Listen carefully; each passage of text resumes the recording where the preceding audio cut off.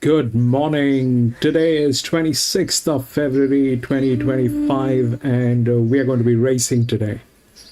Today we are going to be racing at Rosehill. We have raced here at this track quite a few times, but today we are going to be racing here on a midweek. Today is Wednesday and there are 7 races here. The ground rating is good. The last finishing mile is 408 meters. And that's what we have. This is one of the best tracks in New South Wales that is available for racing, and we're going to be racing here today, and that's what the point is all about. Welcome to Grandstand, and we're going to do horse racing. We do horse racing 5 days a week, and we do that in 2 steps. First, we try and identify the best horses through physics, mathematics, a little bit of understanding of horse racing, and once we have identified the best horses, we try and take a look at the horses at the paddock, and if we find that the horses that we have chosen are all looking good, we stick to our picks and place our bets. But if we find that there are better horses at the paddock, then we do make changes with our picks and place our bets.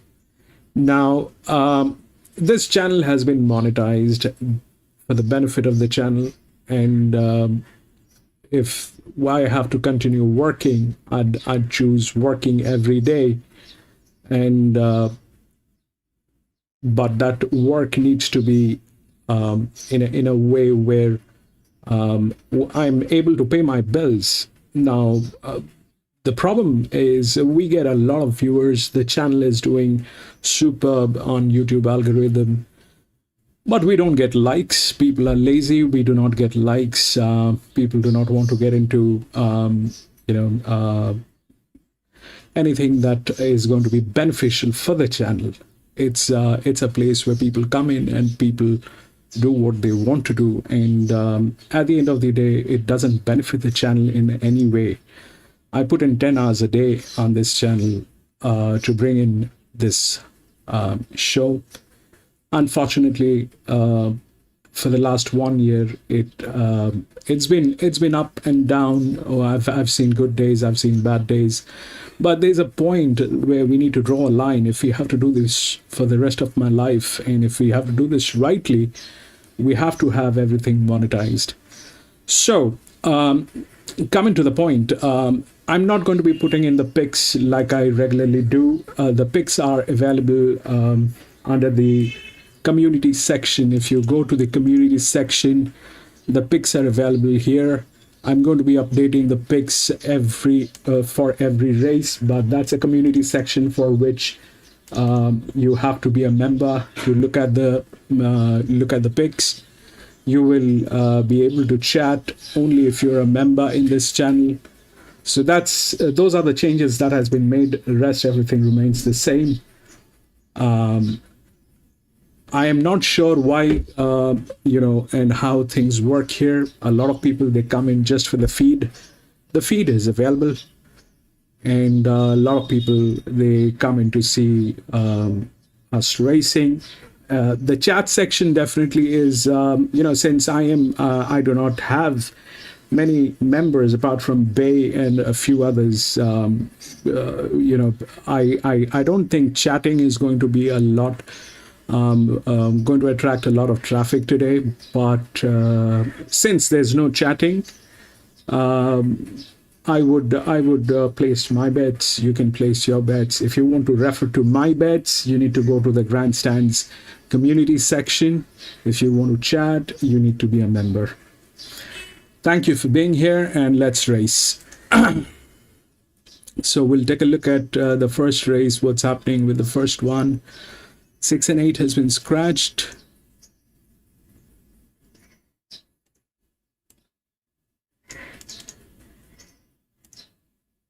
Crack the shutters with plenty of upside. I think she's got a turn of foot, and I think she'll have every chance to go on with it here today. And the French horse on the scene. She's been the best back here, clearly 280 to 220. That's Evan Taroon as the 2-year-old filly who ran third to Sinai in their last start, and Zany Girl. Good form lines, Mary Campbell, Chloe Wells, and could surprise at big odds, but they haven't got her in today. All right, this is a good little race. A good position of the Gold Sovereign. Barry Campbell's got one of the key challenges in St. Naya. A filly that's got a good ownership group and a lot of potential. Yeah, she's a lovely filly. She was impressive. Her first up run, she was impressive. She's trained on okay. Pretty much bomb-proof. So, yeah, she's coming here fit and well. She'll lead from that one. I'd say she'd lead, yeah. But I'll be explaining the races once the races are over. What happened? That I will do like regularly. The other filly. Yeah, she's a filly that's going to take a little bit of time. Same as the Toppy, Wolf Junior. They're probably not really 2-year-olds, but you know, when you're racing them, they're only 2-1. So when you're racing them, this sort of money, you can't come back.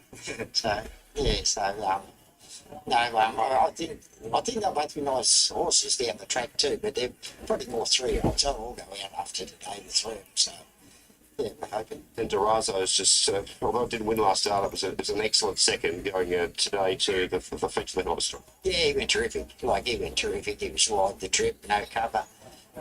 Got the line, another stride, he probably wins. So, yeah, and he's very honest. He's trained on too, so he seems okay. Like today? He'll want to be. He want to be indeed. Thank you. Okay, there's Barry Campbell with his runners today. And of course, 2 of them are Star Thoroughbreds, Durazo and Sinai. We've also got Taruna engaged here under his stable. But interesting little betting race here. Look, I put Crack the Shutters on top as they get around to the gates. I made it one of the best bets of the day, in fact. I've gone 6, 4, 5 and 3. Conceding that, you know, that there are other chances here in the race, but just think that she's got the upside. This filly, Crack the Shutters, I like what she's done, and the form lines around both Sanaya and Zany Girl, to my eye, point to Crack the Shutters. Going on with the job. Stuart Gandy, a terrific trainer of youngsters. Damien Lane aboard, there's a lot of pluses as well. And she's certainly been the one that's been heavily backed. A quick update from you, Anthony, with the betting. Crack the Shutter is into $2 now. That's as short as he's been through our betting. And Sanaya out to $3.40. And we are laying Sanaya. There's more money on Sanaya compared to Crack the Shutters. The tab trade is happy to take on the second fade. Here's Cole McNiff for the call. 3 and ran second behind Sanaya at her last start here. Now Zany Girl coming up toward the gates. Wolf Junior and Taruna will be the last couple to load. First of our features here, and there's plenty of them today on Launceston Cup Day. The Gold Sovereign for the 2-year-olds, a listed event, $150,000 in prize money. Zany Girl comes up. And the last one will be Wolf Junior. Wolf Junior moves in. All set. At 1200, the Gold Sovereign. Lights on. Ready. Movement. Now they're racing. Sanaya and Victory Tune hopped away well and Cracked the Shutters as prominent. Then Taruna, Zany Girl and Wolf Junior caught a bit wide early. And going back to last is Street Fighter Vega. Sanaya, as expected from gate number 1, ran through to lead. Victory Tune running second. Cracked the Shutters third. Taruna going up to 4th and back behind them Zany Girl 5th. Then came Wolf Junior second last. And Street Fighter Vega is at the tail in the field of 7. They swing down the side. Sanaya more than a length in front. Victory Tune running second. Crack the Shutters third and wider out to Runa. And then Zany Girl, Wolf Junior off the track. And Street Fighter Vega is last. Heading to the home turn, 500 to run. Sanaya neck in front from Victory Tune the outside. Crack the Shutters caught up in third spot, followed by Zany Girl. As they spin around the home turn, Sanaya pitches a bit of a break. Sanaya in front. Crack the Shutters into clear racing room, 2 lengths away, then Zany Girl. Sanaya, 200 to go, is 2 in front. Crack the Shutters running on gamely, but Sanaya's got a nice break, a winning break. Sanaya's well clear and racing away to win the Gold Sovereign. Makes it 2 from 2. Sanaya first, Crack the Shutters. Zany Girl just in front of Street Fighter Vega, a nice debut. And they were trailed in by Victory Tune, Taruna and Wolf Junior. 5, 6, 4 and 2 will be the numbers there. What an impressive performance that was by Sanaya.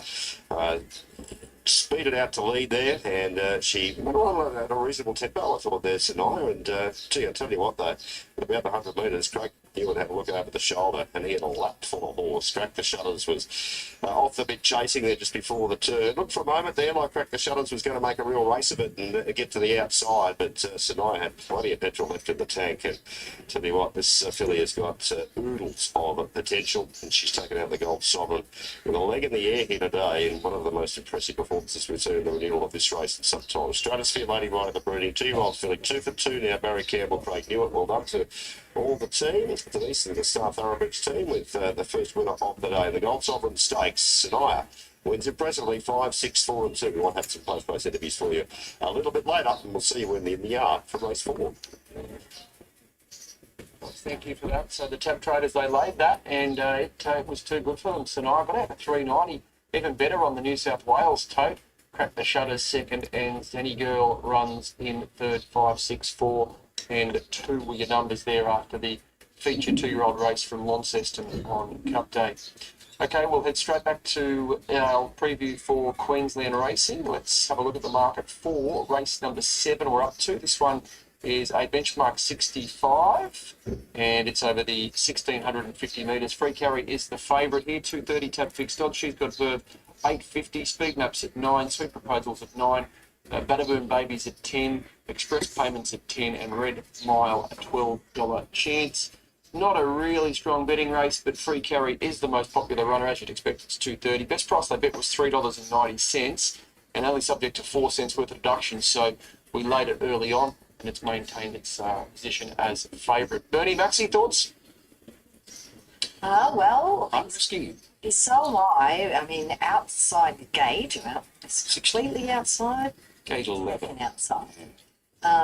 61 kilos, and maybe a couple of others that might drive up. Express Payment could be one of them, Maxie. This is him when he last started at the Sunshine Coast. He led, and he rolled along nicely. I must admit, I've always had a bit of time for this fellow last prep, and his first 2 runs back disappointed me in that I thought he'd go a bit better, but he was able to control here, and he did run along at nice sectionals. He didn't get to the front and jam them up, so he's kept going at a nice gallop all the way, and really did blitz the opposition. That was a couple of Friday nights ago. We're watching here at the Sunshine Coast, so I don't think you're going to hand the lead up easily. And Free Carries with the 61 has got to sort of cross from that outside gate, and the other tempo could be Speed Map holding up Tambourine Man. Yeah. The horse that I like here, you're giving him a good chance as well, is Red Mile. Now, he'd had the 6 starts in Victoria for Moody and Catherine Coleman, and he won 2. Both of them were 1,600 metre races when leading at Cranbourne. The latest that he won there, he skipped 2-3 in front, only just lasted the score.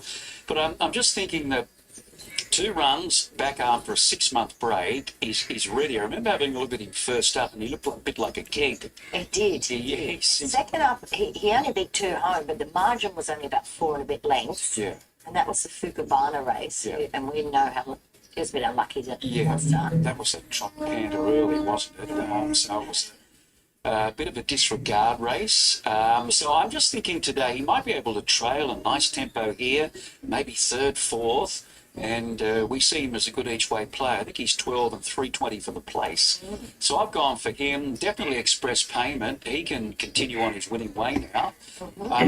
Baby was great, in particular at the last 2 starts. Latest at Ipswich, she was held up. Once she got into the clear, she rattled home, and she too gets it nice and soft.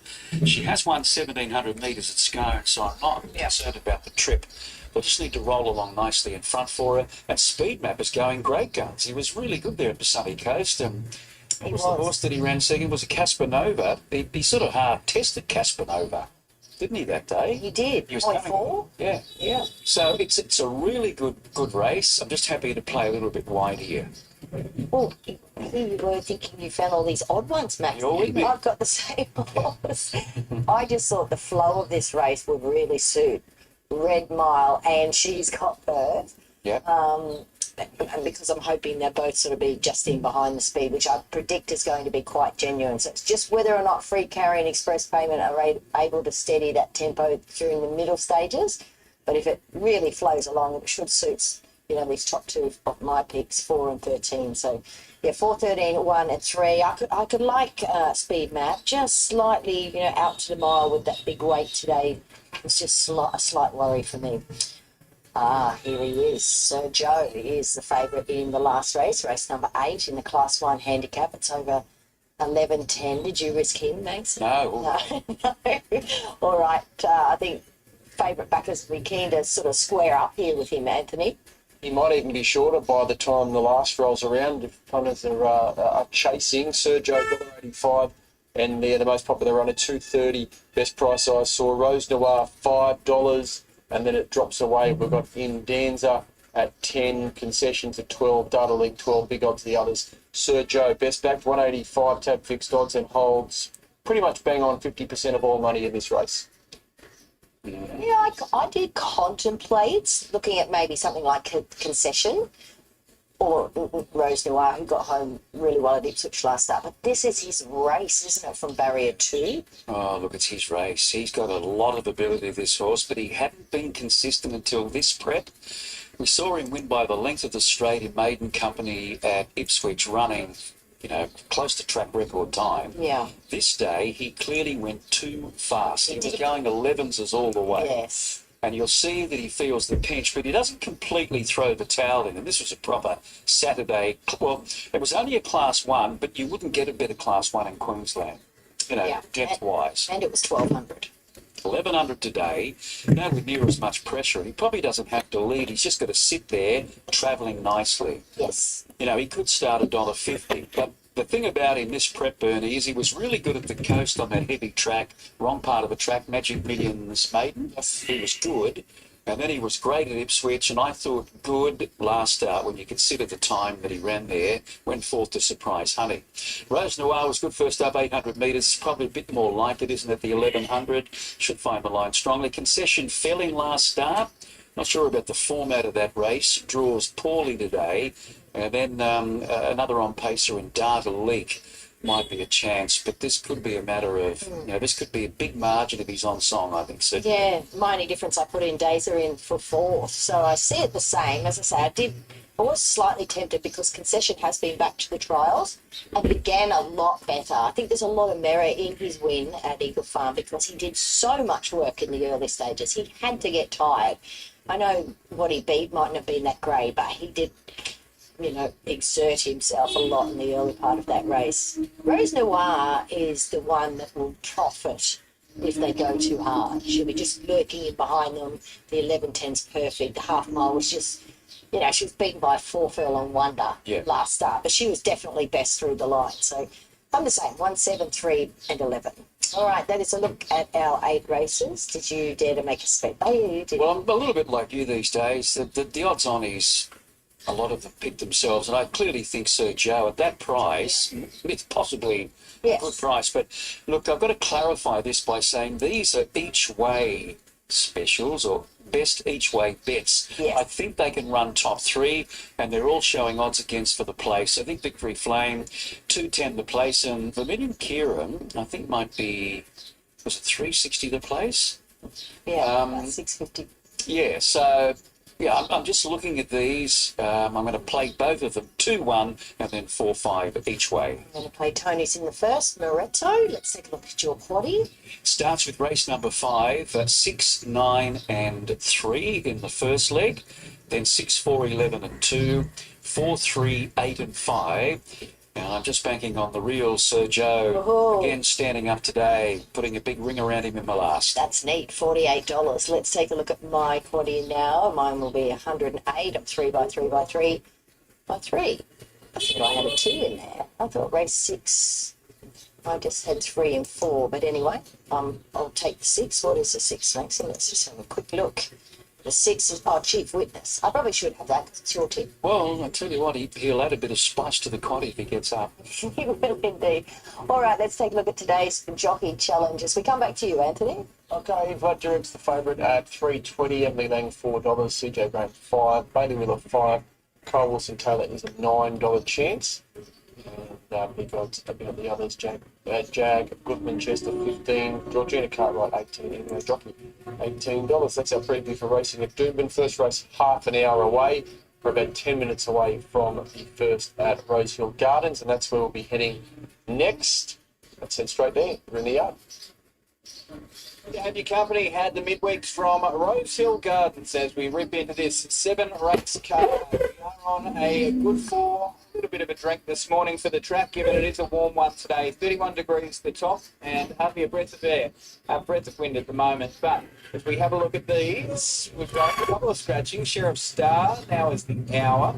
And we'll start off our yard with horse number 1, which is Azuka and Sugar. I believe in Spanish. Tim Clark, Chris Waller, a $180,000 yearling. Greg Gray alongside me on form, and Chantel Buckley having a look at them in the yard. It has been a change of tactics with this horse. Option to lead if begins well. So has been beaten a long way in 2 provincial runs. At Wyong was flushed out 3 wide most recently. That was over the 1,100 metres, but the Quinella on that occasion gapped the rest of the field. So he boxed on okay, beaten 6 lengths. He'd need to improve. His odds look a fair representation of his chances. There's nothing wrong with his condition. He's presented in a beautiful order. He's nice and fit now. This is his 3rd run. He's got a beautiful demeanour about him.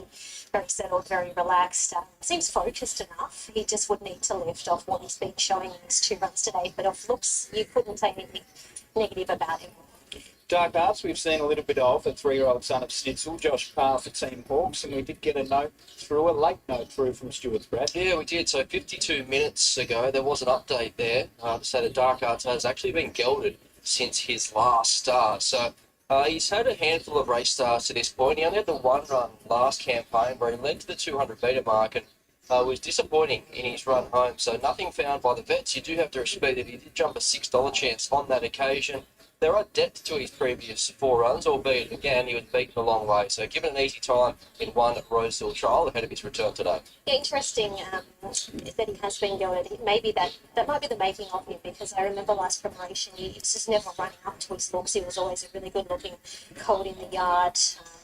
Being out of the Seville mare, maybe he'll want a little bit of a trip in time. He has stretched out over 1,400 previously.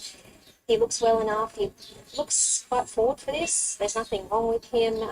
He's nice and settled, nice and relaxed. Another one that's pretty much like the top rate. So no knock on him, but we would like to see him knock off that maiden sooner rather than later.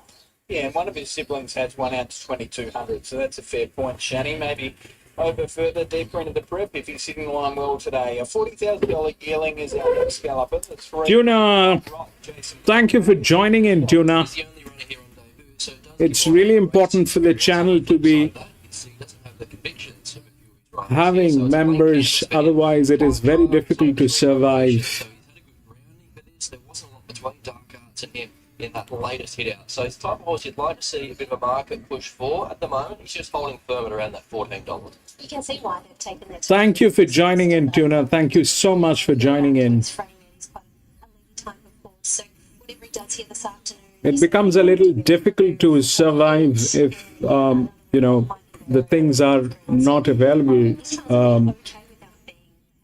to support the resources. Smith brings the 4 Lyles back to the midweeks. Had a Hieronymus barrier 1. Yeah, just another notice there from the steward's account. Presented to the tie-up stall with a minor superficial abrasion over the near side eye, but has been passed fit to run. So Lyles has trialled well, there's no denying that. So half brother to Navy Blood, dragged back from a wide gate on debut at Warwick Farm back in October as a $41 chance. If you were judging him solely off that, you'd say no way, but he looks a completely different animal the way that he's trialled on 2 occasions this time back, and he was the first horse back when markets went up on Monday, $4.60 straight into $3.60.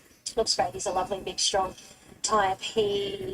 I'm pretty sure he presented a little bit above himself when he debuted at Warwick Farm. He hadn't had that flow trip away, and you'd tell by his racing manners that he was just very green, very raw, didn't really know what the cable was all about. But he's looked really strong in his trials. He looks fantastic here in the yard. He's focused. He's ready to get on with it. He's an absolute picture of health. 3 of his 4 siblings to run have won, so she's doing a fantastic job. His damn platelet. Murray's cost $220,000 at the English Classic yearling sale. Looking to break through at start number 8 with 6 minors already. Tyler Schiller for Ryan and Alexi. Which probably tells you it's going to be a matter of time before he goes a touch better than what he has in the past. So thereabouts in 4 runs last campaign, just lacked a killer punch to really put a race away. So as you say, he's a perennial place getter. Slightly tricky map originally, but after scratchings, that probably helps. I imagine he's still out the back here, and it does look to be a tactical little race. It looks to have the form around the front horses to be competitive again here, and I do like the way that he's trolled up. Well, he's got the experience on his side, doesn't he? And you're right, he hasn't won a race, but he's been ultra consistent.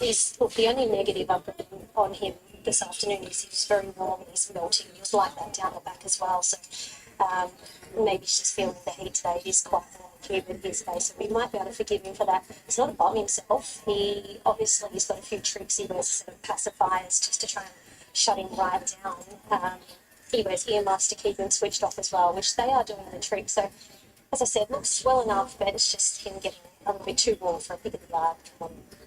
The 7 president, our favourite tongue tie first time, James McDonald and Chris Waller team up, the full brother to California Surreal, who was placed in a listed event there at Eagle Farm. So he has undergone tie-back surgery since his last race start. He's a little while on the sidelines, 40 weeks in fact. He last ran in the Champagne Classic at Doomben as a 2-year-old, and he showed pretty good talent there as a 2-year-old in 3 runs. On that occasion, he settled outside the lead, gave a kick, and was just picked off late by Bitter Creek and El Morzillo. So on debut, he made ground behind Growing Empire, which did prompt to throw at the stumps in the Skyline at his second career start. Given an easy time in 2 trials, making some late ground behind Lyles in the latest of those. And it was always going to be important yard and market watch. To this point, it looks to be ticking both of those. Absolutely, looks great. He's really strengthened up and filled out in himself. He's had a long time off the scene, so you expect him to have strengthened up, and that's exactly what has done. They've popped a tongue tie on him today, so he's obviously getting his tongue a little bit at home. His trials have been really nice. They probably don't read great, but he's just been really strong through the line on the bridle, which is what we tend to see from Chris Waller's horses. So no doubt he's going to take improvement from the run here this afternoon, given that he's had such a lengthy break. But in saying that, he looks like he is forward enough to run well. Chris Waller joins us now. He's got 13 runners here today, in fact down to 12 with a scratching, 3 at Doomben and another couple at Sandown as well. So he's a busy boy. President, back from group company, not seen in a little while. Was there a reason for the lengthy break? It just said, stomach issue. Yeah, so that's all sorted. And long time off, but he's a bigger and stronger boy.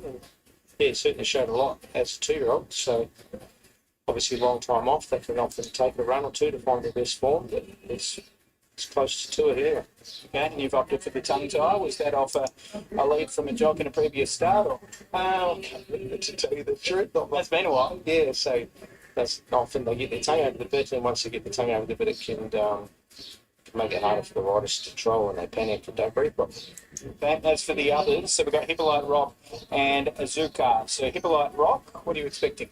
He's a nice raw horse. He's a good boy, and first starts. He's had a few trials, and shown us enough to obviously tempt us into running him here, or whatever he does today, he'll improve on. And Azucar, he's got a bit of race form and race experience, so just hoping he lifts it a little. Okay, as for the rest, you've got plenty, so we won't go through all of them, but in race 2, you think you're a decent chance there? Yeah, Killanova trialled really well. Next rode her a trial, which she won, and he's on it today. And the Stars is in there as well. She's been right around the mark for that one. All on track for the big guns on Saturday? Yeah, everything's ready to go. Their first start runs are all good. Sistine Fangirl and Lindemann will be there. Hopefully they can run the trifecta again. We cannot wait. Good luck. Thank you. Thanks to Chris. Let's get to Shani. Who'd you pick of the yard, Shani? I'm really keen on Lyles here. I just loved his attitude in the yard. He's focused but settled at the same time. He's come back a bigger, stronger individual. I thought he looked an absolute picture of health. I couldn't go past him. I will say President did present beautifully here first up, with improvement to come, but forward enough to run a bold race off a lengthy break. But I'm with 4 Lyles. Tricky way to start the day. I've gone with President on top, late mail numbers 7, 4, 5 and 2. Encouraged that he is rock solid in betting. I imagine he would have been a profile of a horse that the bookies would have been keen to take on, but the punters stepped in once he got out to $2.45, $2.40 back into $2.30. So that's a big tick. He has depth to his 2-year-old form. It's never a guarantee that they transition from 2-year-old to 3-year-old. You start to see them do it, but he does look to have found a pretty winnable race here. First up, 4 Lyles got the tick off from the yard there from Shani to say that he has come back a different horse, and that's what he looked like in his trials. It was a a very different one to the one we saw on debut, where he didn't really fire, but his 2 trial says that he's fit, he's firing, and he'll bounce out and make use of that inside gate. 5, Moraeus, there was a considerable move for him. That did dry up a touch once he got a touch sweaty there in the yard, but he too looks to have found the right race. He probably gives away a bit of a tactical advantage here. He is likely to be out the back, but it's only a field of 6, so he still won't be too far away in the run. And 2, Dark Arts. He's a little bit soft, $6 out to $6.50. Returns at gelding today, and another horse that shouldn't be too far away in the run. So as I say, a bit of a tricky start, but I've gone the way of President. 7, 4, 5 and 2, Anthony. Popular runner, 225 about President. That's pretty much... He's sort of open at 215, but basically 225's been as short as he's been for quite a few hours. Just back out to 230 now, but they're holding about 60% of all money here. Lyle's out to 390, Murray 440, Dark Art 650, and Big Odds the other 2. So President, just 230 right at the death, but by far and away most popular runner. They're loading his Darren Flindell for the first. Here goes in, and there's 1 out. 1 to move in. And Murray is the last. So Murray now is the last to move in for the first of the day here at Rosehill. The jet setting James McDonald back in town. Partnering the favourite here, President, around the $2.30 mark. There's the light. Ready now, racing in the first. Hippolyte Rock was last away. Last began well off the inside, together with Azuka on the other. Then the favourite, President, just being eased over heels now, the 2 front runners. 2 lengths to Murray. A gap to Dark Arts and Hippolyte Rock holding the rails. So Lars has been showing plenty of speed in the lead-up trial, shows the way, racing a touch keen from the outside of the field, Azuka, and President in a dead-set stalking position. 2.5 further back to Murray from Hippolyte Rock, and Dark Arts is the last one. So down the side, and it's Lars held together by Hieronymus, out by a half length on Azuka in second, then came President. Murray 3/4 away on the outside. So the favourite staying on the fence, they turn for Homer, and Lars opens up a little bit, beating off Azuka. Now President being reined along going to second, and Murray down the outside. Lars looks gone now, and President moved up on the outside, and President puts the head in front. Murray's only plodding, and then came Dark Arts. It's President in front of Lyles and showing plenty of fight on the inside. It's not over yet. President just in front of Lyles. President, Lyles coming back. It's President just in front. Lyles drives the inside. Over 7. the heads here. President on the outside of Lyles. A gap back to Murray. Dark Arts 4th. A gap back in the field to Hippolyte Rock and Azuka. Oh, it is tight. To my eye, it did look as though President might just get the better of a very game Lyles, who was absolutely fantastic for Matty Smith. Now, at about the 200, you would suspect, that The best management on this horse. But as it turns out, Lyles is full back, and I've just heard Darren Flindell over the speaker suggesting Lyles Also the has best put the fit. ball in. I haven't seen the low angle as yet. Oh, it's put a bob on right on the line to make it interesting. Still no number in the frame. So we have the 7, President, which was first up from a break, last seen in group company. We heard pre-race from Chris Waller. President will claim it. Confirmed. So 7 beats the 4, which was as game as the day is long. The 5 will run third, the 2 ultimately in for 4th. But as for the 7, President, as I mentioned, first up, a colt by I Am Invincible, James McDonald. Welcome back to the country, and he certainly earned every penny there, Bradley. He did. It was a lovely ride. You could see what he was trying to do there. He was reluctant to go towards the outside. He just waited, bided his time, and took that trail in behind Lyles, waiting for the stalemaker to drop off, and he got that. You could see him just trying desperately to hold this horse for as long as possible, knowing that he was 40 weeks between runs. I think that just told over the concluding stages. So needed all of James' strength to throw him over the line, and he's got the bob down right when it counted. Nice return to the races from Lyles. He ran up to his trials. He showed good gate speed. He was a touch fresh there in the early stages, but there's a win just around the corner for him. And Moraeus was the one chipping into the margin late to land yet another placing. 7, 4, 5, 2. That last 6 in 36.22, and the race time 1:12.63. The margins are nose by 1 1/4 lengths. The nose by 1 1/4. Start number 4, the 3-year-old colt by I Am Invincible gets the win. Well done, Chris. Yeah, narrow win, but it was a good win. Like you said, it's been off the scene for a long time. and probably just a little bit soft. It's hard to determine how fit they are until they race. He loomed up as if he was going to put the length on them, but he called for the oxygen late. But he got the job done, and that's all that matters. So you clearly had decent ambitions for him early on, putting him in decent company, and you have sent him to Queensland before. So do you have anything in mind for deeper into the prep? Not really, just get him back on track. Yeah, it was he got sick, and then he was one of the favourites for the JJ Atkins, and had to go to the Spelling Farm. I think, yeah, he was very sick for a while, so it's just good to have him back and see what improvement he takes from today. Sounds so there's been a lot of people working behind the scenes to get him back. Well done. Thank you. Thanks very much to Chris Waller. Now let's get into Chantel Buckley, and it's a big welcome back to that man, Jay Mack. It didn't take him too long, Shanny. No, I didn't. We're just waiting for the shorts to give the okay. Nothing like really slogging it out to the line in first ride back, but he was tough. He was, obviously first up, so he's open to plenty of improvement, but his demeanour was great for a cold. He's come back and got order after a long layoff, and he can only improve. Did you notice a big difference from last prep to today? I think, if anything, he's mentally got stronger. He's a lot more laid back about things. He took everything in his stride, so that was pleasing. And I suggest he'll go through the grades nicely, but he'll keep improving. Thank you.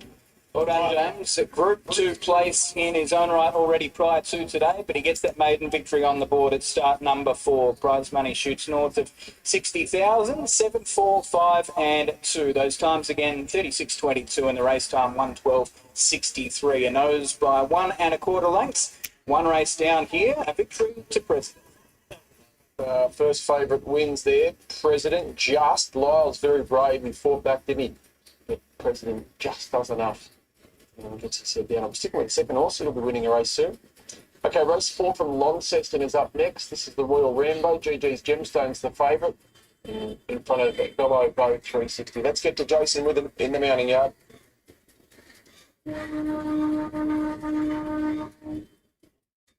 This afternoon, Chair Torbenham.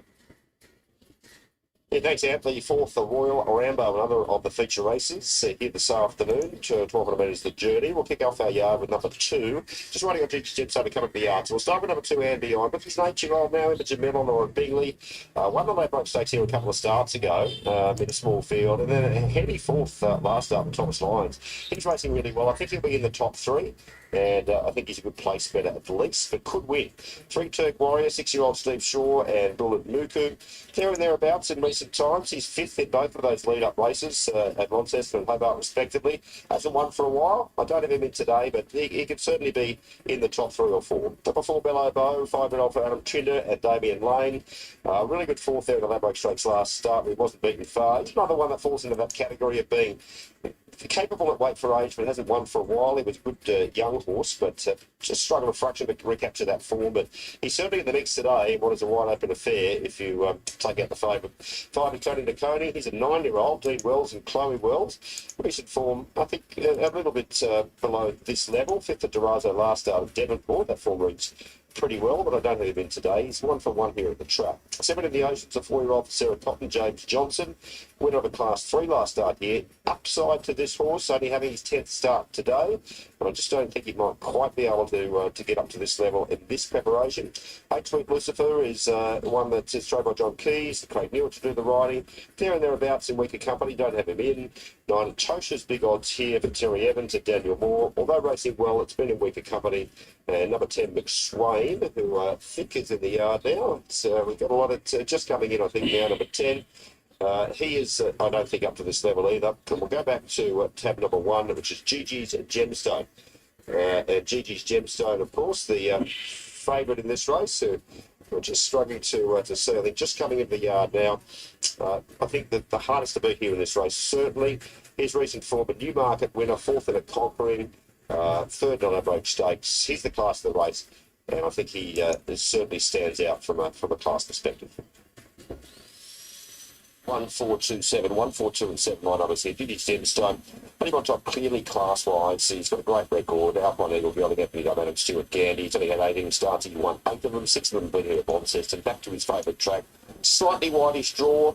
Whether or not he's been up for for a while, and perhaps that's the only query with him. But you can see why there's been money for him. I've clearly got him on top.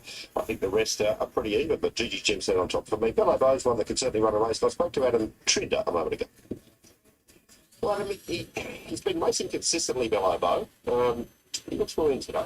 Yeah, very consistent, as you say, sort of running well, but just hasn't been able to win a race. Found himself in front last time out, and probably at this stage of his career, he is better off being the hunter as opposed to being the hunted. So gets the opportunity today. It's 12 months since he's won, but as you said, he's been placing in really good races. So Damien Lane on board, we're fingers crossed and hopeful. Magna Prime looks one of your strongest chances in the 3-year-old class. Yeah, really happy with him. Sort of won the Carbine Club coming off the back of the Guineas placing there last time out. But probably still just found the front a little bit too soon and just idled down. So we'd be keen to be really quiet on him and look to win it in the last 100 yards. So hopefully that transpires. He's in really good order. The Jaguar Stone, you'll be sitting around in rate for the set. Yeah, so she ran in the race last year and come up short, so she's probably 2 lengths off these really good mares, but draw to get all the favourites from barrier 1, so she's going to have a very cute, cosy run. So she's going to go there and run really well. Hopefully she can just go a little bit better than running well, and if she does, she'll get a result. Good start today with Hartfield. Let's hope you can make it a double or better. Thank you. Bow now into $2.90 when well supported. 360 was the best price they bet. GG's Gemstone 330, bottomed out at 310, just out to 330 close to start time. And then we've got N Beyond at $6, In the Ocean $6.50, and Sweet Lucifer's at $10. So all the late money is with Bello Bow, now into $3 favourite in front of GG's Gemstone, who just touched 330 and came back into 310. So they actually are having a pretty good battle, these two, at the top of the market. Jay's final thoughts? Yeah, at 1427, I'm actually a little bit surprised that Bello Bow has firmed up to favouritism or challenge for the favouritism. I thought GG's Gemstone might need to start around the 250 mark. I thought that was about the quote that he deserves to be, given his record. I think there'll be enough speed in the race. The likes of Etosha will ensure that's the case from gate 1. Tony Nakoni shows a lot of pace out the barriers as well. So I think they'll lead them up, and that'll allow GG's Gemstone just to find a position. I'm sure he'll be a bit closer to the rear than the front, but he's got a nice turn of foot. He's an adaptable type, and Anthony knows the horse well. He's just the class of the race. I just think he's thrown in here with 60 kgs in this race, and if he gets clear air, I think he's probably one of the better bets today. 1, 4, 2 and 7 here from me. Here's Cole for the call of the 4th, the Royal Rambler. And Chloe Wells. And Beyond coming in with Lauren Bingley aboard. And Beyond goes up. So the stalls are filling. 290 for the favourite here in Bello Bow. Great record at this track.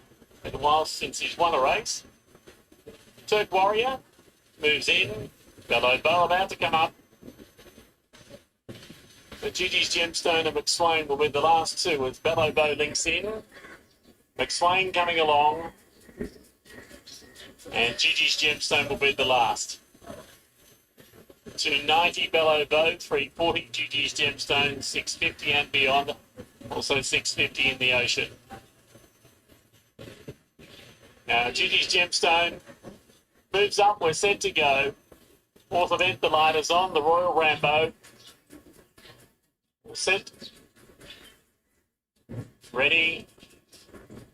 And racing, Etosha jumped away well. GG's Gemstone a shade slow to begin. To Warrior in the Ocean, Tony Nakoni all vying for the lead. Bello Bow's going to settle just off the pace.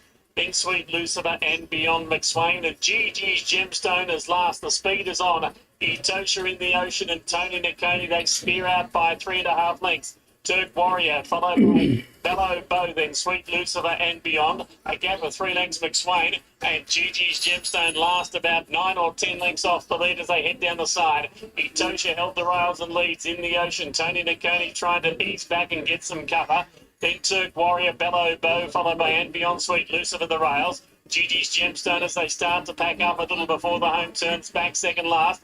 And last is McSwain in the ocean. Itoshi come around the home turn. Tony Nakoni looking for an inside runner. Turk Warrior joining in, Bellow Bow and Beyond Sweet Lucid are getting up behind them. And then Gigi's Gemstone 200 to go. Turk Warrior in the ocean and Beyond is joining in. Turk Warrior hit the front and Beyond is coming home very quickly. Turk Warrior and Beyond gets up the score from Turk Warrior in the ocean. Sweet Lucifer, Bellow Bow, McSwain, Gigi's Gemstone, Tony Nakoni, and the last one at Tosha.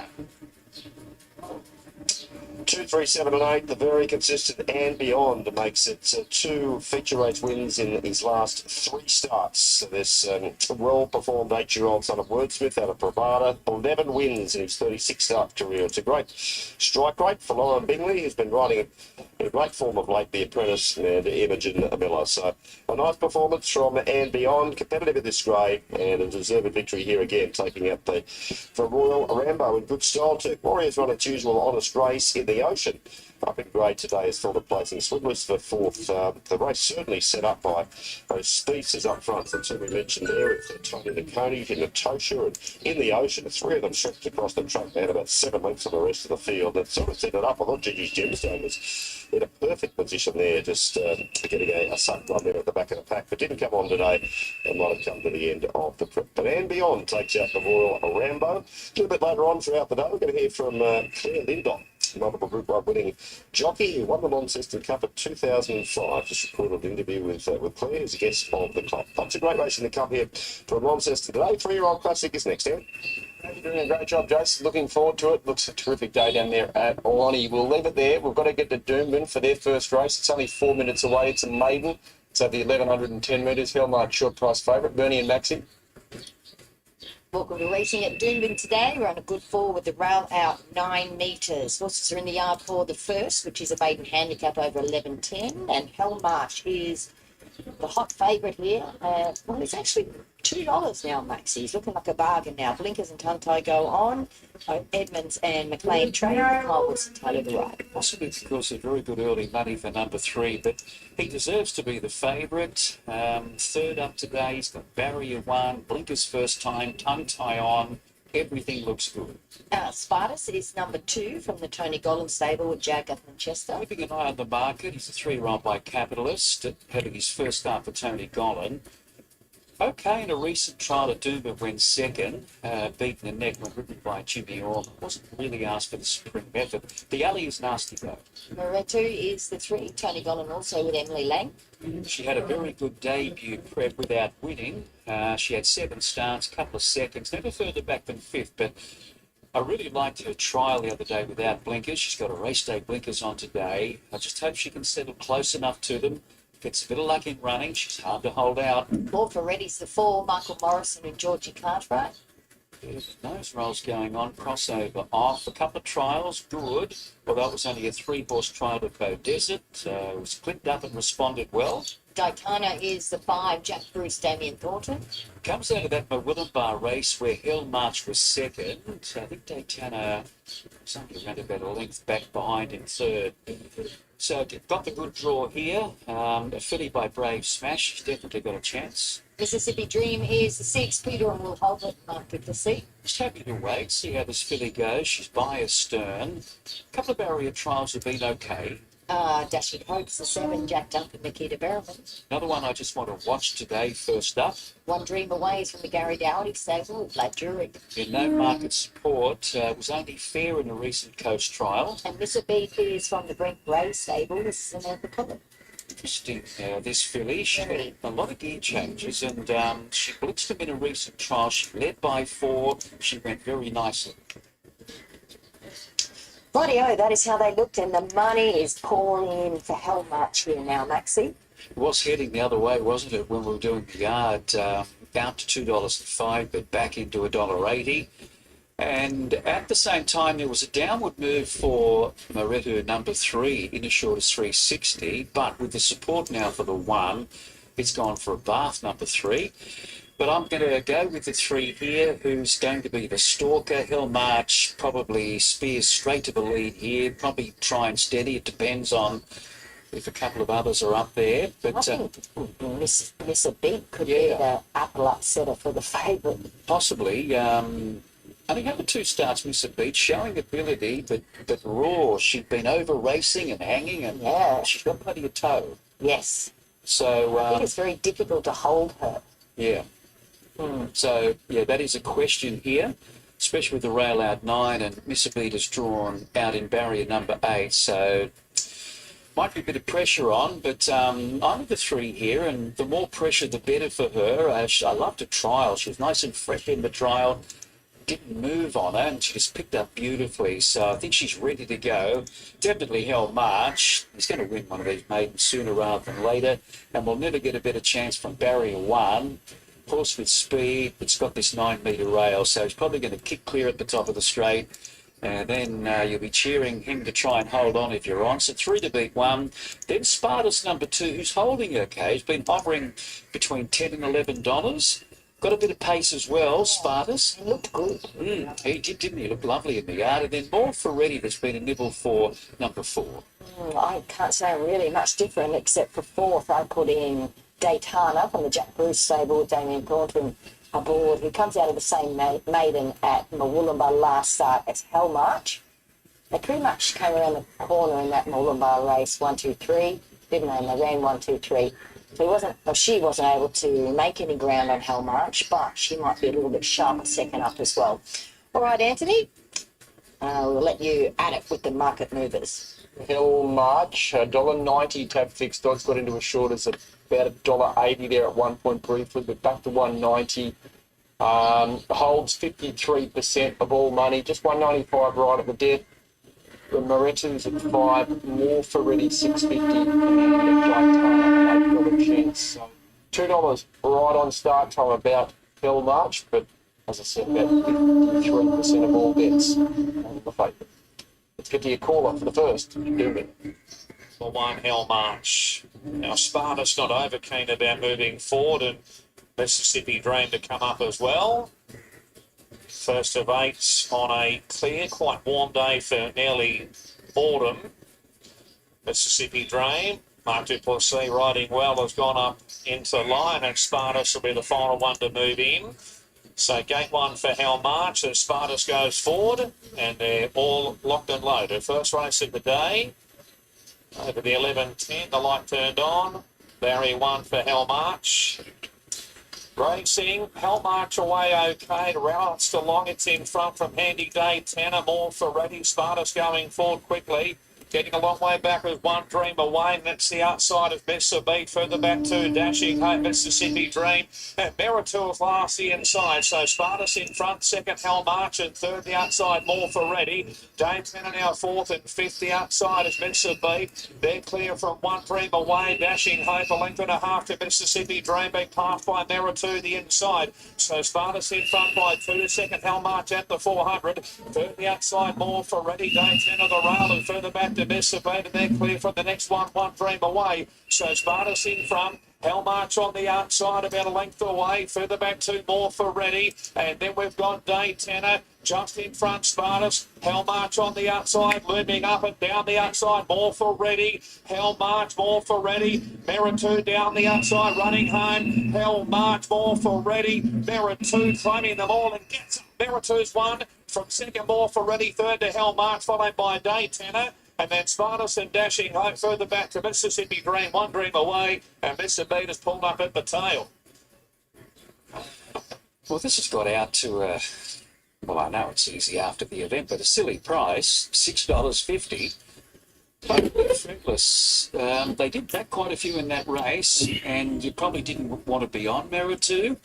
After beginning ordinarily and being at the tail of the field, come 8 lengths off the lead with a wide rail, back on the fence, and you're thinking, oh, possibly encounters traffic problems in the straight, but they did go very quickly. The stablemate of the winner, Spartus, was started up and headed off Hell March, so you knew then that they were really hooning along, and just went more for Ready, who'd been very well back to the leaders, perhaps the winner at about the 200. The leader started to feel the pinch, and Moretto was really gathering momentum and has gone home too well for them. A mare by Deep Field, written by Emily Lang. Last on the rails, turning into the stretch. Spartus leading at this point, but is under a lot of pressure. And Emily started to get her around the heels of More Ferretti, and she finishes strongly to get up. So despite the betting drip burning, Moretu has broken her maiden at start number 8. Yeah, that's right, Maxie. It was a great win by her, and it was a really nice ride. And we expected the flow of the race to turn out the way it did, but I guess we didn't expect her to be stone motherless last. Let's have a chat with Craig Kavanagh. It was a little bit of a shock there, but she certainly built the revs up and finished off well. Yeah, I suppose race speed's a little bit different to trial speed where she set up behind them, but yeah, I was surprised to see her that far back anyway, but with the speed that was on, I was going to give her every opportunity to run home, and today she produced the goods. I think she had a reasonable first prep last time in work, a few placings in there, and Tony obviously had her out to 13 and 1400. How often do you see them come back for that next prep and they sprint better over the shorter trips? Well, you only got to look at the size of her. She just needed plenty of time to develop. Yeah. She's a big girl. She's had that time off. She's come back a nice filly. The other guy having his first start for you guys, Spartus, he's held on for fourth. Yeah. Fifth, sorry. Yeah, he had a long time off, Bernie. He came to us from down south. I thought he raced good, actually. He'll improve off that run. And just hopefully next time he goes round, draws an alley, and he'll be hard to hold out. He certainly will be. Well done. Thank you. All right, Emily's here, so we'll just have a quick question with Emily. And you'd have been slightly worried, I think, at the half mile. Yeah, definitely. We were a lot further back than I was anticipating to be, but they're obviously rocketing along in front, and she travelled so nicely in the run. She's come back a more sort of furnished mare now after a spell, and she had a really nice trial and jump out coming into this. I was pretty confident.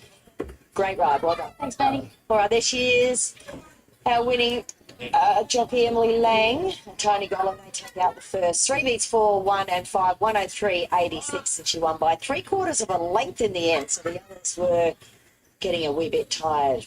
I'll give you that final 600, the last 600, 33.93. So she's come from last, Anthony. She's ran pretty good sectionals there. Indeed, and well done by yourself and Maxie. You both labelled that favourite a very big risk at the 180. And you were proven correct. Moretu sweeping over the top of Hillmarch. It had every hope in the world. Hillmarch got off the leader's back, was there to win it, and couldn't get past not only the winner, but the second horse. 3, 4, 1 and 5 after race number 1 from Doomben. Okay, we will head to Rosehill. Race 2, 8 minutes away, 1,200 metres here. Good, very competitive little mark. Have a look at this, 420 the favourite, but the Ruffy Ivy Legend still a hope, and it's $11. Here's Ben Brad Chantel. Welcome back to Rosehill ahead of race number 2. This is a maiden for the girls over the 1,200 metres. Maiden for the boys. Well, there was a flared nostril between them. President just getting the beat down in time to beat Lyles. Put a big bob in, but to no avail, ultimately running second. So favourite backers on good terms with themselves. You can take out horses 1, 2, 4 and 9. 9 are late scratching. Elevated Tep, take out Tiamo Tanto. We'll start off the yard guides with the 3 Fleeting Spirit, Josh Parr for Ryan and Alexia. So change of tactics today to be ridden more conservatively with cover. So did lead there first up and was a touch weak late, albeit in a deep race. So she's a half sister to War Machine. She led at Warwick Farm. That was as a $21 chance and just felt the pinch that last 100 metres or so. So it was beaten 2.8. Spaceballs won the race. Conchiero has come out and won since. Willie Opper has come out and won since. So that was an improvement on what she did on debut back in September at Hawkesbury, and I do like that last start form reference. It's fair to say that that was a pretty handy form race, but just touching on this filly now, she is strips fitter coming here. The option to ride her a little bit quieter, it probably is a sensible idea. She's a filly that she's up on the toes, she's wanting to get on with it. Again, she hasn't had that flow trip away, and she's only walked over from the stable, so she's up on the toe. She's not above herself, she's not sweating up, she's not doing anything wrong. She's warm in different places, but it is to be expected. So I love the way she's made that improvement from that first to second up run. Team Hawks, the Blue Diamond winning stable, have the 5 Ivy Legend here, a 3-year-old daughter of Savabeel on debut. Taylor Sheila Barrier 5. 5 trials over 3 preparations. The latest was the pick of them. So she's ready to go to the races. She led at Rosehill. That was over the 19 or the 900 metres. And although the overall time was slow compared to the rest of the heats on that morning, there was something visually quite impressive. She did it comfortably on the line and looked to have more to offer. So there has been a little bit of support for her at double figure odds. The best way to describe her is I think she's strong-willed, so she's eager to get on with it. She's dragging both of her strappers around. She looks well. They've been very patient with her. She's had numerous trials over a period of time, so they've taken their time with her. She led in that trial and was unfresh. It was quite nice, actually. So not knowing a lot about her, I think that she's going to take a lot of benefit from the run here this afternoon, and just hopefully she keeps a lid on it. Chris Waller gave a decent push for the 6 Killanova, a 3-year-old daughter of Zoo Star on debut. Natural Willa Barrier 3. She looked to have something in her trials, 4 trials over 2 preparations. Nash rode in the latest, and she showed a really nice little turn of foot to win her heat. She worked to the line strongly in her trial prior to that, under a hold, so hasn't been let go, so it's left to your imagination to some extent, but significantly, she has been heavily backed ever since she walked into the yard. She's only a lighter type filly. She doesn't carry a great deal of condition, but she is in good nick. She's got a nice healthy coat on her. She wears a set of earmuffs, keeping her nice and settled. She's doing everything right for a horse that is on debut. Certainly nothing wrong with her here, and her trials have been nice. The 7, Monaco, or Manukau if you will, Adam Hieronymus, James Cummings. Nicely bred filly, as you'd expect from Godolphin, Lonro to Hutakawa. So James has been patient in terms of getting her to the races. 7 trials over 4 preparations. Not sure what the story is there, whether she's just been a little bit slow to mature or maybe a few niggles. But they might be rewarded for that patience because her most recent 2 trials have been the best of them. She's cruised to the line, and as soon as markets went up there on Monday, she was backed. It's not often we see Team Godolphin trial their horses this many times. So 7 trials overall and 2 back this time around. So fair to say they've been extremely patient with her, but she's a beautiful put together filly. She's handling the occasion absolutely spot on. She's got her ears pricked, she's focused, but she's also quite settled at the same time. So just 2 strappers just making her nice and calm. Looks great, she looks forward, she looks like she's done enough work for this. Chris Waller, Jason Collett with the 8, the Star, Barrier 6.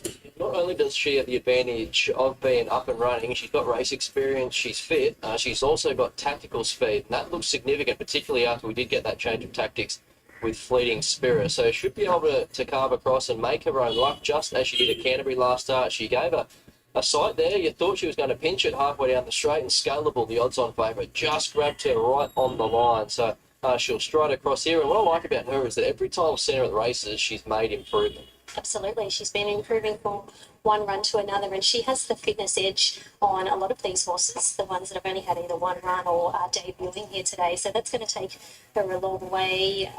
I didn't see her last start. I saw her 2 runs ago, and you're right, she just continues to shoot better. So again, presents beautifully. She's nearing a win. What do it be today?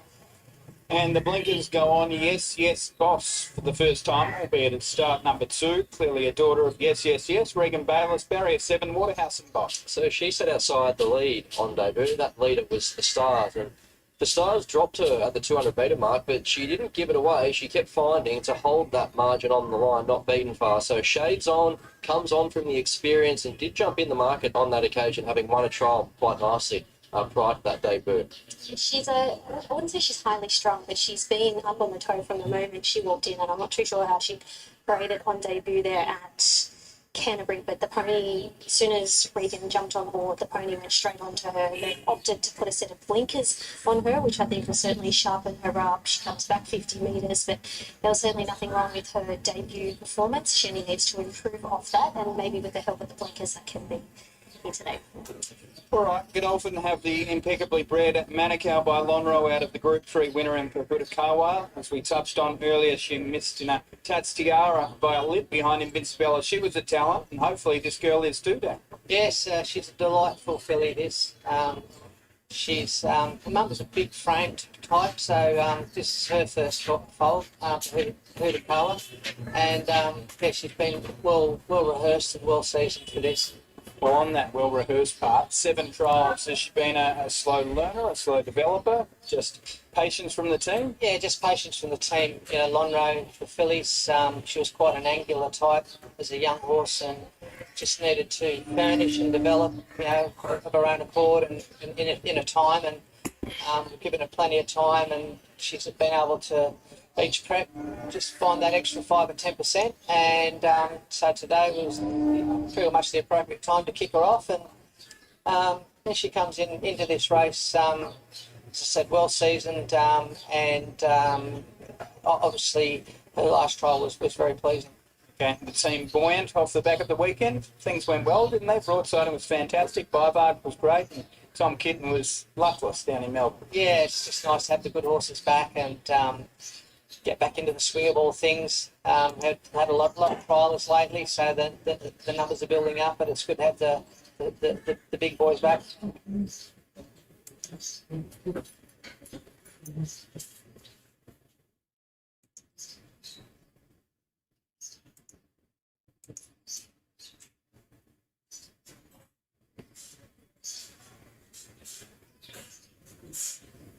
Yep, let's go. Favourite here is Killing Over number 6. It's 360 on tap fixed odds, 440 best price they bet, and it is now the most popular runner. Holds about a third of all investment on this race. Fleeting Spirit, $3.70. Only holds about 1/3 the amount of money compared to Killing Over. So significantly more money on number 6 compared to number 3, despite there being only 10 cents between them.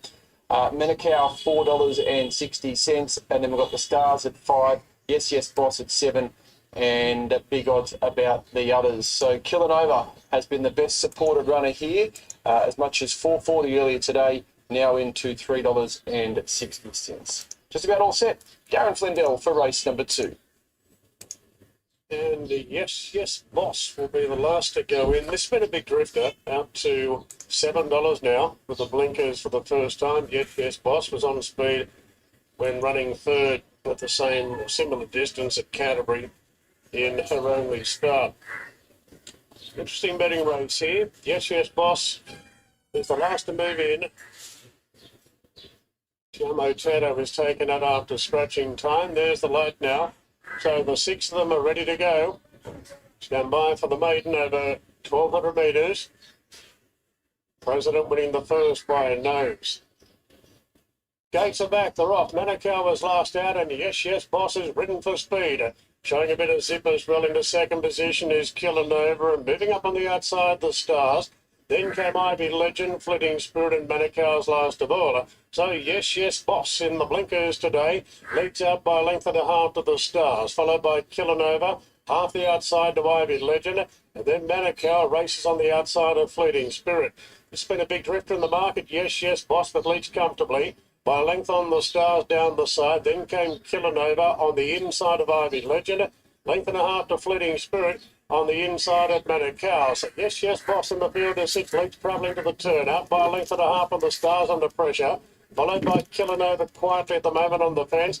Ivy Legend under vigorous ride than Manukau and Fleeting Spirit. Yes, Yes, Boss at the 300, a length and a half clear. Killing Over starting to pick up the bridle strongly. The Star sticking on, and then Fleeting Spirit coming back down the outside as Killing Over takes the lead now. 150 to go, 2 lengths clear from Fleeting Spirit running on. It's Killing Over in front from Fleeting Spirit, and Killing Over won it by a long neck to Fleeting Spirit. 3 further back to the Stars third, then Ivy Legend, Manukau. Yes, Yes, Boss, weekend right out to finish last. Killing Over, the money got that right. Nasrilla teaming up with Chris Waller. Many trials for this filly. She won the latest when she cruised to the front of Warwick Farm on the 11th.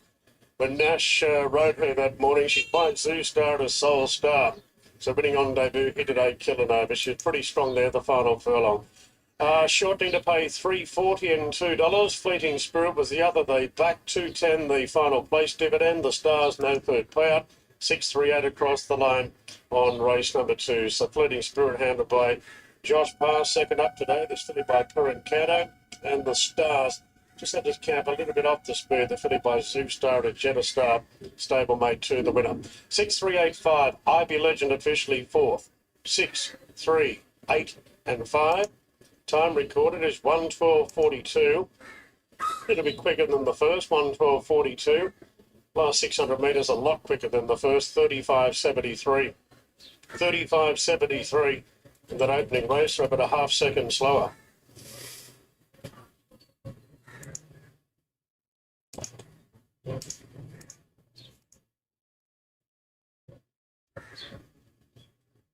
At Rosehill, Killanova, very well supported and wins race number 2. They didn't forget to back it. Nash Ruilla riding for Chris Waller, a first starter, a filly by Zoo Star. And she tried up quite nicely on heavy ground a couple of weeks ago, straight to the front. Got a bit wayward there the last little bit. Fleeting Spirit got a bit closer than perhaps we might have thought late, but Killanova still too good. Market said she was going to be very hard to beat, and she wins on debut. Fleeting Spirit second to Stars and Ivy Legend. We will leave it there. We've got Launceston coming up next, race number 5. With the rapid fire racing on a Wednesday, we've got 3 venues to cover. The 5th from Launceston is the PFD Food Services 3-year-old Classic. It's worth $100,000 in prize money, and the favourite is Magna Prime, $3.20 from Miss Tasmania, $3.30, and Snowdonia, $3.80, which Jason Witham gave a good chance to. We'll be heading there next, Launceston the 5th.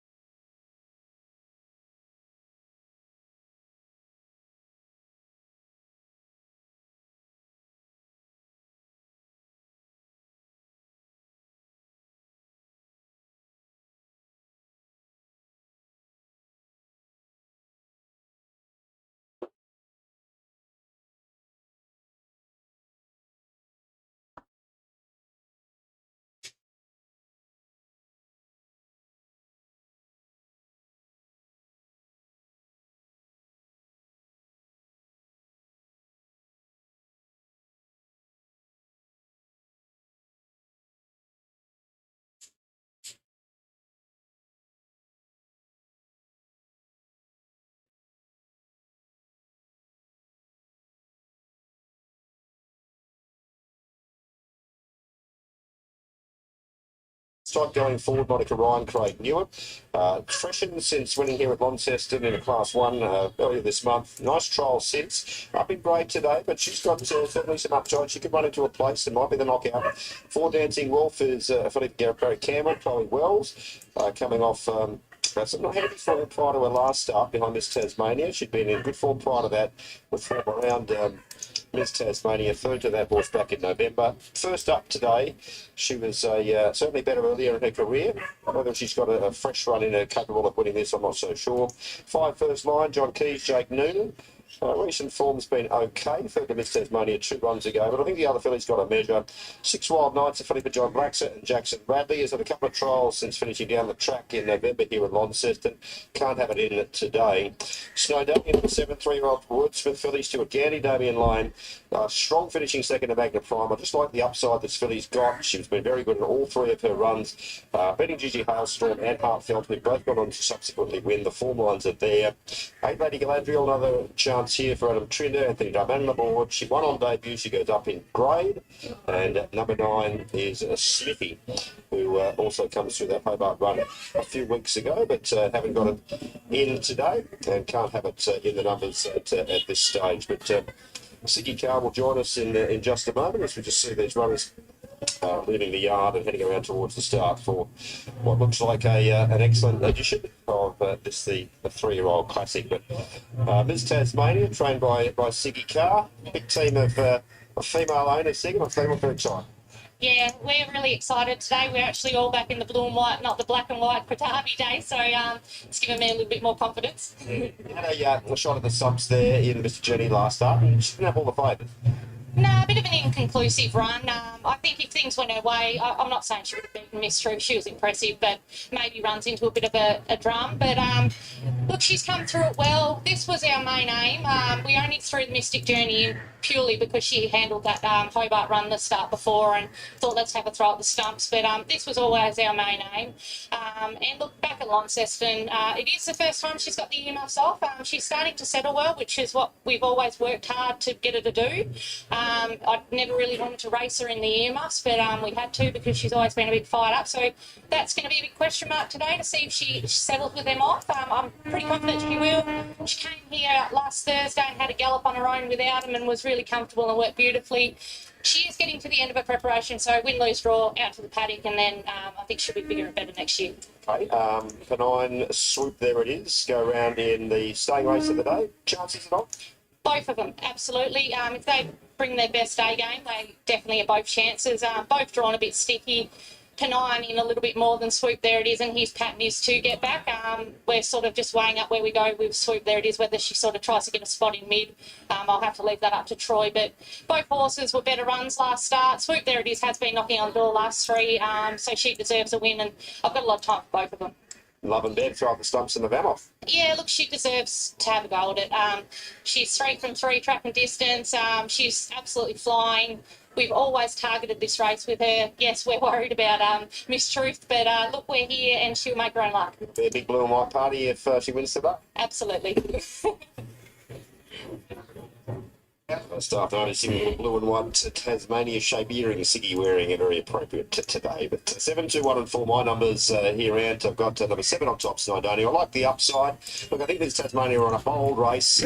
So I noticed that she's pretty firm. Magna Prime, so honest. I think one of them will win. I put definitely walk into the 4th, but I think those top 3 really stand out for mine. Where's the money been going in the 3-year-old class? The punters tend to agree, Jace. They've sort of got it down to 4, and it's a very good betting race. And if you like one of these top 4, I couldn't talk you out of any of them. Magna Prime equal favourite 320 with Miss Tasmania, both at 320, and they're pretty much hovered around that price for most of the morning into the afternoon. Snowdonia, your on top selection has firmed. It's now $4.40, and Mastretta is $4.60. So if you like one of those 4, go your hardest, because I couldn't tip you against either of those. They've all had their support throughout betting. Look, the most popular runner is Miss Tasmania, slightly more money in it compared to Magna Prime, and then Snowdonia. About to load, let's get the call for the 5th. Coming up to the gates. Mastretta coming forward, Dancing Wolf, Miss Tasmania, Magna Prime. Dancing Wolf, the next one. Miss Tasmania coming in. And then Magna Prime to the outside. Baker aboard Miss Tasmania, up she goes. She's the equal favourite now with Magna Prime. 320 each of 2, the last 2 to be loaded. Magna Prime, with the blindfold attached, just pulling away. The rest of them standing quietly in the gates. And Mark Zara has decided to hop off and see Magna Prime come up without the rider. Magna Prime about to get set. 4 or 5 attendants over there with Magna Prime. Comes up to the gates, goes in. So Zara about to get back aboard. We're about to jump 3:20 each of 2. Magna Prime, Miss Tasmania, and then Mastretta, Snowdonia, both at 4:60. Good race, lights on, all set. And they're off. Smithy and Dancing Wolf jumped away well, and Miss Tasmania showing speed also. Wider out first line. Then Snowdonia, Lady Galadriel getting up behind them. Magna Prime's gone back toward the tail with Mastretta. And Wild Knights as well back. Dancing Wolf has rolled to the front in the first 300 metres from first line, second. 2 lengths away, Miss Tasmania on the outside of Lady Galadriel. 2 to Snowdonia, who settles down midfield, and they were followed by Smithy the inside from Wild Knights and Mastretta. And Magna Prime is at the tail, 8 lengths with couple of field. They swing down the side, 600 to go. Dancing Wolf just on top from first line. Miss Tasmania eases 3 wide now and comes up on the outside, followed by Snowdonia, tracking Miss Tasmania into the race. Then Mastretta down on the inside, Lady Galadriel. Further back came Smithy. Magna Prime still last with Wild Knights, and Miss Tasmania's hit the front. Around the home turn, Miss Tasmania from Dancing Wolf, first line, Lady Galadriel, then Snowdonia, Mastretta, 200 to go. Miss Tasmania just in front, Lady Galadriel getting through, Snowdonia down the outside. Miss Tasmania, Lady Galadriel on the inside, Snowdonia, Lady Galadriel has won. Miss Tasmania second, Snowdonia third, Mastretta ran fourth. Then Dancing Wolf first line. Magna Prime never came into the race. Smithy was second last, and Wild Knights the last one. It'll be 8, 7, 2 and 3, the numbers. Lady Galadriel, the least fancied of the Adam Trinder runners, has made it to 2 wins from as many starts, causing something of a boil over here. Well into double-figure odds after a strong win on debut, albeit just in maiden company. She's come here today and taken on some of the best 3-year-olds in the state and beaten them, including Miss Tasmania and Snowdonia, who looked to have between them coming to the turn. But Lady Galadriel is the one that's brought the party here. Mastretta's run into fourth, but a nice filly here by Needs Further, who's done a lot for this state. And Miss Julie, the dam of this 3-year-old filly for Adam Tudor, makes it a double for him after taking out the first race of the day with Heartfelt and Anthony Darmanin, the state's leading jockey last season, on board, his first winner of the day. Lady Galadriel beating a gallant Miss Tasmania.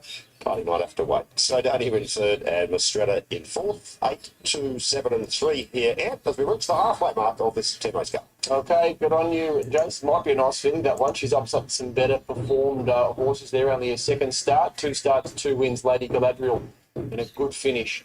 Let's leave it there. Race 2 from Doomben. They're in the yard. Back to Doomben for race 2 on the card. Their 3-year-olds are in the yard with 3-year-olds benchmark 65, handicap up to 550. The favourite is Rock the Sunrise at 220. Ahead of Prince Levi, 270. Let's look at Victory Flame, Max. Outlet racing should suit here today, although the first win of the Rail Out 9 came from last, so that was a bit of a spanner in the works. Yeah, they went quickly, and she's been able to get through and win. It is a Victory Flame, Annabelle Nisha, Rob Archibald, Jake up and Chester. Still one of the upper post moment. Yeah. And I think that's where he's going to be. Looking good. There's Jag's saddle. You can't miss it. Beautiful gold saddle there. Very flash. He was beaten by Hereditary, who goes well at the same case. Sat on him after he did a bit of work. And Hereditary since raced well in town on a Saturday. So I think he's got a good chance at a good price. Prince Levi is number 2 from the William Crop stable. They had a winner. Matt had a winner here on Saturday with Red Defcon. Taylor Marshall rode this one. 4 wide socks on him by Casino Prince. He's pretty smart. He blitzed him when winning the maiden at Gatton, then came to town, and he was well backed in the Save of the Dream race. He couldn't hold a forward position over this course of distance, so drifted back to 9th on the rail. He got to the outside and sprinted quickly. Plenty to like about it. Okay, let's look at his favourite now, Rock the Sunrise. They sort of have similar form, don't they, these 2 favourites? They both had 4 starts. Matt always said trains this fellow, Vlad Jurek to run. Well, his win was at Grafton in the maiden, and the other fellow was at Gatton, and then they've come to town and bumped into some really good 3-year-olds, Save of the Dream, and this guy, our benefactor, he got back, Rock the Sunrise, he led and won. He was right up there on the speed at Grafton, and then they rode him quietly at Eagle Farm, and he got to the right part of the track, so it might have flattened him slightly. Nevertheless, it's still a tidy performance, running second to our benefactor. San Jose Boy is at $18. Jack Bruce Luke Dempsey. Probably tip him on top in any other race like this, except this has got a fair bit of depth to it. He's coming off a Warwick win. He was wide with some cover to the outside, strong finish, but he's bound to get some happy ones. Haratiri looks our leader, Scott Morrissey, Georgie Cartwright. Yeah, she's finding a tough race forward today. She's on a quick backup. She does look to be the leader though. The dark side is the 6 William Prop and Mark Duplessis. Second to Gatton last start. This is a lot harder though. Perfect Dorms from the Chris Anderson stable with Martin Harley. A little bit of a nibble in the market. Was okay first up Sunshine Coast behind Duval. The last 200 was good. Rothcat is the 8, Mark Curry and Bailey Wheeler. Got the maiden out of the way in Toowoomba last time. Did enjoy a perfect run. 5th with cover was too good. This is a lot harder. Paula Campbell trains the 9 Black Assassin with Michael Kelly. The 15 starts yet to win, so still a maiden, so possibly better at something easier. And Mad Anna is the 10, Ron Stewart rides for Michael Morris. And this filly is a maiden as All well. righty, a little bit of money for Victory Flame, now into 750 Maxi. Prince Levi hovering around that 290 mark. And Rock the Sunrise, the favourite, is now 230. It's all about the speed map here. By the way, Bernie, I've noticed that there's some support for the 7 here. A Perfect Dawn, yes. Yeah, Might be the colours. could be 19 down to 11. Regarding Rock the Sunrise, it was on pace at Grafton, then back at Eagle Farm, so maybe they're going to ride quietly again. I'm thinking that Aratiri will lead, and I was hoping Victory Flame would take that second spot. No guarantee, but that's the way I'm thinking. Yes. And that'll give him his chance to strike as soon as they turn Victory Flame. So I think he's a great price each way. Prince Levi, he's probably the horse that I want to take home right now in terms of ability. Then 3, Rock the Sunrise, and 4, San Jose Boy. Yeah, I'm with the 3, Rock the Sunrise, just because I think he's slightly more versatile, perhaps, than Prince Levi, as in he might be able to have enough speed to get around a few and hopefully get up into what should be a nice spot. So I'll go 3 to beat 2, 1 and 5. All right, let's get to Anthony quickly as the last few load. The Sunshine 250, Prince Levi 260, so not much between them in the market, but there's far more money on Rock the Sunshine. Rock the Sunshine with significantly more money compared to the other one, Victory Flame 750 next best. The market. All locked away. Starter Mr. Richardson. Red light turned on. Attendant clearing. Set racing. Mad in it. The inside away well. San Jose Boys up to second. Landing third. Perfect Dawn. Going forward quickly is first of all Victory Flame 3 wide, but likewise Aratiri is our 4 and 5 wide, and now pressing on also is Rock the Sunrise. But out wide, Aratiri's in front. Rock the Sunrise to second. Back to third, Victory Flame. Going forward, Perfect Dawn. Drifting back now, San Jose Boyd. Likewise, Mad Anna on the rail. 2.5 to Prince Levi. The inside, Roth Kate. Wider out, Black Assassin. Last of all, the dark sides. Went front, Aratiri now by 2.5. Second, Rock the Sunrise. Third, the outside, Perfect Dawn. Further back to Victory Flame, 4th on the rail. 1.5 lengths to Mad Anna on the inside. San Jose Boy. Further back to Prince Levi's got 3 behind him. Going for Black Assassin, 3 wide. Passing Rothgate, second last, and last of all as they swing down the side is indeed the dark side. Swing front, Aratiri by 3. Second is Rock the Sunrise, 1.5 lengths away. Third, Victory Flame. Next, the outside, Perfect Dawn. Further back to the San Jose Boy, creeping for Black Assassin. Mad out of the inside, not travelling well. Prince Levi still back third last, and spots the speed about 6 or 7 at the 300. Just in front is Aratiri, looming up as Rock the Sunrise on the outside. Third is Victory Flame. Down the outside, Prince Levi's making ground, but still about 5 lengths off them. Rock the Sunrise in front. Prince Levi's making ground out wider on the track. In front, Rock the Sunrise. Here come Prince Levi. Rock the Sunrise in front, not for long. Prince Levi goes to gets up. Prince Levi's won. Big win by Nectar, Rock the Sunrise, and third to Victory Flame. Further back to St. Jose Boy, the Dark Side. And then we had Mad Anna, Aratiri, Black Assassin. A long way back, Perfect Dawn, and Rock Kate is pulled up at the tail. Well, they were the top four in the markets, and Prince Levi, who went off second pick only just. More money came from him late, but Rock the Sunrise has gone off the favourite there, and that was a tidy performance again by Prince Levi. He's pretty good, this fellow. He was back in a little bit of an awkward spot, and you could see at the 600 metres mark, there were 3 horses in front of him, so he just had to be a little bit patient there, Taylor. And then he's got into the outside, and we saw him last start let go in the home straight, went second to Savour the Dream, but it was the sprint of a horse that's well and truly above average, and we've seen that again today off a 9-metre rail.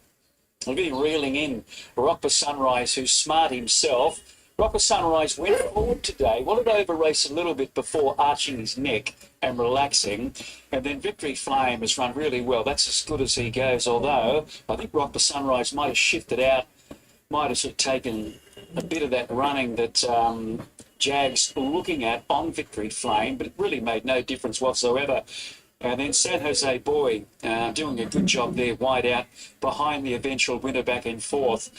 They're 4 pretty handy 3-year-olds, I think, going forward. In particular, this guy, I think Hong Kong might be on the phone.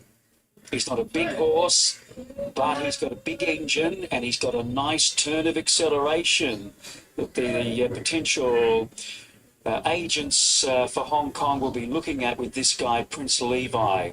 Well done to Matt Crop.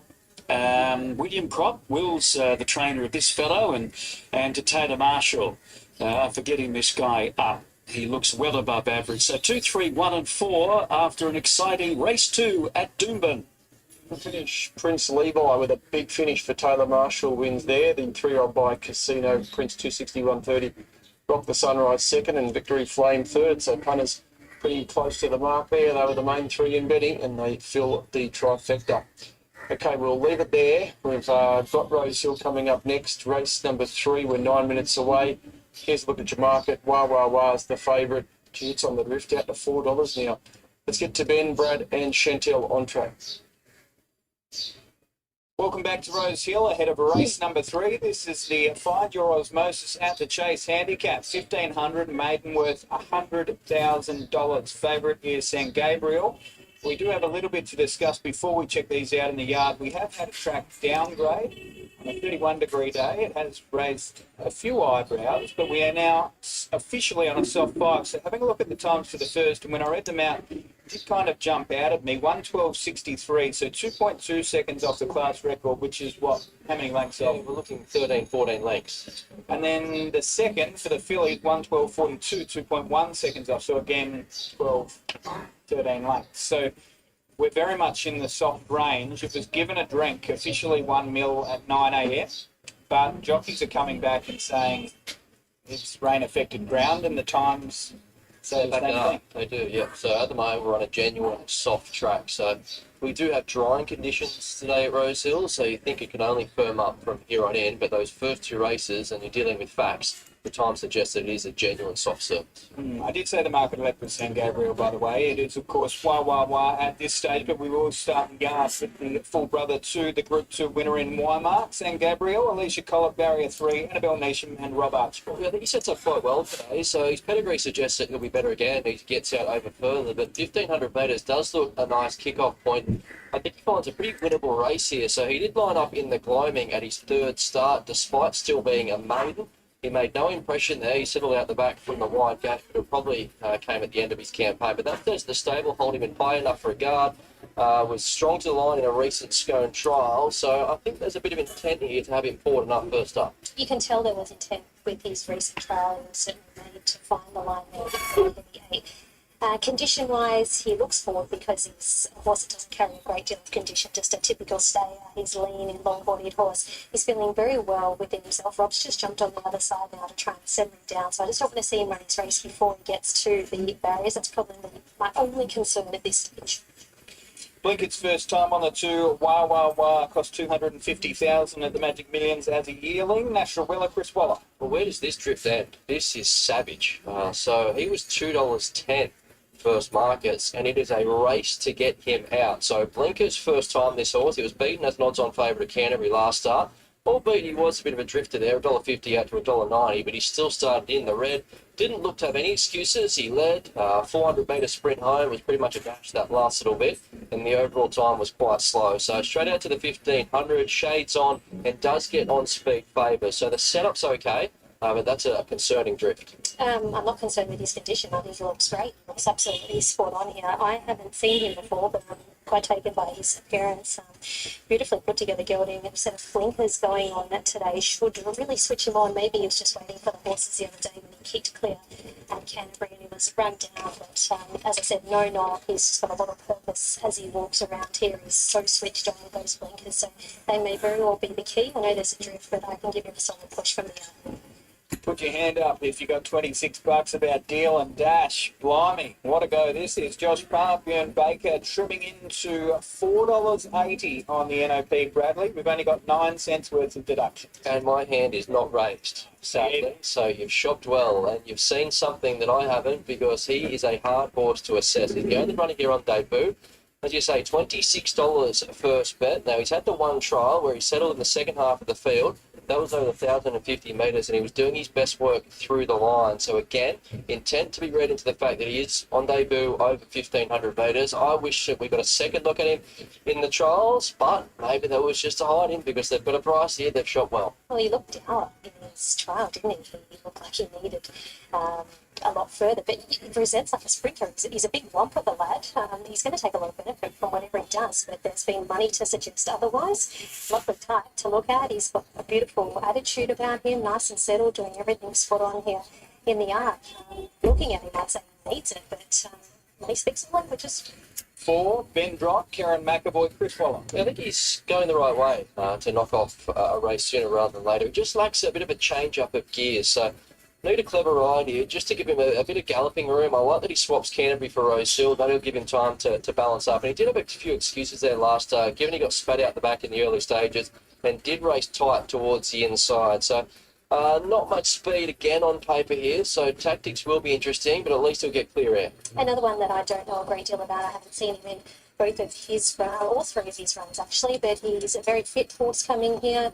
He just looks like a real grinder, so you'd think that this trip will certainly suit him. He may want to move a little bit further eventually, but he's really sparked up, and he has had the 2 strappers on from pretty much after a couple of laps there, so he's feeling very well, looks great, no knocking.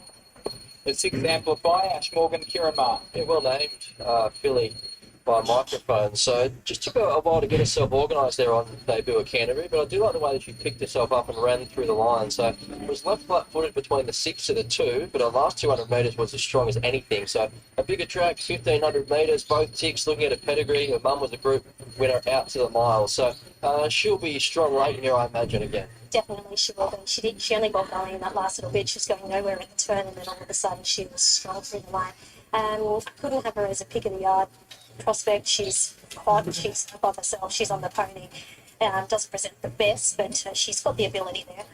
$7, Tim Clark, Kieran Marr. Full brother to Queen of the mile, so encouraging return to the races at Kepler Grange. That was over the 1,200 metres, and that's a lot better than what he produced in 2 runs in his first campaign. So again, intent to be ready to the setup here, straight out to the 1,500 metres second up. Another typical staying type, lean, doesn't carry a great deal. He's gone on the front. He's probably behaving a touch better than his second.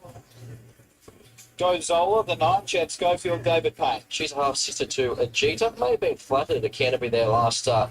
through that autumn tree form reference, given 1-2 to the turn, ended up finding out the finish, but that was the best run she has produced to date, and that coincided with getting out to the 1550 and putting herself right there on top of the speed. So she found that spot pretty comfortably, and looking at the makeup of this field, could get on speed favours again. She's got a lot more size and scope about her than a Jeter does. He's just that typical lean staying type, whereas she's got a little bit more, as I said, size about her. She's continuing to improve as she gets out over further. So I thought she was in for the fight the other day and only just missed.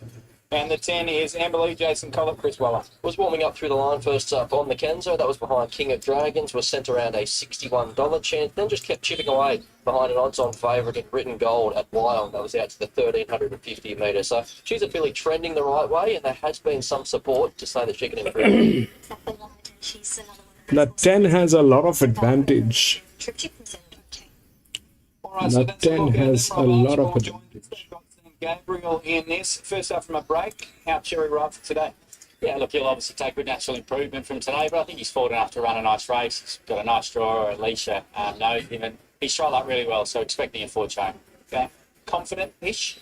Yeah, ish. Look, obviously the track's got a little bit of give in it, which he'll appreciate, so yeah, I'd be disappointed if he doesn't run well, but there's obviously one or two that aren't going too bad. Okay, and just quickly, you've got Atelier, Caffey and Lily, Zoo Prince, Hannah Vinci, and Imposing Pierre. Any of them that I should be backing? All of them. No, there's a few. I thought Atili did a great job last start. Caffey Lily's a filly with a lot of sort of X factor that might find it a bit short today, but she's one to keep an eye on. Okay, and there was one for the Derby for Black Bookers, Black Babylon. Where can we see it? Yeah, I thought he was excellent at Newcastle the other day, and he'll head to Hawkesbury in a couple of weeks' time as a maiden number 2,000, so look out for him. On the way to the Derby. Good luck here. Thank you. Thanks very much, Rob. Shani, pick of the yard.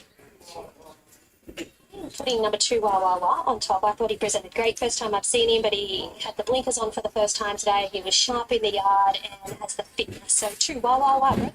Yeah, you're getting a prize to find out now. $5.50 after it got out to $6, having opened $2.10. So big drift on that horse. 1, 4, 6 and 2. This is a very different looking market to the one that confronted us a few days ago, even this morning. But St. Gabriel has been met with support. That's encouraging. I do think he finds a winnable race here, and he was tested in a gloaming before spelling. He's trialled up quite nicely, so he should be strong at the end of 1,500 metres, despite giving away a little bit of a fitness advantage. 4, Bendrot, another horse that should be strong through the line. He's just holding his quote at around that $9, $10 mark. It's a pretty even market, isn't it? $4.40 favourite. An $11 race outside it. But Bendrot, he'll appreciate the bigger track. 6, Amplifier should run well, take plenty of benefit from that debut performance. And Wah Wah Wah goes in as the 4th pick. So 1, 4, 6 and 2, Anthony. Well, Wah Wah Wah, which was favourite this morning at around 210, 240 when you did your preview. This is one of the biggest drifters you'll see on a Wednesday. Got out to 6, $5.50, and I can tell you the tab traders, they are happy to let you on for whatever you like here. It is still the most popular runner. There's more money on Wah Wah Wah compared to any other runner in the race, albeit it's been 210 to 550. So the tab traders are opening up the shoulders and saying, come back it with us because we don't think this can win. Deal and Dash has been the biggest firmer, $26 best price they bet. Not sure how long that lasted, but $4.20 and very well supported late in betting. And San Gabriel got into as short as $4.40 back out to $4.80. In fact, $4.20 back to $4.85 right at the death. So Deal and Dash, the biggest firm. Wah Wah Wah, still the most popular runner, but we are laying it. Here's Darren. So quite incredible betting on this, the 3rd, and Deal and Dash is now a clear-cut favourite. There's the light. Track being reassessed to a soft 5 here at Rosehill that incorporates races 1 and 2. All set now, ready for the 3rd, and they're off and racing now. Deal and Dash is the post-time favourite's going to settle last of all. Wah Wah Wah jump well. Being sent forward out wide, Amplify there in the red cap to join it. Up in a handy position goes all of 3rd, just in front of San Gabriel. 2 further back to Emberley. Deal and Dash is now 3rd last on the rails, 2 lengths away to Dollars. And back last of all is Bendrot. So the front runner is this big drift in the market, Wah Wah Wah. It's now 3rd pick on post time. Wah Wah Wah out by a length. In the red cap, Amplify in 2nd, and San Gabriel has been brought back, driving right up into a clear 3rd. 3/4 the outside to Gozola. Then came Emberley on the outside of Deal and Dash. And Bendrot is back last of all with Dollars. So coming to the turn, and Wah Wah's at a pretty soft lead. Leads out by a half length. In second position is Amplify the outside. Then San Gabriel goes on, being wound up to keep in touch with the 3 leaders. So coming around the turn, it's Wah Wah, a narrow leader from Amplify on the outside. San Gabriel in third. 2 for the back to goes Olive, Deal and Dash. And then came Emberley down the outside, but Wah Wah hasn't looked at the betting boards here. And Wah Wah's kicked away by 3, 4 lengths. Deal and Dash, the favourites, giving chase 4 lengths away. Wah Wah at the 100, 3 in front, 2 in front to Deal and Dash. Wah Wah begging for the post. Deal and Dash nailed it. Oh, that got the bookies. Deal and Dash and run down Wah Wah. And a big gap to Bendrot Amplify for third. Then San Gabriel from Emberley. Dollars. It goes all a weekend out to finish last. $26 the open, $26 the open, 9 cents worth of deductions, and Deal and Dash has jumped $4 on the local tote, $4.20 on the NOP. That has been a good go landed. Deal and Dash, Ben Baker, everything he touches turns to gold at the moment. Josh Parr gets another win, and this horse on debut, too strong for them. A 3-year-old son of Dundeal, who, well, he needed every bit of that trip of 1,500. Wait till we see that galloper at the mile. The 2, well, may have been weighed down by an early crow from Chantel Buckley, but beyond that, it was a fantastic performance up on speed, just nabbed late and put a decent gap on the rest of them. 4 runs into third, Bendrot, and the 6 will ultimately run into that 4th spot, that being Amplify. But good win, Deal and Dash, and they land one, Bradley. Yeah, plunge landed, absolutely. Wasn't that a wild ride there from when Mark... The highest advantage on that too. To the late moves, and we have a horse that was... I lost this one, but that's the every bit the highest advantage. The trick. They really switched him on, and next minute, there's Deal and Dash making inroads. You thought he was going to run a good second, yet to his credit, he pinned his ears back and chased down the leader. $26 into $4 on the local tote. So plenty out there got a nice drink out of him. He gave away race experience, but you had to love the way that he chased down the line. And look at the gap back to third, a huge gap back to Bendrot, who was just whacking away in that position.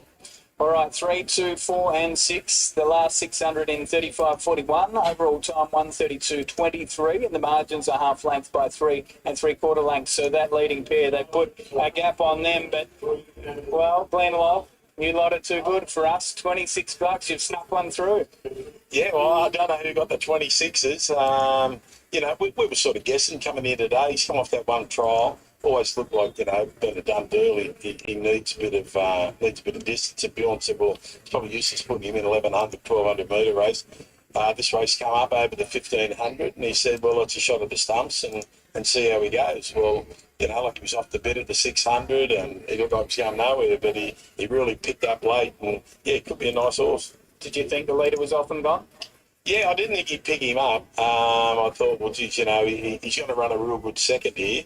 And then the last little bit, I think, was probably more a case of the leader getting a bit tired. We were sort of coming at the one bat and sort of got over the top of him. But, yeah, it's ironic. Yeah, it's a good race to win, being Osmosis, named after Osmosis, yeah. So it's a you know, we win a few of those. He's been winning plenty of Toyota Forklift ones as well, but at least this one's with Osmosis.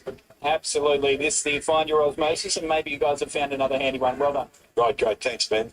Thanks very much to Glenn Lobb. All right, let's get over to Chantel Buckley, who's with our winning Josh Parr. Time to perfection there, Shanny. Yeah, absolutely. Josh, he took some riding. You were under pressure at the 600, but what a lovely horse.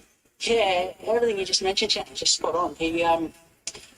He's obviously first starting a race at 1,500. It's not easy to do, but the reason he was here at 1,500 first go is he's very one-paced. However, that pace is significant once he gets to it. It just takes him a hell of a long time to get there. He'll probably run that trip in time quite comfortably, and it was a really nice effort today, wasn't it? Did you have much to do with him at home? Yeah, thankfully I had. I've ridden him a few times now at the track, and then his only trial. And I've been pleased with him every time. He just hasn't, I guess, he hasn't shown us so far that he'd be switched on enough to come here and travel like that and let go. So obviously a sign of a horse on the rise. He's got a bright future. Thank you. Well done, Josh. 3, 2, 4 and 6. 132.23 that time. A half length between first and second. 3 3/4 lengths between second and third. 3, 2, 4 and 6. 3 races down. Big win, wasn't it, from Deal and Dash? Tiffany Yolette ripped the last little bit. He's nailed Wah Wah Wah. Massive betting drift on Wah Wah Wah. But as Darren Flindell said, didn't look at the betting board, the horse, because it's for a blinder.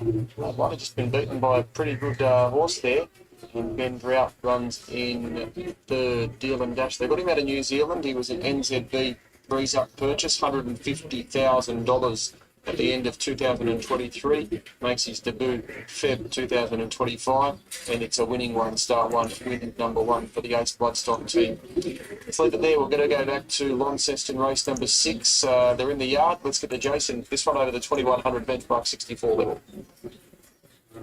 Yeah, thanks, Ant. Race 6 of the car, 2100 metre benchmark 64. Tricky race, big field, full field of 14 to go around here. And a lot of these are pretty even, I think. Let's start with number 2, Dante's. He probably falls into that category. 6-year-old here for John Keys, Jackson Ratley on board. Trialled since his last run here behind Adsbar.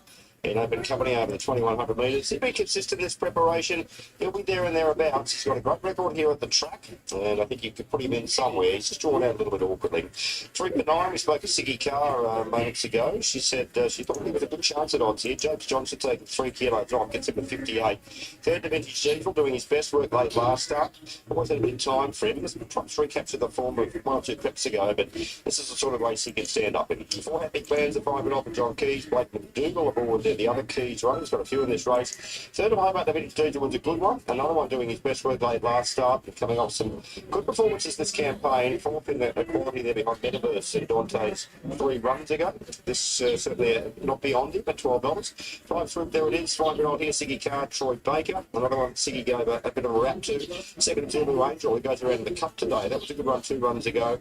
Lightly raced mare who excels at this journey. 6 Monty Zulu's a 5-year-old John Black at Mark Zara. He's the one that I think could win the race. He excels over this trip. It's his first run over this journey, this preparation. I think this is a target race.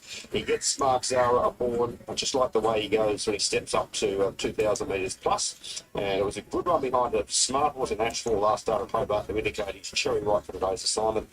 7 Lindrum, 4-year-old Gelling Kelvin Hammer from Lauren Bingley's riding really well. And another horse who loves it here over this trip hit at Launceston. Second of Vintage Diesel and the key leader.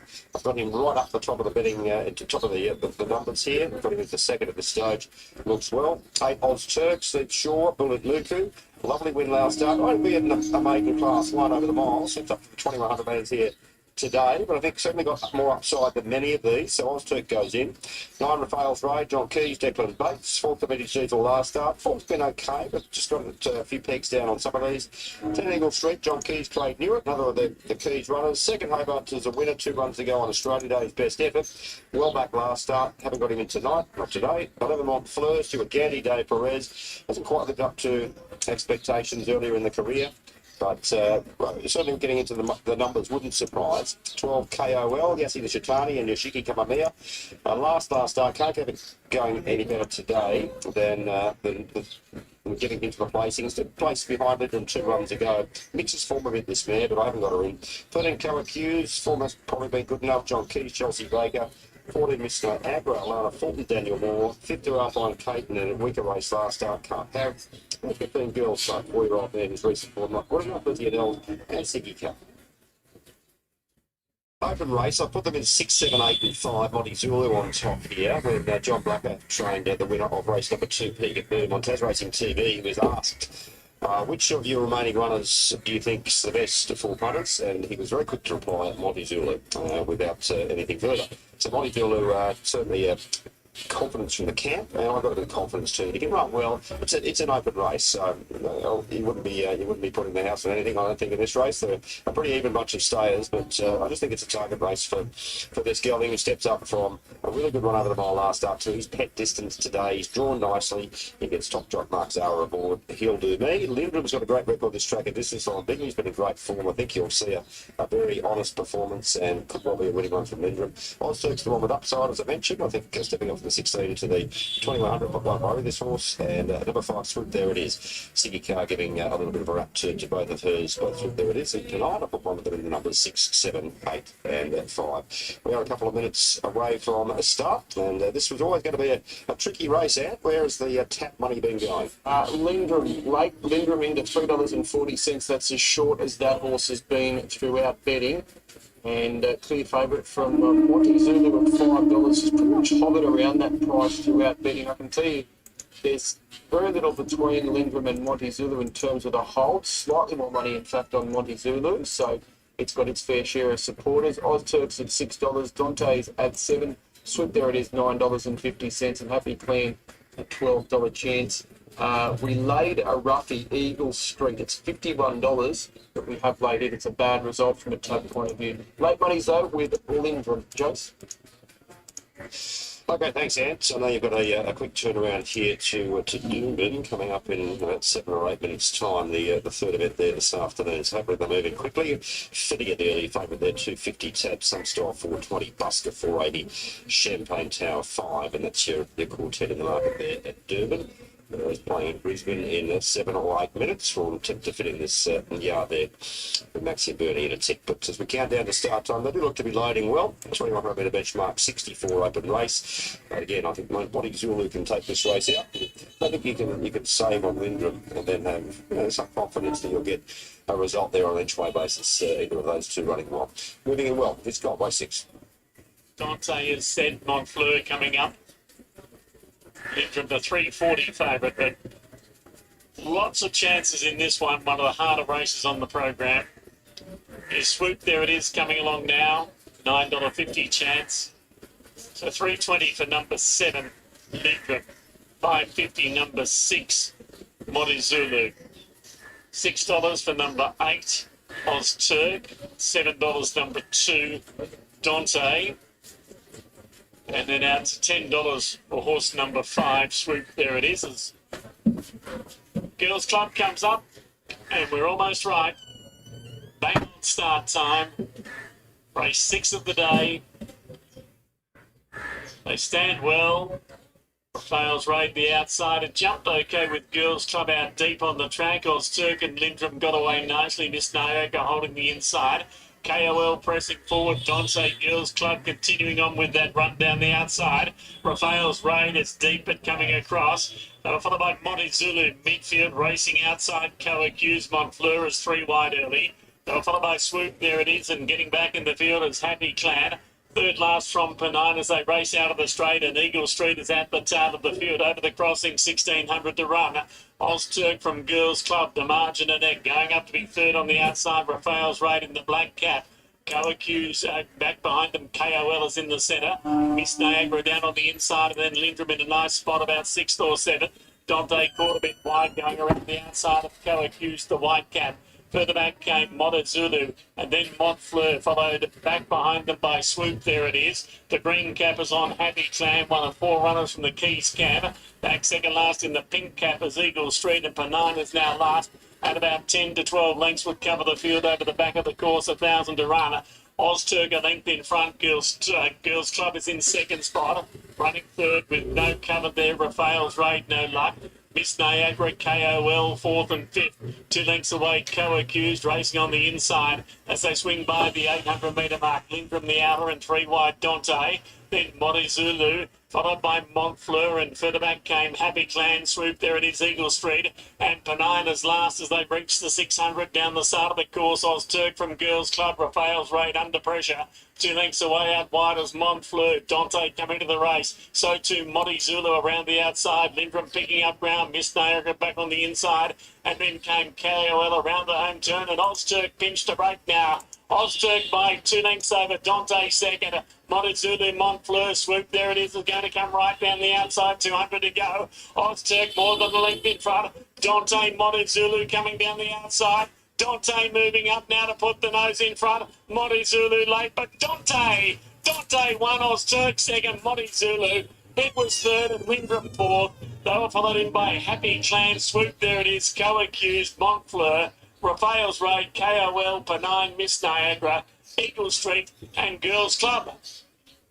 Strength in numbers for John Keys. He had 4 in the race, and one of them's won. 2, 8, 6, and 7 will be the numbers. Dante's Jackson Radley aboard takes out race number 6 here at Launceston. The quaddie kicks off with race 7 in the Cup. Not too far away, race 8. We're here to take you up to Bernie and Latsy at Doomben. Welcome back to Doomben. Let's take a look at the 3-year-olds in the yard for this maiden plate over 1350 metres. Filler is your $2.60 favourite from the David Van Dyke stable. Buster is the first horse to look at, given the pattern today. Maxie, it might be looking all right for Buster here. Rob Heathcote played jury. Yeah, we've just got news through that the track's gone up to a good 3, which is not a surprise with the times they're running. But yes, originally I thought he's going to battle here because he's a back marker and he can really rattle home. We saw that behind the talented Anyone Ready last start. He gave them 10 lengths head start there at Ipswich, very wide, where he probably lost a couple of lengths. Yeah. But it was super late, so thumbs up. Explosive Tycoon is from the Tony Gollan stable with Martin Harley. In that same race, finished down the track behind Anyone Ready. Was on heels on turn, but once into the clear, there was nothing there. But maybe slightly extra distance will help. Prancing Papon is the 6 from the David Murphy stable. Georgie Cartwright. Yeah, wickers are going on. Was down the track in a recent trial, so we'll know more after today. Silk Warrior is from the David Van Dyke stable. Tiffany Brooker. Barrier 11 isn't good. Was okay in a recent trial. Was ridden out in that trial, though, at Sunshine Coast. The 9 is Champagne Tower, Rex Lip and Kyle Wilson-Taylor. This filly is a serious chance. She was very good first up, second behind Anyone Ready at Ipswich. She drew 10. She couldn't get in. She was 3 deep midfield, but really lifted when it counted in the straighter. But she showed plenty of ticket. Divine Dice, the 10, Sharon Livingston and Andrew Mullion. Her 2 runs have been eye-catching, so she's just about ready to knock in a victory. Later, she was 4th, coming from back in the Zufani race at Ipswich. No surprise to see them running on because the 2 leaders really hooked into it. Nevertheless, that followed a good first-up run, so she's in good form. Flaming Marie has to contend with Barrier 12, Annabelle Nation, Rob Archibald and Jacob Winchester. By Old Man Zor, ready to get over a little bit further. It was okay in that 11th of Feb trial. Ran on from back. That was that Commend trial of Chris Muntz. His smart horse to come out of that, but you're happy just to wait. Here's your favourite, Philia from the David Van Dyke stable with CJ Graham. Well, she'll never get a better opportunity. She had a prep back in October where she ran second twice at Gold Coast here. She's had a good break and a nice recent trial. It was a 4-way finish. She finished 4th. Jimmy Orman really looked after her late. That was obviously a plan. I think that was early February, so she's possibly had another hit out and a jump out, but look, Barrier 1, she doesn't have to improve much at all at that first prep to be able to beat. Some Style is second pick of the market at 440, Tony Gollan and Emily Lang. Deserves to be the second pick. All the favours, Emily's Claim, the good draw coming off a solid second behind the smart Rival. Humid is 15, Blinkers again for Chris Waller and Bailey Wheeler. Yeah, expensive filly into sales. Not sure what to do with her. I suppose we'll get a better look at it today over maybe a better distance, back slightly in trip. I'm sure she's got ability to win a maiden, but can't put her in today. Invisible Target is 17, Rochelle Pereira and Cody Fiedler. Unplaced all 7 starts so far. And he's Finesse, Tony and Maddie Sears, Jaden Lloyd. Yeah, but he's only beaten a couple of runners home, and even at the rear in a recent barrier trial. Rightio, Philia is your favourite. Pretty solid around the $2.70 mark. A bit of money for Some Style, Maxi. $4.40 into $4. That's a nice firm. Busker's just been $4.80 to $5. Yeah, I've got the top 3 in the market here. The top 2, the 12 and the 13 are drawn nicely. Clearly, Philia on top of Some Style. Then Busker from back in the field. 9 Champagne Tower is one that we need to put in. And my good roughie at $60 is Divine Die, number 10. I'm sure she'll run well. Might find us a bit rich. You know, the competition here, it's a tough maiden, but she'll run well. Alrighty, I am with the second favourite here, Some Style. And it's purely because she's been awake for some time. Obviously, just got a bit more match practice, race day fitness under her belt. So I'm going Some Style to beat Philia. Busker and Champagne Tower. 13, 12, 1 and 9. All right, here is Josh for the call. Now, Divine Die about to move in for Andrew Mallion, and that will leave Explosive Tycoon and Flaming Marie to come along, and the field will be right to run. 13.50, one of our best, if not the best, starting point here at Doomben. So Flaming Marie about to move in, the favourite drawn in close, Philia. And the field is now right, light turned on. Race number 3. Gate 1 for Philia, they're racing. Philia away well, jumping in front from Some Style, Human Landing, third, fourth, the outside of Champagne Tower. Improving there is the outside Silk Warrior, likewise booting through his invisible target. Busker further back, and then Explosive Tycoon 3 and 4 wide, and then we've got Divine Die, Flaming Marie. Second last is over on the inside. He's Finesse. Last of all, Prancing Payton. So Philly's in front. Second, Some Style. 2 lengths away, third, Humid. Fourth, the inside is Invisible Target. Further back to Silk Warrior. Then coming Champagne Tower, Flaming Marie, Busker. One further back to Divine Die. Wide round is Explosive Tycoon. He's Finesse in second last of all, Prancing Payton. So Philly's in front. Second outside, Some Style, that big 450. Working up into third, Humid. Wider, further back to Invisible Target, Champagne Tower. Wide round is Silk Warrior. At the 250, just in front, Philia. Looming up though, Some Style on the outside. Running home is Shima, further back to Invisible Target. The inside, Philia, Some Style on the outside, not much between them. Philia and Some Style. Philia is really in for the fight, draws away Philia. Philia's too strong, and Philia's won. Second, Some Style, third was Invisible Target. Explosive Tycoon, good late, not many made ground. Then we had Busker, Champagne Tower, Humid, Silk Warrior. Back behind those was Flaming Marie, Divine Die, Hayes Finesse, and Prancing Payton. Well, they controlled it from the front, the top two, didn't they? And Some Style got level with Philia. And, we're having a pick at about the 200. I know if I was, I'd have been with Some Style, but there was something in reserve there on Philia, ridden by CJ Graham, who just flew the gates and got to the lead very easily. Quickly, Some Style was up with her, but you could see with that head-on shot down the back, she hadn't spent a penny to get there, this girl, and she's given a really good kick when challenged by Some Style in the home straight. She's moved away to score comfortably at start number 3. Back in October, she had 2 starts for 2 good seconds. David Van Dyke gave her a break, and she returns today a winner first up. A lovely pedigree. She's a filly by All Too Hard. She's from the Mere Lust, who's been a wonderful producer. Duas, Baccarat Baby to name 2, but there's more. She's come away to score by around about a length and a half to 2 lengths there. Bit of a gap away to Invisible Target getting third, and then Explosive Tycoon running on.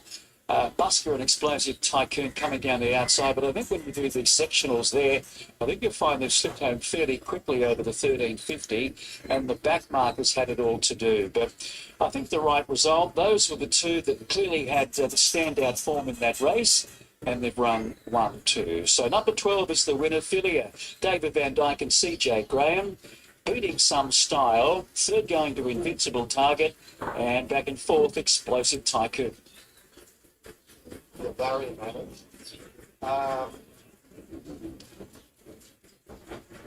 Okay, favourite 2 good there, Philia at Doomben.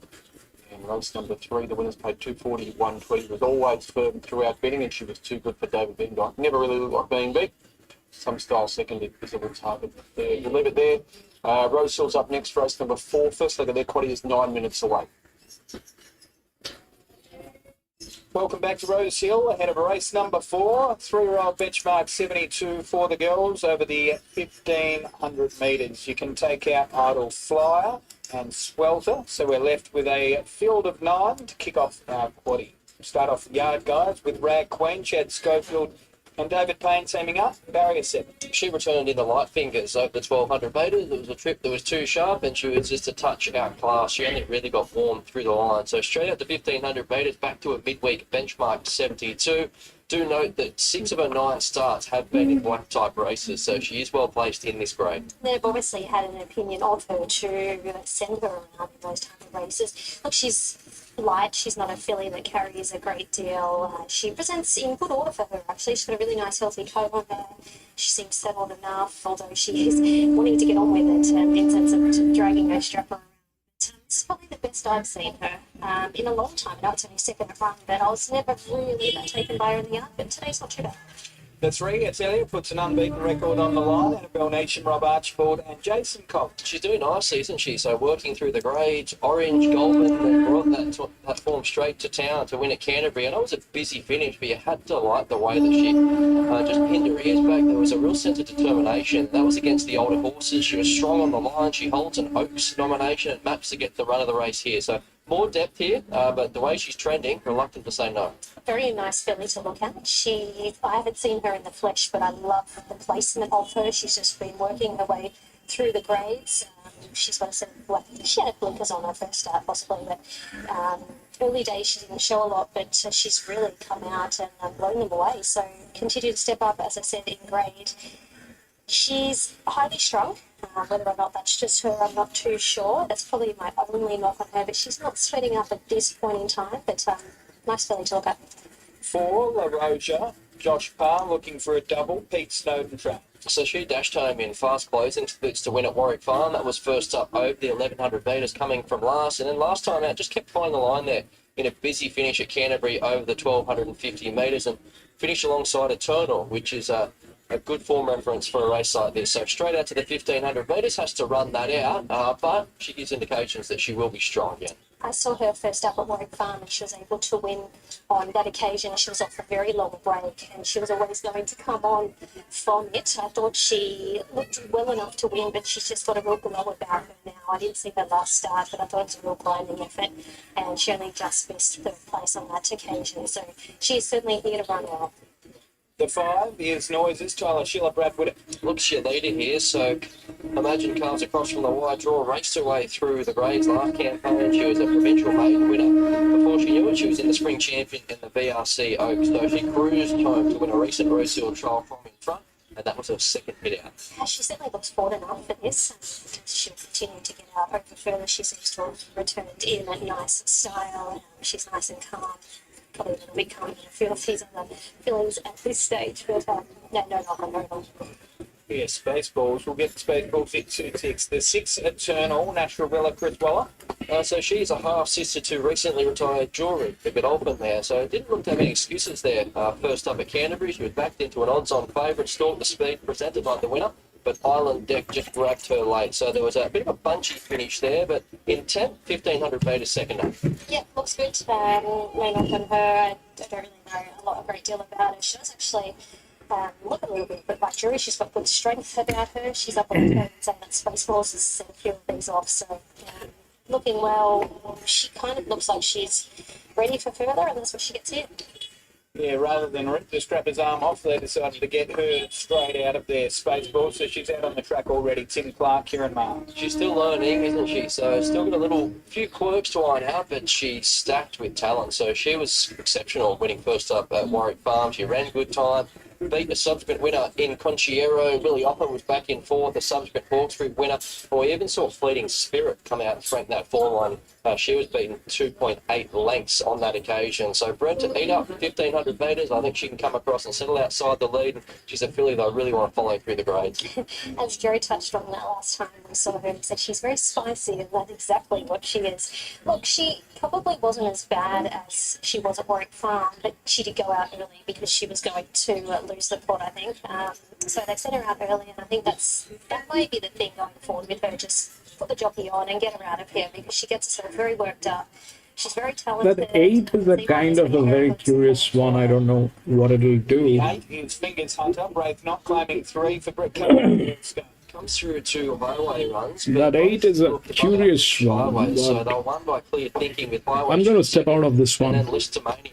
And Exit Fee in the latest, Exit Fee has come out and won a highway since then. So it does jump 12 to 1,500 metres, but a lot of these fillies have a similar setup. I like the way that she's attacked the line, and she gets in with the 53.5 after the claim. Yeah, Brink won the Wellington Boot on her, so he knows this filly very well. He would have done a lot of the work on her early days. I had her on top last start actually in the highway. I thought she presented great. She's come on again, so she's rock hard fit coming into this. Highland Dream, the 10, Karen McAvoy, Chris Waller. Landed a good plunge there at Hawkesbury at her second start, just to scramble home. It took her the length of straight to wear down the leader in what was an on-speed dominated race. So it was brave on debut, went third covering ground. There's more depth here, but hard to not given her record to this point. She presents much the same, just with a little bit more fitness on her. She did at Hawkesbury a couple of weeks ago. That's the first time I had seen her in the flesh, and she's just a typical staying type of filly. And the 11 is Cafe Lily, Alicia Collett for Annabelle Neesham and Rob Archibald. You race outside here, but you can make a little case, given the performance from last start there at Scones. That was first up over the 1,400 metres, rounded up her rivals, had to duck and weave her way through the field, but she really savaged the line. So the query is the depth of that race, but you can only beat what's in front of you, and she certainly did that. So the runner-up has since won at Tamworth. This is harder, but we'll learn more a little bit more about her after today. It was more the manner in which she did it. She was last on the turn, and I thought she was brilliant to the line. So the step out in trip is only going to enhance her chances. I know she's one of the more outsided horses, but she presented better than a few of our favourite runners. Certainly feeling very well about themselves. They certainly will. Maybe a touch too well. Kira Marnes represented here by Aussie Joe. You've got the 7 Spaceballs, Tim Clark in the saddle, and looked as though the strapper had her work cut out through that yard. Yeah, she's not the easiest. Just very sassy. Actually, not. She wouldn't hurt anyone, but just gets by that. And she was the same last start of CD and Bolero, and yeah, obviously still the works in surrender format of that first two print. It's been very good. It's been flanked twice. I want to run second idea. Flank that again. Stepping up in trip, she suits just about making sure she does everything right early in the race, and if she can execute well, then she'll be out of it. You arrive confident? Yeah, very confident. As long as, like I said, first half of the race, she does right. All eyes on that. Good luck. Thank you. Thanks very much, Joe. Let's get to Shani for a pick of the yard. Who is it, Shani? Well, it was hard because there were quite a few of these ladies not on their best behaviour, I guess you'd say. Space Wars was... look, I would say she was better than what she was at 1.5 last start, but I don't think I could make her a pick of the yard proposition. So I'm going to go with La Roja, who was so settled. She's nice and fit now. I saw her first start when she was off a lengthy break. She won that day, and then I didn't see her at Canterbury the other day, but I thought she lost an absolute picture, especially in the job jumped on board. She really pumped herself up. Late mail numbers 7, 3, 5 and 4. She might be quirky, Spaceballs, but she's got talent and the market absolutely loves her. $2.70 now for Spaceballs, and every time I look up, she's that little bit shorter. So, as Joe said, she needs to get the first half of the race right, but if she does, she looks loaded with talent. 3, Atelier looks the main threat, coming through a string of wins. 5, Noises, on-speed favours, and 4, La Roja. Should be strong late, but Spaceballs $2.70, Anthony. Very heavily supported. I'd say this is probably one of the better back runners all day. I mean, the previous winner was heavily backed, but this one's a bit shorter on the market, and the volume of money is pretty strong. So near enough to 50% of entire bets on Spaceballs, as much as $4.20 now, $2.70, $2.80. Eternals at $5.50, Ateliers at $6, and La Roa $8.50. But Spaceballs a very popular favourite. Here's Darren. From 1,200 metres up to 15, the market not bothered at all by the way she's revved up here. She's an outright favourite, Spaceballs. There's the light. Ready to run. She's drawn the outside barrier. Stand by. And they're racing, and Spaceballs jump really well from the wide draw. And just shades Noises, Atelier really, and Fingers Hunters pushing through the middle, so the favourite being kept wide. Island Dream Park's right behind, followed by Eternal, Aroa going up the fence from Brad Queen. and Keffa Lily had dropped back to last. This is a good go for the lead. Ateliers on the fence with Noises, and Spaceballs are doing work in a 3-wide position. Fingers Hunter just dropped out a bit, sitting in fourth with some cover. In advance then of Island Dream, 2 further back to Eternal, followed by Laroa. Rag Queen and Keffa Lily are the last 2. So Noises got down to the rails to lead by a half length on Spaceballs, who worked to get there. A length and a half to the unbeaten Atelier on the inside of Fingers Hunter. Then Island Dream on the inside of Eternal. Length and a half to Laroa from Rag Queen, and 2 lengths away to the Ruffy. Keffa Lily back last of all at the 600, and it's Noises in front narrowly from Spaceballs. Atelier boxed in third on the inside of Fingers Hunter. Then came Island Dream from Eternal, and Laroa's third last. They straighten up. Noises in front from Spaceballs, and Spaceballs really turns it on now and races to a narrow lead. Atelier's quickly out, and Atelier lays it down to Spaceballs, who's under immense pressure. Further back to Island Dream, Fingers Hunter, and Laroa making ground. Atelier got a length clear. On the seat, Island Dream the outside. Spaceballs trying to fight on. It's Atelier in front from Island Dream, levelling up late. Boy, Popka might have got their Island Dream from Atelier. Photo finish. Spaceballs third. Then Keffa Lily, followed by Laroa. A gap in the field then to Fingers Hunter. Further back to Noises, Rag Queen, and Eternals drop right out of it. Photo finish. Island Dream lunging at Atelier. Chris Waller having a good day already today and looking to continue that winning run. Karen McAvoy in the saddle of Island Dream, a 3-year-old daughter of Divine Prophet, looking for her second career victory and looking to bob. Did so right on the line. The line angle can be a touch deceptive, but as we have a look at the shutter cam, the 10 will get the beak down in time. You would suspect to make it back-to-back successes, having had a beautiful run in transit. Maybe just looked to have stolen a march, I tell you, but that winning run has come to an end. It ends at 3, but we'll lose no admirers there with that minor placing. Fantastic run. I had a lovely run again in transit, peeled out, and looked to have a winning margin until late. The 7, Spaceballs, well, as soon as they punched up with Fingers Hunter, things became a lot more complicated. They were 3 and 4 deep, up on speed, had to go on with the job outside Noises, and just left a sitting shot late. And the 11, Keffa Lily, will run on well. But those top 2 both look progressive. The winning run of Atelier comes to an end, Brad, but that was a strong performance in second. Yeah, it certainly was. So she loses the unbeaten tag, but very little in defeat. So you go back 12 months ago, and this is a race that produced Mare of Mount Buller, Our Gold Hope, Good Banter, and the list goes on, and it looks similar here. So expect to see a few of these fillies step out over further as the carnival progresses, and maybe Island Dream fits that bill. So the market was guilty of underestimating her. She came into this a last star winner. Again, she gets her nose down right when it counts to make it an early treble for Chris Waller. So the stable going well. They tend to target these midweek Rosehill meetings when they do come around, and yet again they're having a filler. Absolutely. I know you had a dozen runners here today, but you've got off to a very good start, Chris, with 3 wins out of the first 4. This is a race you've used in the past as a bit of a stepping stone for progressive fillies going up in trip. Is that the case with this girl? I hope so. Yes, I like the way she runs. She attacked the line strongly, and she keeps improving. She's a homebred. Jennifer and Kiri Pooley have been great supporters of ours over many years, and they bred her, and she keeps raising the bar. Has she surprised you with the raising of the bar? Well, today she needed to step up from the maiden win. So she has. We've given her plenty of time, and she's excelling now. Well done. No plans from this point? I think often we'll go, as you say, to that race at Kimberley, for this race down there. So she deserves a chance or something like that. Best of luck there, but well done. Thank you.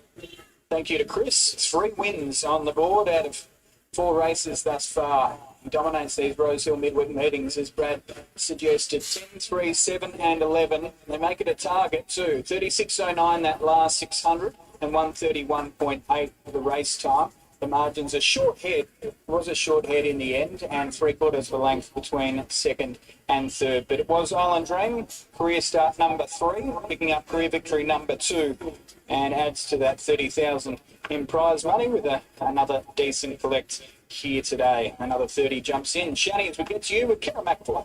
never easy going from a maiden, a provincial maiden straight to a midweek race, but you sat back, bided your time, and she was really good late. She was, Shani, yeah. I'd had the chance to sit her at the trials, and she gave me a feel. Ultimately, it was a while ago, but she had gone to the races, run well in the provincials both times, and really quickened away there at Hawkesbury. So it didn't surprise me to see her run well today. It was up in grade a little bit, but she's got a good willing attitude, and that's what she showed there. I think she can continue to improve. She might get a bit further as well, so Chris will know how far and how deep it can go into this prep, but I feel she can keep improving. Yeah. Well done. 10, 3, 7 and 11. Well done, Kieran. He picks up a victory in the fourth, and it is the Waller show until this point. 3 down and maybe a few more to come.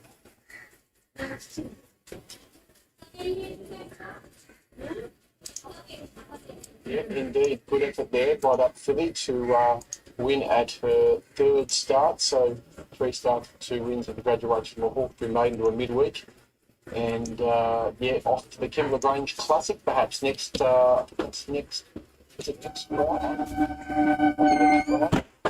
Classic. Just have a look at it. It's not next Friday, it's the one after. 14th of March, 2 Fridays away. So 14th of March, 2 Fridays away for the Kimberley Grange Classic.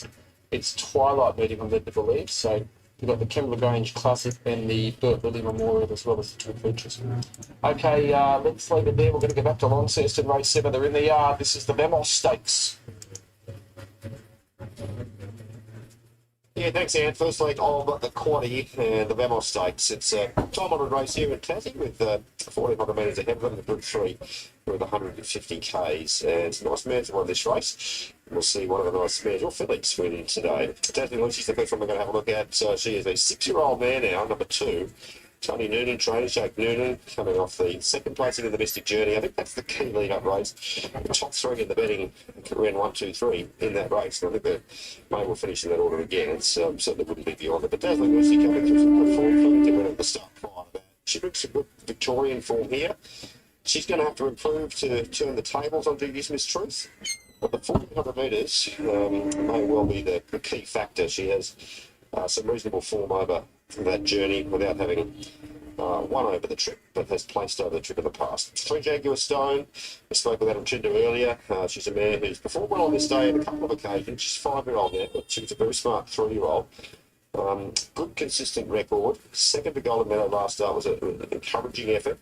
She's certainly capable of running a race at a price that's well into the teens. 4 in her stride, John Summerlitry and Daniel Moore.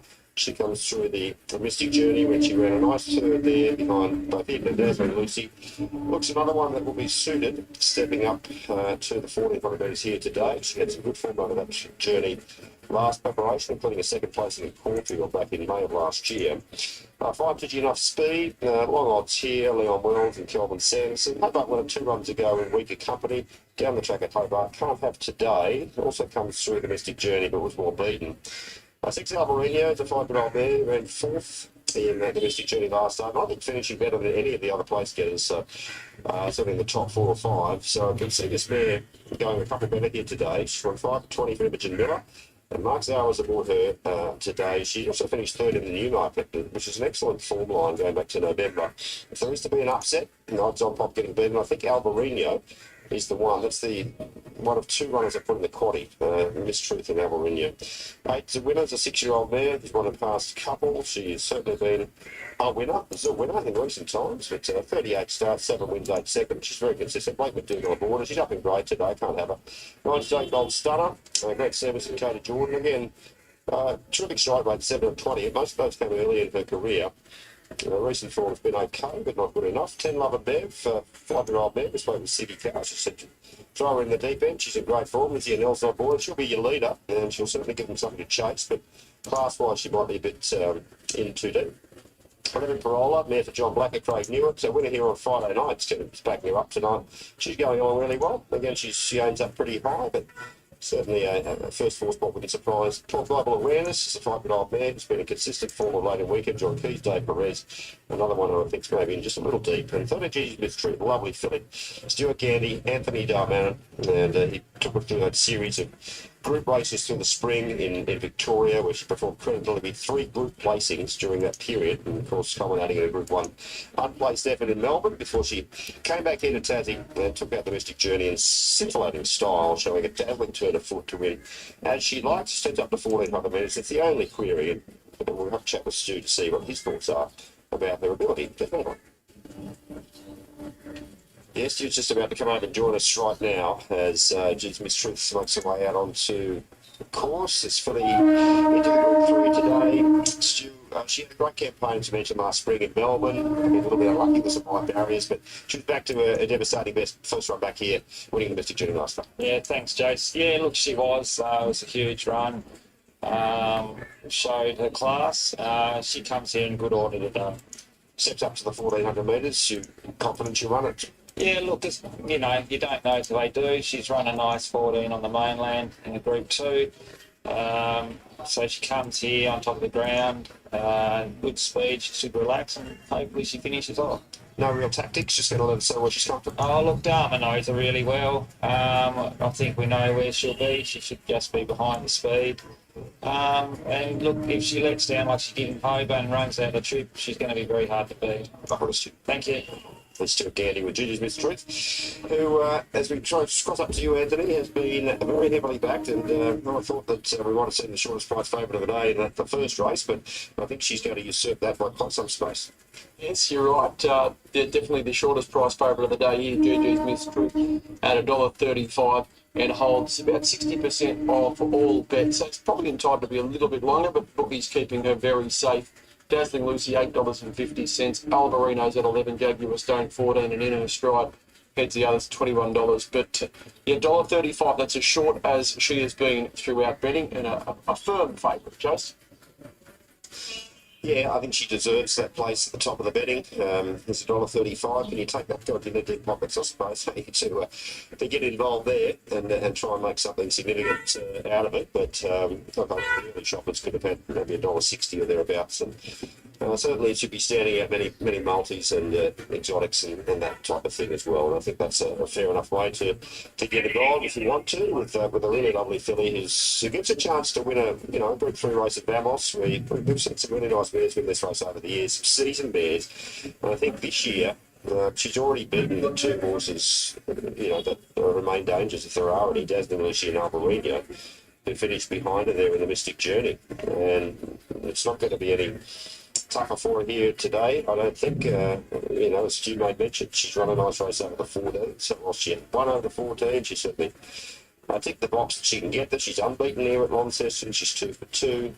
She brings that superior form through the group races in the fillies divisions in Victoria last preparation, and just looks to have a really bright future. And on top of all that, Anthony Darmanin knows her exceptionally well and has been aboard her on a number of occasions, 5 times in fact, for 5 victories. So it doesn't really get too much better than that in terms of form lines. And I suppose even on top of that, Stuart Gandy's having probably one of his best ever seasons and their best ever years. He's just been in flying form and has a terrific number of horses that are going well on his books. But $1.35, Gigi's Miss Truth was one of the good things of the day, and I put them in pretty similar to market order here, going 13, 6, 2 and 11 for those playing exotics. This is one of our feature events, the first leg of the quaddie. As I said, in the quaddie today, I went just 2 out in the first leg, 13 and 6. Wide in the second leg, 9, 3, 8, 1 and 2. 2 and 6 the third leg, 2, 5, 4 coming home for a total of $60. Here's call for the call of the Vamos. 35, Gigi Miss Truth dominates the betting for the Vamos. 9.50, Dazzling Lucy is the second pick. 1,400 metres. Gigi, enough speed, goes to the outside, and we're all set. The mares are ready, and the fillies. Light comes on, and racing. Gigi Miss Truth jumped away with them, is working up toward the front with El Barino. Gigi, enough speed in her stride, wider out. Jaguar Stone is back along the rails, and Love and Bev beaten for a bit of early speed today. Back on the inside, the Greys the winner, then Dazzling Lucy, Stone Cold Stunner, Global Awareness, and Parola goes out to the tail, nearing the 1,000. The favourites on top. Gigi Miss Truth has rolled forward and leads by a half length. El Barino, Gigi enough speed, 3 wide and third. Jaguar Stone tucked in fourth, the inside from Inno Stride and Love and Bev. Then's the winner, Dazzling Lucy, Stone Cold Stunner, Parola second last. Global Awareness last, passing the 800. GG Miss Truth looks to be travelling very boldly down the side. A half length in front from Alvarino. GG Enough Speed. Love and Bev letting go out wide on the track. It's almost a line of 4 at the 600. Jaguar Stone in her stride. Stone Cold Stunner, Dazzling Lucy, another line of 4 behind them. Then Parola's the winner. And Global Awareness is last. GG Miss Truth around the home turn, kicks out by a length and a half. Alvarino, Jaguar Stone, Love and Bev, Stone Cold Star, but GG Miss Truth kicked right away. 200 to go. She's 2.5 to Jaguar Stone. Alvarino, Stone Cold Stunner runs on, but she is simply brilliant. GG Miss Truth is going to win the battle and win it easily from Jaguar Stone. So winning grab third, Alvarino fourth. In her stride was next, followed by Love and Bev, Stone Cold Stunner, Dazzling Lucy. Parola was next in, Global Awareness, and GG Enough Speed. 13 beats 3, 8 and 6. She's a little ripper, isn't she, Gigi Miss Truth? For those who store out in multis or exotics, never really in any danger there, taking bad luck out of the equation. Anthony Doomben from the front has proven way too good. She's got a lovely turn of foot, and she's a class above those. I think we're going to see her winning some nice races here in Tassie, and indeed possibly on the mainland. But she's made it 2 for 2 this campaign, and she's done it well. Anthony Doomben and Stuart Gandy. Gigi's Miss Truth. Too good in the Vamos of 2025. We'll head up to Doomben and see you for the Cup when they're in the yard for race 8. Welcome back to Doomben for race 4 on the card. A maiden plate over the 1350. Trump card is your favourite. David Van Dyke looking for a running double. First horse to kick off with Maxi is Intruder. Chris Corey Munson, Damien Thornton. Formerly trained at Randwick by David Payne, just the one run for the new team, and led at the Gold Coast, but did tire noticeably. Did draw a barrier 9 and had to do some early work through the first couple of hundreds, so the effort was okay. Hotspur is the 3, Brett Baker and Dale Smith. Lots and lots of gear changes. We haven't seen this guy since December of 23. Had a recent trial in Toowoomba, so we'll wait and see how he goes. That is a long break, isn't it? Trump card, let's have a look at this favourite, the 4, David Van Dyke, Vlad Jurek. A former Kiwi by Ace High. See why David's kicking off over 1350 with the pedigree. Picked it up over 2,000 plus back in New Zealand. But the one run here was very good. It was back in October, running on strongly in the race won by our benefactor. Our benefactor was desperate to lead. Remember, that was the day he was push. He was too good. But this guy ran on well. Something must have gone wrong because we haven't seen him since October. He's had a break. Recent barrier trial was good, encouraging, running on well, and he's the favourite here. Number 5 is Vermilion Kieran from the Lindsay Golf Stable with Georgie Cartwright. Got up to 1650, had his first preparation. All of his runs were good, never really threatened to win. But I think with that prep under the belt, a recent encouraging barrier trial here and a decent maiden trial, I think he's got a good chance. Barrier 2. Position's handy, I think. Gives him a little bit of an advantage. Number 6 is Il Patrino from the John Simon Sheila Laxon Stable, Jaden Lloyd. Started $5 at his first start, following a really nice trial. In that trial, he was actually fast away and he trailed anyone ready. He was a talent. And then he went to the races and didn't jump that well. They rode him quietly, but once he got into the clear of the 200, he zipped to the line. He looked really good. Tartala is the 9, Tony Goller, Martin Harley. From the UK, the 2 runs here. The first run at Ipswich was okay. The second one, I didn't see anything in that. So it just might have been the second up syndrome. Window Tapper is the 10. You don't want any of those, Maxie. Kemp and Emily Lane. Cleverly named by Undervaloo. Yes. Ran third at Gatton last starts. Country maiden. So probably needs maybe country provincial. As a Fran is from the Rex Lib Stable with Kyle Wilson Taylor. She's only had 2 starts. Really good at the first start, went 4th to Breeze and hitting the line hard. And then it was in a really fast run race at Ipswich and a bit wide and never really got into it. But if you go on that debut run, she'd be a chance here. Here's Winnette from the Kelly Schweida Stable, CJ Brown. She ran second in that Zafani race. She led. Zafani took her on and they got about 5 lengths clear of the third horse. But she really beat off Winnette at the top of the straight. Zafani went on and scored. I've got a doubt at 1350. in particular if she's got to do a bit of work? In Society is the 16, Brian Days, Nikita Berriman. I did one start, ran 6th at the Sunshine Coast behind Krakenthorpe, and it was a bit of a sneaky run. I liked it. Pretty good under the circumstances. Up Murmurs is the 18, Chris Waller Bailey Wheeler. We should say happy 20th birthday to Bailey Wheeler today, Maxie. Yes, he didn't have the best of luck last Saturday at the races, but I think it was more circumstances. Yeah. He fairly missed the kick, she half red, and the other horse, Cosmo Centaurus, I know he's copped a bit of flack, but it was always going to sit 3 and 4 deep. Yes. So but he hopefully can bounce back. Yeah, Murmurs has got the right pedigree, everything's right, but we just haven't seen a lot in 2 starts so far, so happy just to watch. Desley 4-star, Moneybag, aka Moneybags, we're calling Desley this week. Yes. She trains out of luck with Sammy Collar. She got plenty with his heaven scoring for her family. Yeah, out of luck was good last start, ran 6th behind Promiscuous Girl.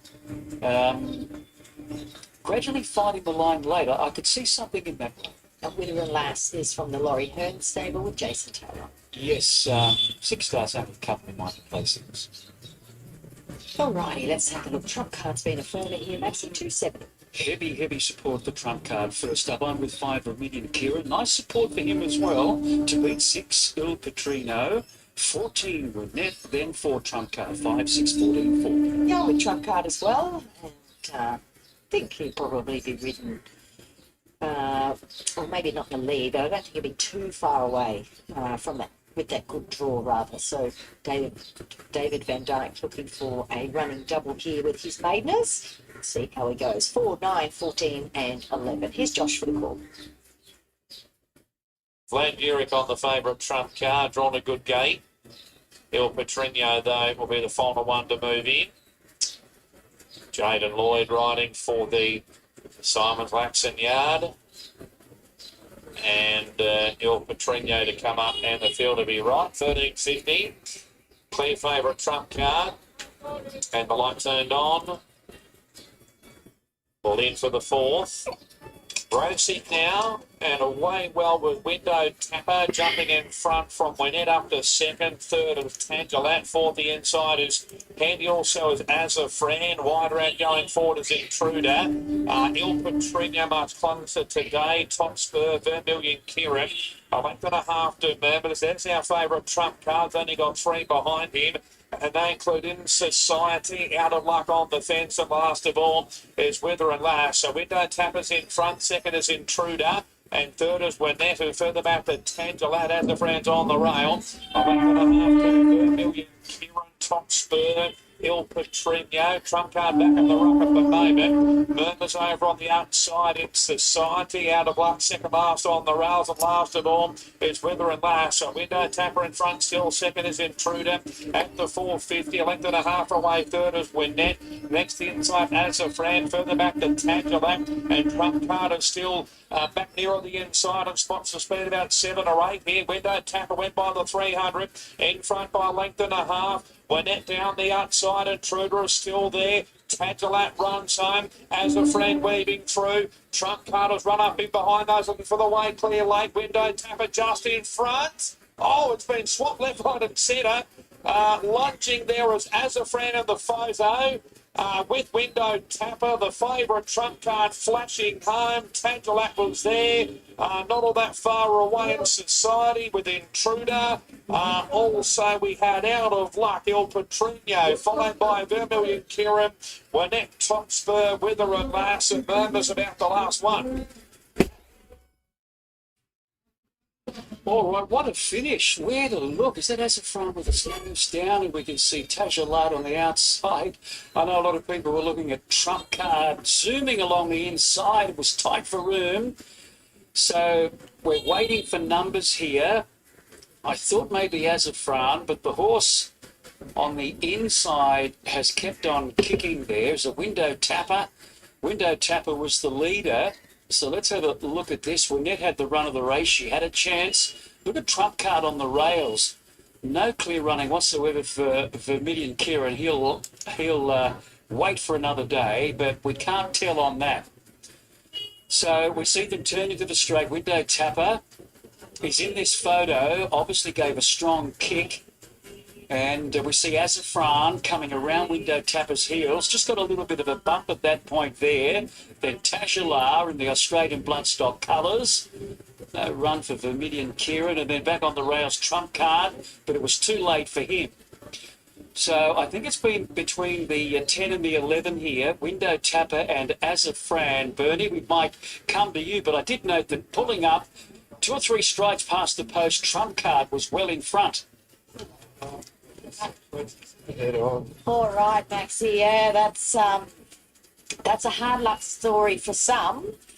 We are going to have a victory here shortly. 120.87, home in 34.74. I think there's no doubt who probably should have won the race had he got a bit more room, but that could be said for a couple of horses. Let's see which jockey thinks he's won, or she. Azafran is the winner. So 11 beats 10, 9 and 4. 120.87 as I already gave you that final 600. As we come to you, Anthony. Okay, we'll leave it there. Azafran, big odds. We knocked a few out there with the rough result. 21.10, 4.60. Window Tapper second. That trifecta will play good running. And Tajalat runs third. So it was 11, 10, 9 and 4. Azafran, the winner. Okay, let's leave it there. We've got to head back to Rosehill. We're up to race number 5. Here's a look at your market. Imperial Force 380, Winchester $5, Titanium Miss 5. We'll need some help with this lot. Here's the mounting out. Welcome back to Rosehill for the second leg of the quaddie to be alive until this point. It was a blowout for many. The 10 Island Dream in the first leg. Chris Waller with 3 of the first 4. And our favourite in this one comes from the Bjorn Baker stable. They've, of course, already had a victory here with the very well supported Deal and Dash taking out race number 3. But anyway, second leg of the quaddie. And our favourite, as mentioned, is the 6. We start off the yard with the dramas. Chelsea Bear claiming 3 for into his preparation as he gets out a bit further, but he has run well first up over the 1200 metres in Highway Company in recent campaigns, so 1100 metres might be on the sharp side. He'll come on from this, no doubt. He'll be doing his best work through the line. Just needs to keep in touch early, but he has trialled well and he's horse with a good Rosehill record. I was looking back through his form to see if he had raced over in the 1100. This is actually his first try, so he's only had the one trial. Chelsea knows his horse inside and out. She's had a lot to do with him. What he does is he gets right back and he just weaves a passage. So he's a horse that needs a lot of luck, but he presents really well here. Usually it takes a run or two to come to hand. He's got dapples upon dapples, so he's really been thriving in the stable and he looks quite well here. the 2 Zoo Prince, Ben Osmond claiming 3 for Annabelle Neesham and Rob Archibald. He's racing with confidence at the moment. He's won 2 of his past 4. Last time was at Scone. He's settled outside the lead, which is to touch too classy, despite carrying 60 kilos even after the claim. So Matt looks a touch tricky here, and he does come back to City Company. He's had a lot of racing. He's probably one of the fittest horses in the race, still holding really nice condition. He's one of those horses that will put himself up on speed here, nice and settled, doing everything right here in the yard. Absolutely nothing wrong with his condition at all. On to Anna Vinci. We've got Josh Parr and Annabelle and Rob taking up. Interesting mare, hard to assess. So she was great first up behind Left Field and Jewelry at Randwick, despite being first up after a 2-year break. So hasn't fired in 2 runs since. Was happy to forgive her second up, given horses can do that. However, third up, she was just as disappointing. So back to 1100 metres, back to midweek grade. The best of Anavici would just about win this race, but that's a gamble in itself. She only has to run up to her looks to be competitive here. I don't want to go the early crow, but I'm going to say she has not been this settled all preparation. She got herself in a tiz at Weil. She was hot and sweaty, and then even last start at Randwick, she wasn't as bad, but she still got herself a little bit worked up. So has not turned her hair at all yet. Let's hope she keeps this way. The 4 Chief Conductor, Reece Jones, Sarah Wright. Excuses last start. He was posted 3 deep the trip at Warwick Farm and just faded late. So Osman and Tenderizer both won from that race subsequently. He's one-dimensional and doesn't win often now that he has found his level, but there's a promise of good speed here which will suit his style. He loves 1100 metres. He's won 3 over this trip. He's just one of those horses that he's a picture of health every time you see him. He presents much the same. His condition won't change. He's just one of those little gross type of geldings in immaculate order again. 5, Bluntorn. So this was formerly with Bjorn Baker, now with Greg Hickman, Jason Collett rides. First run for the stable, so was running over the mile at the back end of last campaign, just mixing his form a touch. So I do expect 1100 metres to be too sharp. 2 trials, did find the line in the most recent, but he's a watch and learn. It's normal for him to get quite sweaty. That was him nearly every time I saw him. Still yet to win here in Australia. He'll probably need the day out today, but watch him for later. Imperial Force. So this used to be with Chris Waller, now with Bjorn Baker. Tim Clark rides, barrier set. Yeah, interesting runner, isn't he? So $1.6 million yearling. Derby have bought him off Finglas Digital. So he looked a pretty smart 2-year-old the way that he won his maiden at Canterbury. He failed the fire in 2 runs as a 3-year-old over the spring, albeit one of those was in a Ming dynasty. So I like the way that he's trialled up.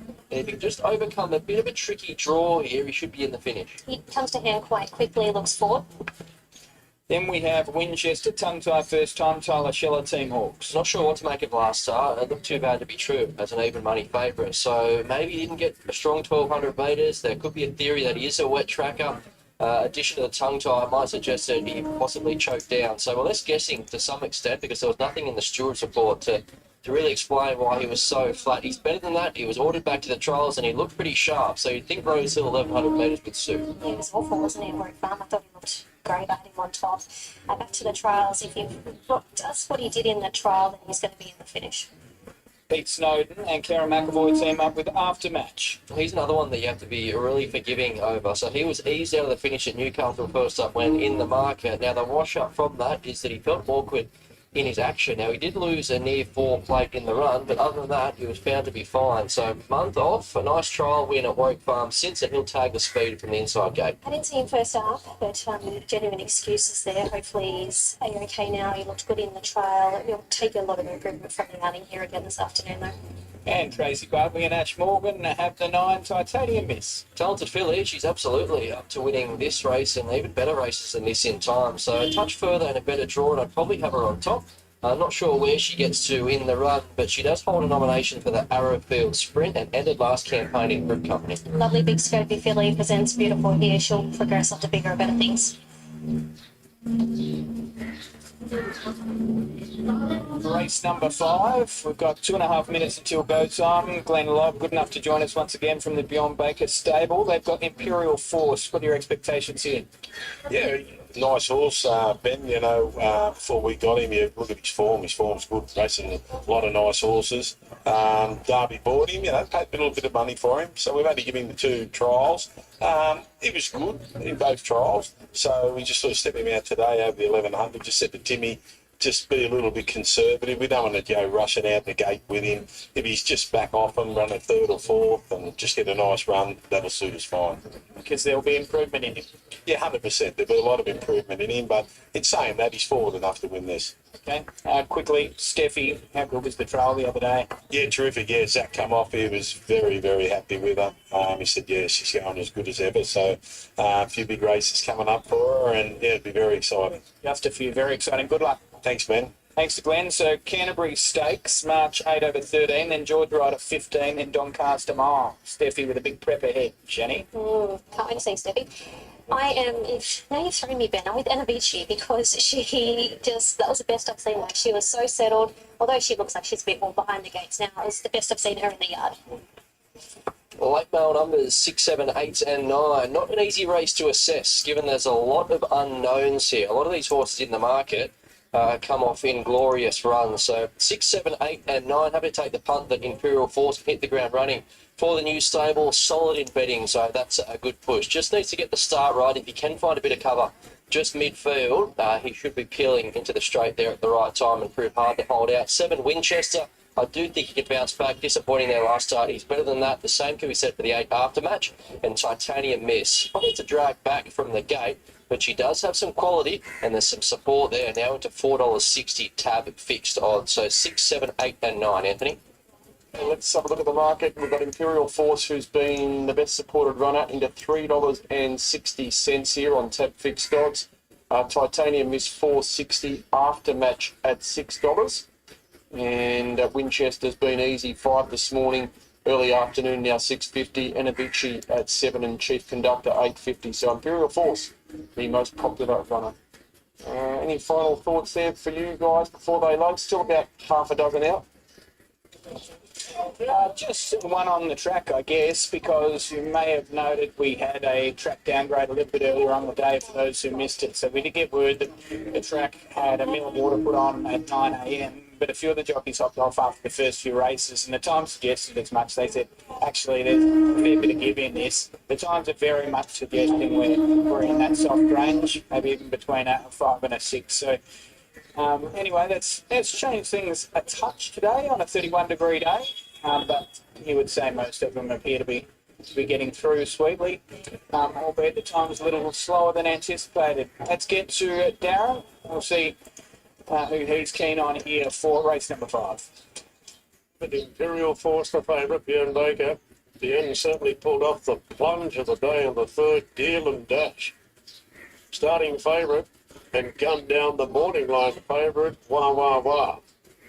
Previous Island Dream got up right on the post to knock off Atelier, bringing a run to the winning sequence there. So Titanium Miss goes forward. They're all in race 5 at 1,100 metres. Set to go here at Rosehill. And they're racing. Glontorn, the dramatist, a little bit tidy up. Winchester and Zoo Prince have jumped well with the ladder going to the front. Imperial Force goes to third, then came Da Vinci from after Matt, chief conductor. Titanium Miss easing back a little bit from Glontorn, and the dramatist last of all. Zoo Prince in front, Winchester getting close to the outside. Imperial Force, the favourite in the gun position third. A length off to after Matt, similar margin to Da Vinci and chief conductor. Further back, Titanium Miss, Glontorn, and the dramatist last of all. 600 to go. Zoo Prince held together. 3/4, a length on Winchester. Imperial Forces peeling 3 wide, turning for home. After much being wound up on the inside. Zoo Prince at the 350. And Zoo Prince a length and a half clear from Imperial Force. Winchester then came after Matt. Further back to Da Vinci and chief conductor, but the favourite now, Imperial Force, races up to hit the lead, beating off Zoo Prince. Then came Winchester and Da Vinci, but Imperial Force darts away, and that's a very impressive win. Imperial Force easily from Zoo Prince, heads everywhere for third on the fence, Glontorn. Between runners there, on the outside was Da Vinci, and right between them was Winchester. They're followed in by chief conductor Titanium Miss, the dramatist, and after match it dropped right out. Yeah, certainly did, but it was Imperial Force who was fantastic here today. So, I mean, another good story for Derby Racing. They picked up Imperial Force, switched from Chris Waller to Bjorn Baker, and they've got a win with this 3-year-old son of Snitzel. That's career victory number 2. It's start number 6, albeit first start for new trainer, new ownership. Tim Clark with a beautiful steer, and they've really put that field away. Zoo Prince had given a decent kick and has beaten the rest of them comfortably, probably a length or so on the line. As for the minors, it is agonisingly tight. The 3 on the very outside may well have run third, and the 5 quite prominent for fourth, that being Glontorn towards the inside, having never really loomed as a winning chance, except, well, nothing really bar the top 2 ever did that. So 6, 2, 3, 5, and the 7 will run 5th. I'll get the times and margins in a little bit. But Bradley, Imperial Force, first up for the new stable, fantastic. He was way too good, wasn't he? So met with good support, $3.20 on the local tote, and that's more like the 2-year-old version of Imperial Force. It always teased talent, and he's run right up to that mark, and he ripped through the line to win by a dominant space. So Derby paid $285K for him off English Digital, and they look like they're going to be repaid in spades, because off the back of that, it won't be the last time we see him in the winner's stall. Zoo Prince, tough, honest from on top of the speed, and Glontorn. He was a bit of an eye-catcher there, first up for Greg Hickman. He'll be better as he gets out over further, but he liked his work through the line. But Imperial Force, he's the one you want to follow. Absolutely. When Brad was just mentioning it, he always showed ability as a youngster, and it looks as though from that he's still got a few gears left in the locker. Yeah, he has. Like I say, Ben, for the race, you go through his form and look at the horses he's raced. And like I say, you look at this race here today, you think, geez, if he's anywhere near his best, he'd have to be nearly winning, So, and still a colt, but he's pretty quiet. He's good to handle and whatever. But once he landed there, I thought, geez, if he doesn't win today, he'll probably be disappointing. But in the end, he just put him away nice and was still going right through the line. That was the best part about it. Timmy gave him a real good ride. We just didn't want to overdo it first up, and it's worked out terrific. So 285, they paid a fair bit here, Derby, off English Digital. But that said, 30,000 first, there's a little bit of a back. And they just had a knack lately of buying horses that you guys can just elevate to that next level. Look, you'd have to say, he's got to have a bit of genius about him, Scott Derby, the horses he buys, especially lately, like Robusto, when he came out and won the Ingham, this horse, Cabalas, and then you go to the yearlings and you look at Overpass was cheap and Little Within the Law that's going around in the English Millennium and all the other races in the Sweden race this week. He paid $30,000 for us, so yeah, he's doing something right. Something right. So are you guys. Well done. Thanks, mate. Thanks very much to Glenn, and congratulations to he, and of course he represents the Baker's stable. Tim Clark, the winning jockey, as we get to Chantel. Nice win there. Were you surprised just how well he let down? Yeah, look, obviously haven't been on him, but once I got that position, he travelled sweetly throughout. I was pretty confident he was going to put himself right into the finish, but he really got to like the way he put them away late, put a margin in them, and suggested he could go to a better level now. Well done. Thanks. Congratulations, Tim. 6, 2, 3 and 5, the numbers across the line. 34.44 that last 6. The race time 105.23. The margin is 3 lengths. 3 lengths the winning margin. Imperial Force has made a mess out of them. And between second and third, 1 1/4. Good tipping from Brad Gray. That is 5 races down, 2 still to come from Rosehill. Okay, Imperial Force, winning start for the new connections there. Derby Racing, Björn Baker is on his way, and it's a start to recoup that $280,000 purchase price they paid for him off Coolmore. Okay, we'll leave it there. We've got to head back to Tasmania, Launceston. Now, race number 7 was taken out by GG's Miss Truth. It was the Vamos Stakes. She's one of the stars in Tassie, and Jason caught up with the trainer, Stuart Penn. Filly she's been for you. Oh, look, she's one out of the box. Just privileged to find her, to breed her, to foal her down for the family, to still have her and to still be racing her. We travelled far to win the group races. We came home and we've won 2. Look, today didn't unfold how we thought, but I was doing with the ears pricked. Yeah, amazing to have the family here. I could hear Libby in Broadmarsh home. Just, yeah, a real thrill. Yeah, you mentioned travelling to Victoria with this filly, and it must have been frustrating to draw white barriers and come so close. But to come back here to Tasmania, take out 2 fantastic races, including a Group 3 Vamos, it must have been a lot to you. Oh, look, it does. She's by far my best horse I've ever trained. The sky's the limit for her. What she's doing as a 3-year-old is better than what she did as a 2-year-old, and I hope to think what she'll do as a 4-year-old. You got any plans for her? She's earned a break now, or does she go on? Oh, look, we'll see how she pulls up. There's not much in Victoria. Look, Adelaide could be an option. It's going to be real tempting not to go there. We'll see what Dharma says, and yeah, we'll make plans. Plenty of people happy for you today, Stu. Thanks, Jace. Yeah, what a ripping filly. GG's Miss Truth, and she recorded her 6th win from start number 11 with 3 minors, and prize money now up towards $500,000. What a ripper. Okay, let's get into the yard for race number 8. This is the feature, the Launceston Cup. Thanks, Anne. Here it is, the Launceston Cup 2025, our feature event of the day, and the culmination of the Tasmanian Summer Racing Festival. Group 3, 2,400 metres, terrific race. And tell you what, I'm really pleased for Stu and Dharma taking out the Vamos Stakes with that ripping filly, Gigi Miss Truth. Gigi's a ripper, and I'm sure a lot of connections, very, very proud. So a strong association as Stuart with the Geared family, who've done so much for Australian Tasmanian racing in general. Let's have a look at the Launceston Cup field as they parade. We'll come back to numbers 1 and 2. The Kiramar pair are not just in the yard yet. We'll start with number 3, Alhambra Lad. This is a gelding who ran second in this race last year. Patrick and Michelle Payne train. The Paynes have had a fair bit of success coming down here to Tassie in recent times. Jake Noonan to do the riding, and I think he's one that could certainly win this race without surprising. He was one of the eye catchers in the Hobart Cup last time out, finishing better than anything, I think, to finish 3rd there to Strawberry Rock and Promises Kept. He comes back here to the track that he's run 2nd in last year. Consistent record this time in, prior to last year, when his record probably a little bit stronger then in lead-up runs than it was this year. but I think he was back to something near his best at Hobart, and I think coming back here from a decent draw, he'll be strong late, and Wines has a very good chance. Number 4 is Kalua Falls.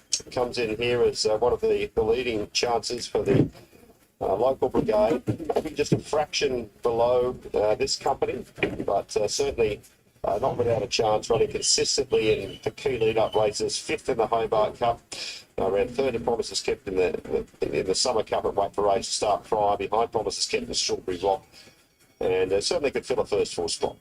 We'll go to 5 Ashy Boy, 6-year-old gelding here for Ben Stevenson and Cody Jordan. He was, of course, a Devonport Cup winner. He's run that race a couple of times on the bounce now, coming through the 2 lead-ups, the Summer and Hobart Cups, and finishing midfield in both. I can't see him winning today, but he's a solid campaigner. He'll be there and thereabouts. 6 Asvar, 5-year-old for Glenn Stevenson. Craig Newitt Award coming off an open handicap win here last start about 3 weeks ago. He's had a bit of a freshen up since then. Tackling this trip for the first time today, but he's got a good record here at the track, and he's one that there's a little query on whether or not he might just appreciate the extra ground today. He's a capitalist, and Glenn's had him for a couple of preps now, but he can certainly run well without surprising. Travelling Gigolo is horse number 7, John Keys and Chelsea Baker. Recent form probably not good enough in the key lead-ups, also through the Summer and Hobart Cups, but it's been towards the back of the field in both. Distrustful Award, horse number 8, is a horse, a 5-year-old who can certainly entertain and running into a placing here today, if not a sneaky winning hope. Peter Luttrell and Anthony Barman, Anthony looking to take out a couple of the feature events, sort of on the Bamos. 3rd to Asphalt last start was a real eye-catching run, and he did finish a creditable 7th in the Summer Cup prior to that. I think he's a horse that has good form in Victoria earlier in his career overstaying trips, and he's one that'll run above market expectations, I believe. That's just for the award. 9 Pure Grunt, 4-year-old geldings by Grunt, out of a Street Cry mare Descent. Ken and Casey Keys prepares. Zach Spain, only ride of the day, down here after a really strong win at Sandown Lakeside over the 2,400 metres in a benchmark 74 last start. He won also at Caulfield in December over 1,800 metres, put a couple of creditable runs in between those 2 victories, and a likely race type, only having his 10th start here today, gets him really lightly to weight for 54 kgs. Despite the fact he's got a wide draw, I think he settles towards the rear, comes with a sustained run, and might just be the weight horse here and the fresh horse on the scene. I've got him on top. 10 is Move for Lex, 25 to 1 pop, 5-year-old gelding John Keys and Dave Perez. Led them up there last time out at Launceston a few weeks ago. The race that Asvar won. Looks the likely leader, but I don't think he's quite got enough in it to be winning. And 11 Zulu Angel, John Blacker giving a little bit of confidence when asked him about this horse in recent times. Jackson Ratley to do the riding, also nicely weighted. Trial since his last run here behind Asphalt last time out. 2,100 metre race winner at Launceston, 2 runs back. He can certainly run above market expectations as well. Running a bit late here, we didn't get to Promises Kept or Strawberry Rock, and they are still in the yard. They're just heading out now. Promises Kept has been sensationally backed here. Comes into this race looking really well, I thought, in the yard back from its second place into the stablemate Strawberry Rock in the Hobart Cup, winner of the Summer Cup. Gate 1 Mark Zara, and Strawberry Rock has been a sensational drifter. It's quite remarkable how far these 2 have drifted.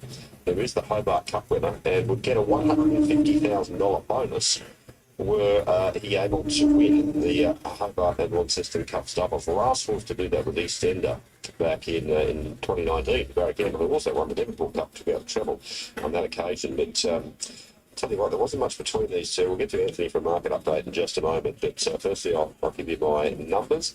Look, I went here for a bit of value in Pure Grunt. I just thought that it comes into this race as the fresh horse on the scene, as I mentioned there, in the yard, having won nicely there at Sandown last night over 2,400 metres. I think he's got a good turn of foot, strong stayer, looks to have his best racing ahead of him, and I think he can come down here. I've said it a couple of times with fresh horses on the scene coming to Launceston and being able to do just that. And I think this horse profiles is something similar. And if you start to get a nice little bit of cover off a reasonable tempo, I'll have Pure Grunt on top. I put number 3, Lambert Ad, runner up in this race last year. That's a second pick, finishing off the Hobart Cup in great style, back to a track which from my past. But then I put in the tab numbers, 8 and 1. I put number 8, Distrustful Award, could run a nice race. I thought that was the best of the local brigade, and maybe the best of the the longer price runners here, certainly over the odds for mine. And number one, Promises Kept too. Should get a lovely run up on speed, and it's under control for tempo. It's going to be too hard to beat. That's leaving out Strawberry Rock, a Hobart Cup winner, but it goes up 4 kilos. Promises Kept goes up 2 kilos. Alarm that goes up 2 kilos. And we see Pure Grunt get in with 54 kg. That's kind of why I got it on top there. So I think it's just a weight horse here, and for mine, that's why it's there. As I mentioned, running significantly late now. The national anthem about to start here on track to a big crowd of upwards of 10,000 was the report, and great to see so many locals flooding out here to Launceston on what's a public holiday here in Lonnie. Anthony, as we get to you, I can't believe what price Promises Kept is. Yeah, it just gets shorter every time I look at the board, Jay. So now 165 on tap fixed odds, was around about 240 earlier this morning, perhaps around that even money quote when we did our preview around midday this afternoon, and it just gets shorter and shorter. 165, Pure Grunt $7, and Strawberry Rock, an unbelievable drifter, $5.50 now out to $11. So I can tell you that Promises Kept the most popular runner by far here, holding about 55, nearly 60% of all money in the Launceston Cup. They're just about all set, couple more to load. Here's Cole for the big one. Just about right. In fact, they're all in. The starters on the platform were set to go. Promises Kept, $1.65 in favourite. Pure Grunt, in fact, is going to be the last to come up. On the outside, gate 11. The second pick at $7 has had some support, but a welter of money for Promises Kept. And we're set to run the lights on. They're racing now. Distrustful Award missed at 2 or 3 lengths, and one of the first out moved for legs. Kalua Falls stepped nicely. Promises Kept is hunting through the prominent down on the inside. Then Asvar, Ashy Boy, Zulu Angel, travelling Gigolo the rails. Pure Grunt caught wide. Strawberry Rock's got well back with a Lambrelad, and 2 off Distrustful Award. Move for legs as expected. Rolls around the top bend the first time it leads the cup field as they reach the 200 coming down the home straight. A length in front of the hot favourite. Promises Kept second. Kalua Falls just tending to over-race now. Goes up into third, might roll to the front as they hit the judges' box to circuit the runner. They were followed by Asvar, travelling Gigolo. Ashy Boy is next, a little wide in the turn out of the straight. Zulu Angel, a Lambrelad, Strawberry Rock, and going past that pair now, Pure Grunt, and 2 lengths away as they reach the crossing of the 1600. Distrustful Award. Kalua Falls has gone on with the job and leads away from Move for Lex, who comes to the outside second.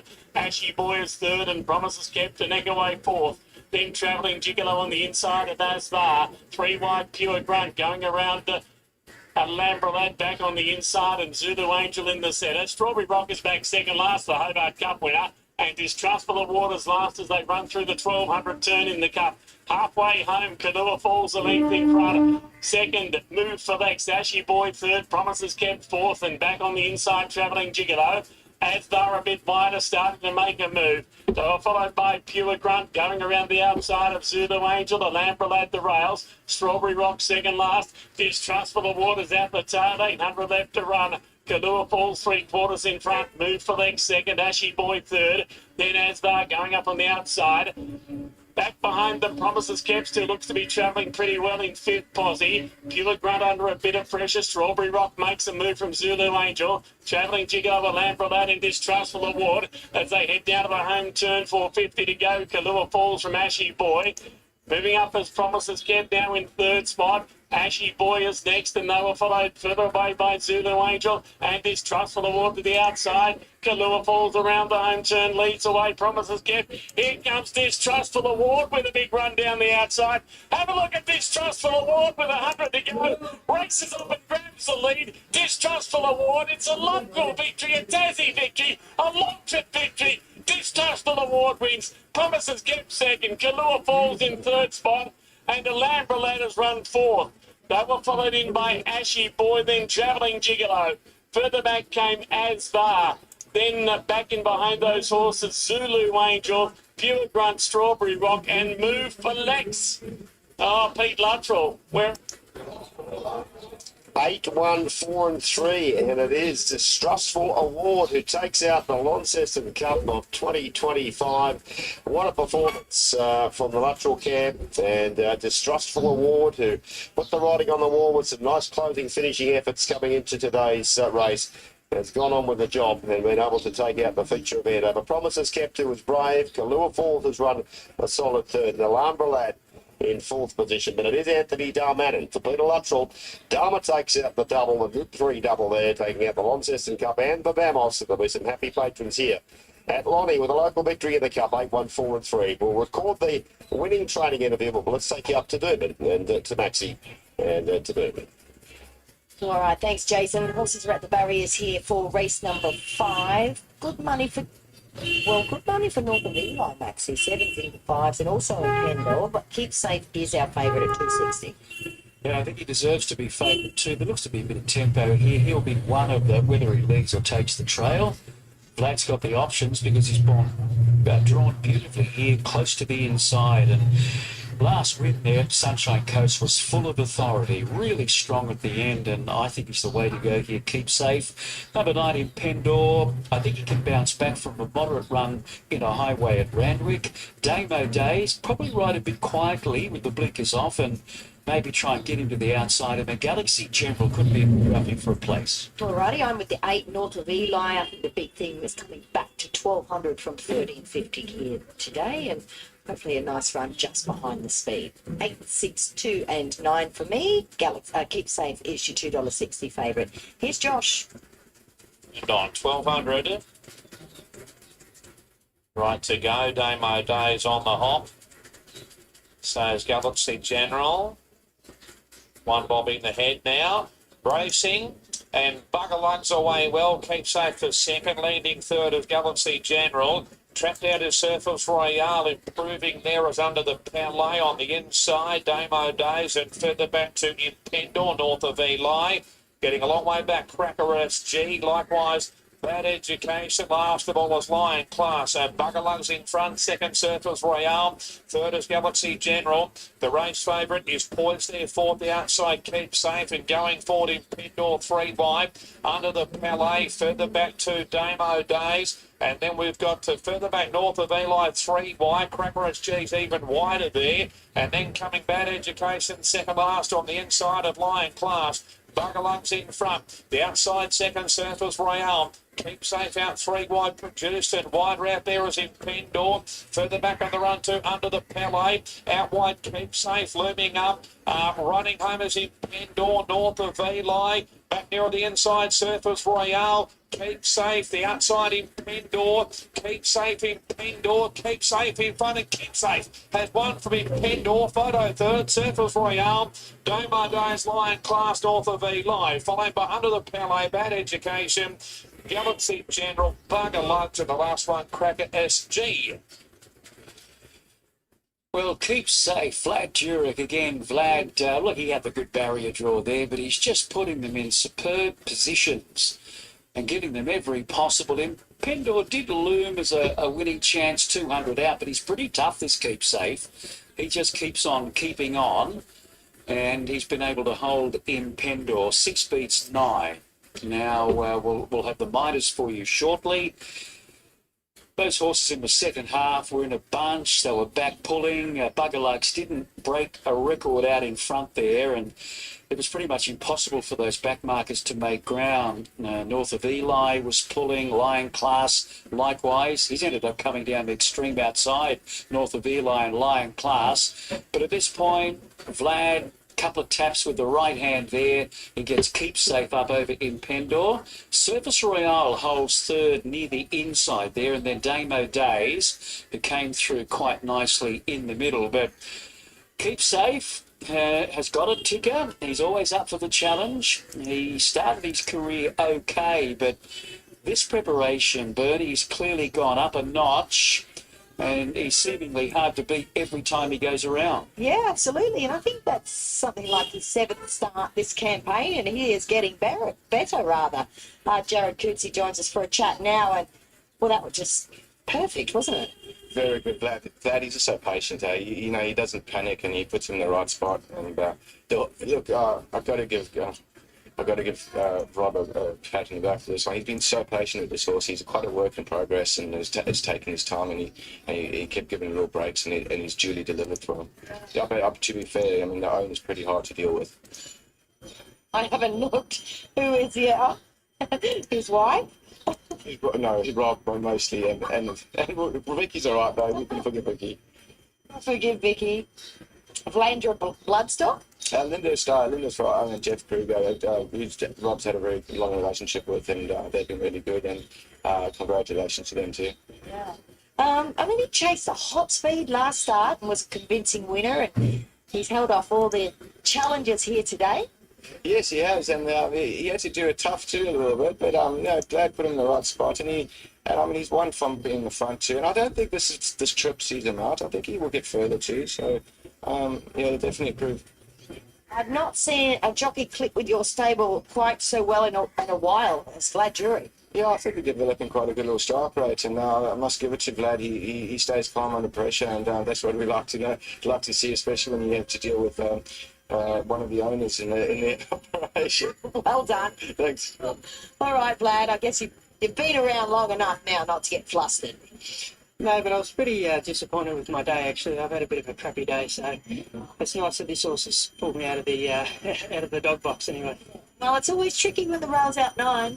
Yeah, no, I guess I had a couple of tricky barriers as well, but yeah, things didn't work out today, but it's nice to get a winner anyway. We're unlucky in the last. I know that. Well done. Yeah, thank you. All right, he was unlucky on Van Dyke's, but anyway, he's victorious here. 6 beats 9, 2 and 3, home in 33.84, total of 109.89. Anthony? Okay, good on you, Bernie. Thank you for that. Good finish there to that race at Doomben. We're going to beat the return to scale.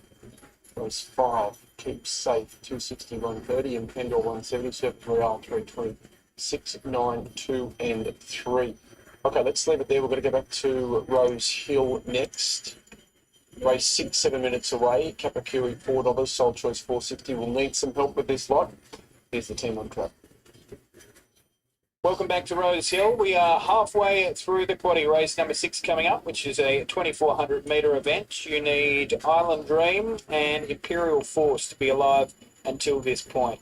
Regal Lion is a scratching. We're left with a field of 10. So let's rip in, team. 3 old and up, benchmark 78 for Phil, Karen McAvoy and Chris Leeds. An early move nearly turned into be a winning one there at Warwick Farm last start. Similar race here. Interesting enough, his 2 best recent runs have been when the jockey has set him alight in the middle stages to really get him interested in the race. So he does look close to another win. He does, and look, he's only just walked in, so usually after a lap or two he gets himself a little bit warm, but so far so good for him. I'll keep an eye on him as he continues to walk around. He's usually a hot mess, to be fair, but he's been racing really well. It's good to see him bounce back off a disappointing run prior to that. I just don't think he loves a wet track, so the conditions of dry track will certainly suit his course here today. 3 Monarchs, Bray, Natural Willer, Chris Waller. Change of tactics to be ridden further forward today, so we'll give him a pass mark for Canterbury last start. He settled in the second half of the field, just grinding home at the finish. Looked quite one-paced through the line, so you'd think the timing's right for a try at 2,400 metres. Now, his only previous mile and half runs were when he was trained in Ireland, so he's very fit, and I like that change of tactics to race closer. Absolutely, you hit the nail on the head. He's very, very fit coming into this. He's had a lot of racing. This preparation, no signs of training off. He just looks much the same as he has in his recent runs, so still looks bright within himself, which is always a positive sign. John Sargent has the 4 Casual Connection, Molly Bird claiming 2. Has been met with good support today, so change of tactics to be ridden further forward. Has caught me out a few times in his career, so he's capable of improving sharply, and there's some market confidence to say that he can do the exact same thing here. So looking at his run there last start, he dropped back to the mile in an on-speed dominated race, and he really charged through the line. So he is a 6-year-old with a great record over 2,400 metres. He thrives over the 2,400, doesn't he? You're right, he needed that run the other day. He was off a little bit of a let-up. It was about 7 weeks, and the run suggested that he was back on track. So it took him a while to win a race last preparation, but I think that gave him really good confidence. So pet trick for him, thrives over this distance, looking well, no knock. Kapakiri is our market elect at the moment. James McDonald, Chris Waller. He didn't offer much at Flemington last start, albeit it was a race that did turn into a sprint home, and he just lacked a turn of foot. So timing-wise, he looks to be ready. 2,400 metres, 4th up. I think he looks well found, but he has got a good Rosehill record. James McDonald rides, and I guess he's got some tactical versatility in terms of where he can settle. Saw him in his first 2 runs, haven't seen him. I didn't see him, obviously, in Melbourne last time out, but he's rock hard fit coming into this. I'd say that trip down south would have brought him on. He's at his peak, ready to fire a shot. He's ticked that 2,400 metre box, so I can see why there's been good support for him. 6 sole choice, Tim Clark, Waterhouse and Bob. She'll look to take control from the outset, I imagine. Look, she'll likely leader, so wasn't able to find that position last start. Fourth to our Anchorage and Oziki, who have both won since, and back in fifth was Age of Sail, who has since won in Queensland. So her only previous run over the 2,400 metres was in the ATC Oaks. Looks great. She's a pretty little girl. Looks fantastic. I haven't seen her in both of her runs, but she's nearing a peak. She'll put herself up on pace. She'll do her thing. If she runs up to a look, she's going to take a lot of beating. Then we have Ajita, Chad Schofield, David Payne with horse 7. So he raced 3 and 4 deep the trip there at Randwick last start, knocked up late as he was entitled to, and he was coming back to the mile. So not the most conventional setup here. Mile, 2,000 metres back to the mile. Now 2,400 metres, but he has got a good fitness base. He strikes this fourth up, and he has only run over the 2,400 metres once in the past, and that was a good fifth in the Queensland Derby. He's a horse that he was so good first up, and I thought he was just spare in his next 2, but he was always getting ready for preparation because he was so dominant first up, and that's when the money came for him. He's just a horse that doesn't change once he reaches his peak. He'll hold this for a number of runs. 8 California Grass, Reece Jones, John Thompson. She closed up well behind Impunity at Warwick Farm 3 weeks ago. That's a comparable race to this. Just wasn't able to build into that race when she probably needed to. She's a grinding style of stayer. She relishes 2,400 metres, so she's holding a good run of form at the moment, and I expect another forward showing here. It's common for her to get quite warm under the saddlecloth area. That's just her. She'll sweat. She sweats up on a cold day, to be honest. But she's deep into a campaign, still looking well. Another one still holding really nice condition. She's thriving, being in work, and these are her type of races. 9 final reset, Ash Morgan, Matt Smith. Up in grade, but racing in good form, so was edged out in Queensland last start over the 2,200 metres at Doomben, gap back to third, won at Newcastle prior, and fought out the finish at Canterbury 3 back behind Sting in the tail. So Oziki's form reference ties in there, and I still think it's got some upside, this horse. Definitely, that trip away wouldn't have harmed him at all. I thought he was really good up there. He was only, well, he wasn't narrowly beaten, but he wasn't beaten all that far. Comes back to a very suitable race, 2,400. Whilst he hasn't ticked that box, he has ticked the 23, so he wouldn't have an extra 100. It would be too bad. 10 Lava Serbius, Alicia Collin, Patrick Cleve. He looks ready for a crack at 2,400 metres, given how he has found the line of his past 2 starts. The latest was at Canterbury over the 1,900 metres. That's not really a track and trip conducive to back markers, yet he was chipping away late as a $31 chance. So he's entitled to be non-odds again, but I could see him running a cheeky race here, maybe getting into the money. Interesting, they haven't tried him over anything further than 1,900, but this is the right time to try him where he's deep into a campaign with a lot of fitness on his side. I thought he looked really good. And the 11 is La Spirit dealer, Jeff Penza, barrier 1 lead, and Sheree Curtis. She's got upside, she's still lightly raced, she's a well-bred mare, done deal, a sweaty Spirit, so made an early move at Wyong last start, just couldn't sustain her run. She held down third, boxing away to be beaten 2.5 lengths, so drops 3.5 kilos from that, and Jeff comes to town for the 1 ride to stick with her. Well, she only needs to be half as good as her mum, doesn't she? So you wouldn't think this trip would be a problem. She's heading in the right direction. Okay, so that's a look at them. Let's get to Shani for her pick of the yard. Who caught your eye, Shani? Some choice. I thought she looked absolutely beautiful in the yard. Fulfilled was really good today. Best I've seen him in a long time. He wasn't as hot and sweaty as he can be. Well, 8 mile numbers, 8, 6, 4 and 5. 8 California Grass, heavily backed, $6.50 this morning, now into $3.70. So what you see is what you get from her. We know she'll run a strong 2,400 metres, just needs clear running at the right time, and she should get herself into the finish just as she did last time out. 6 Soul Choice got the tick off from the yard there from Shani. She's been a little bit soft. Did get it to $6 briefly, $5.50 on the NOP, still sitting there, $6 tab fixed odds, but she'll make her own luck, which is a tick in what looks to be a pretty even race. 4 Casual Connection. He'll improve sharply getting out to the 2,400 metres. That's more his go. I thought he did more than enough last start, given he was dropping back to 1,600 metres and only warming up through the line. And 5 Kapakiri. He too has been heavily backed. $3.60 favourite. So he'll need to improve on what he did there at Flemington last start, but there's a lot of confidence around regarding his chances. 8, 6, 4 and 5, Anthony. Kapakiri, 440, only about half an hour or so ago. now into $3.60 and holds 43% of all money on this race, despite there only being 20 or 30 cents between Kapakiri and California Grass. There's more than double the amount of money, in fact, nearly 3 times more money on Kapakiri compared to California Grass, so a firm favourite. Here's Darren. Final stages of loading here for the TAB handicap over 2,400 metres, and we're just about right to go. There's the light. Vegeta just restless there, gate 2. Starter says go now. They're off and racing, and Soul Choice Barrier 4, one of the first into stride. Final reset, Monarch Spray going forward. California Grass tucks in that group. Now over on the inside, we've got a Spree Dealer right in the thick of the action as well. So after the first 250 metres, Monarch Spray rolls on the outside as Soul Choice. The Spree Dealer is going to park third. Casual Connection caught 3 wide with the Cheetah holding its spot, 1 off the fence. Then came Fulfilled pushing through on the rails, a length and a half clear from California Grass. Then Kapakiri final reset and La Vesuvius. So the favourites are back in the field, and Monarch Spray does its thing, rolls in the lead by 2 on Soul Choice. Casual Connection got to a clear third on the outside of a Spree Dealer. Then came a Cheetah with cover on the outside of Fulfilled. Further back to final reset in the 3 wide position. Racing on the outside of California Grass, Kapakiri second last the rails, and La Vesuvius sees them all. They've got 1,500 to go, and Monarch Spray in front of the hands of Nasharilla by 2 now on Soul Choice. Then Casual Connection on the outside of a Spree Dealer. Final reset in the 3 wide position, inching a bit closer, Vegeta kicking through, so no chance for final reset to drop in. Then Fulfilled back on the rails, 3/4 the outside to California Grass. It's got right up on the bridle and looks to be improving its position. 2 lengths to Kapakiri, and La Vesuvius is the last one. They're walking down the back now.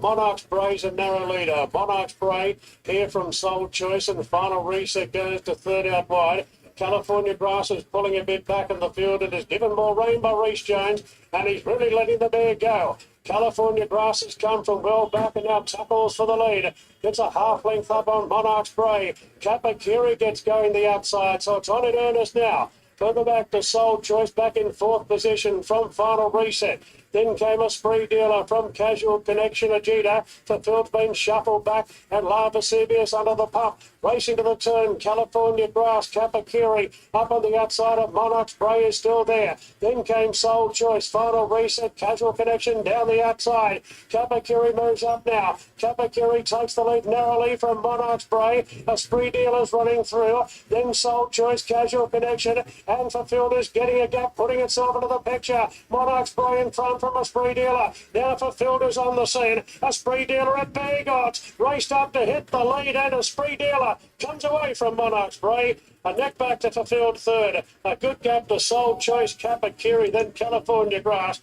Certainly an interesting staying affair. Further back to Casual Connection, Ajita, La Vesuvius, and final reset was last in.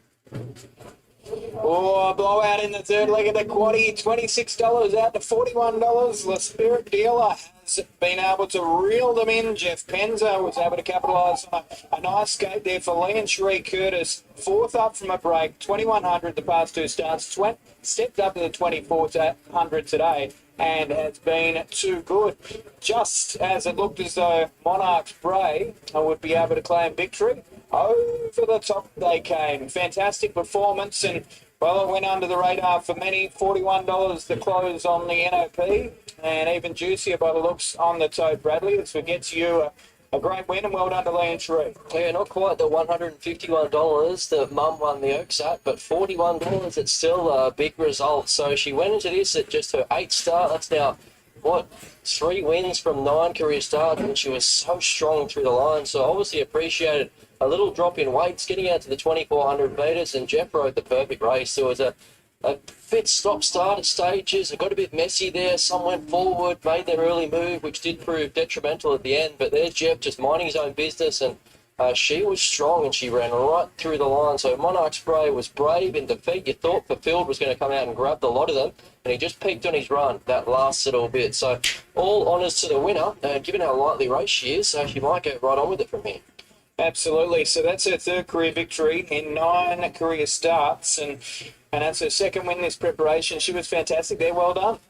She's a real stay up there. She'll like a mum would have run 4,000 metres, and she's the same. You know, in track work, they just go another lap almost when they pull up. She's a really good stayer. And Jeff rode her really well. He just gave it a beautiful run in there and waited and just got the split at the right time. So it's fantastic. What is it with this family and big prices? Not quite the triple figures as Brad suggested with Lasquetti back in the day, but $41 NOP today. I mean, she was very immature, and I think she raced till she was 4-year-old or very late 3-year-old, and she was just, she's very immature. She's just taken time. Unlike her mum, who was ready as a spring 3-year-old, but she's just taken so much time. And she worked on Saturday. I said to the guys, it was machine-like. It just, she looked like Robocop out there. I said to the guys, she'll run a massive race because she's just improving all the time. She's on a real improvement curve. And with options heading towards the autumn, do you have anything in mind? Well, she's in the Sydney Cup, so we will just stretch it a bit as we go along and see how we go. I mean, if she didn't do what she did today, probably go for another path, but she might end up in the Chairman's or one of those sort of races. I mean, while we're up and happy, go towards the Sydney Cup. Dare to dream, mate. Well done. Thanks, Ben. Congratulations. Fantastic work. Oh, the 11 springs a little bit of a surprise there in the third leg of the quaddie, but it sounds as though it wasn't a surprise to those within the stable working well on the weekend. 11, 3, 2 and 6, 36.4 that last 6, and the race time 2:33.82. The margins were 1.5 lengths was the winning margin in the end, so she's really got on with the job. And Dundeal's had a good day as a sire here today too. A short neck the margin between second and third as we get to Shanny. Jeff's just dropped off there. You landed in a great spot. When this pace slackened over the back, she really got up on the bridle there. Yeah, she has been known for being very strong on the track. And she actually jumped terrible today. She's been sloppy the last couple of starts, but she's got to wait for the weak classes where she's able to just take off. But she drew one today. I had to give her a good dig just to try and hold a spot. We didn't have a plan to take off today. Just class of horses, but just got to ride nice race. And that's where we ended up. She get keen. That's what she usually does. And we're following the right horse, don't have to. I noticed after the line she didn't want to pull up. She wants another lap. She does it every day. She just goes past the post and just finds a second win and just gets going. True athlete. Well done. Thank you. The Spirit Dealer gets the win, and it backs up the victory of Deal and Dash earlier on in the day. Another progeny of Dundeal. He continues to throw good ones, and the mum went all right too. 11, 3, 2 and 6. A nice win in the end for the 11. We've got one race to come from Warwick Farm. See you soon. Great result for Lee and Cherie, and Jeff Penzer punching that one out. L'Esprit Dealer win 3 from start number 9 now for this filly, and for this mare, and they might aim a little bit higher, some better staying races over the autumn. Okay, let's leave it there. We've got to go back to Launceston and catch up with Jason Witham, who is catching up with the winning connections following the running of the Cup. Well, congratulations, Fred. What a performance that is. Yeah, it was a beautiful horse. When he climbed the start again, I thought, oh, if he runs the place, it'll be a top run, but geez, I can't honestly believe he's won. Remarkable, isn't it? It means a lot, doesn't it, to win these sort of races? Oh, just, when I got him, he won one race, there he is now, he's won the Longford Cup, won the Launceston Cup. He just dead set stale, and he just relaxes so well, and he's strong at the finish. And Dharma rode him a treat. I've got to give Dharma 10 out of 10 for that ride. Yeah, it's a good form of Victoria last, when he was over on the mainland. You've had him, was this the target race or? Yeah, well, I didn't want to go to the Hobart Cup with him. I just thought the Victorians would be too good for him. And I thought, well, after we won the Longford Cup, and now I thought, well, we'll go to the Citizen Cup, take the easy option, and he ran a selection race and that, and I thought, oh, I think I'll go have a crack at the Launceston Cup. And he won.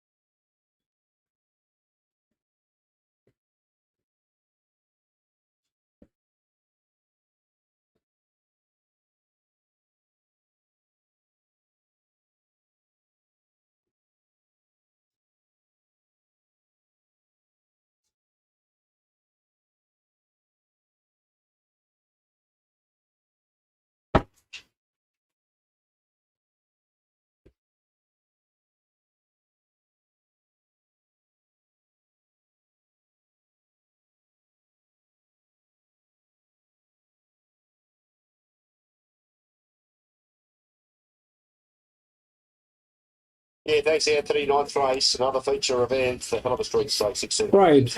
So, what's happening? I'll show you.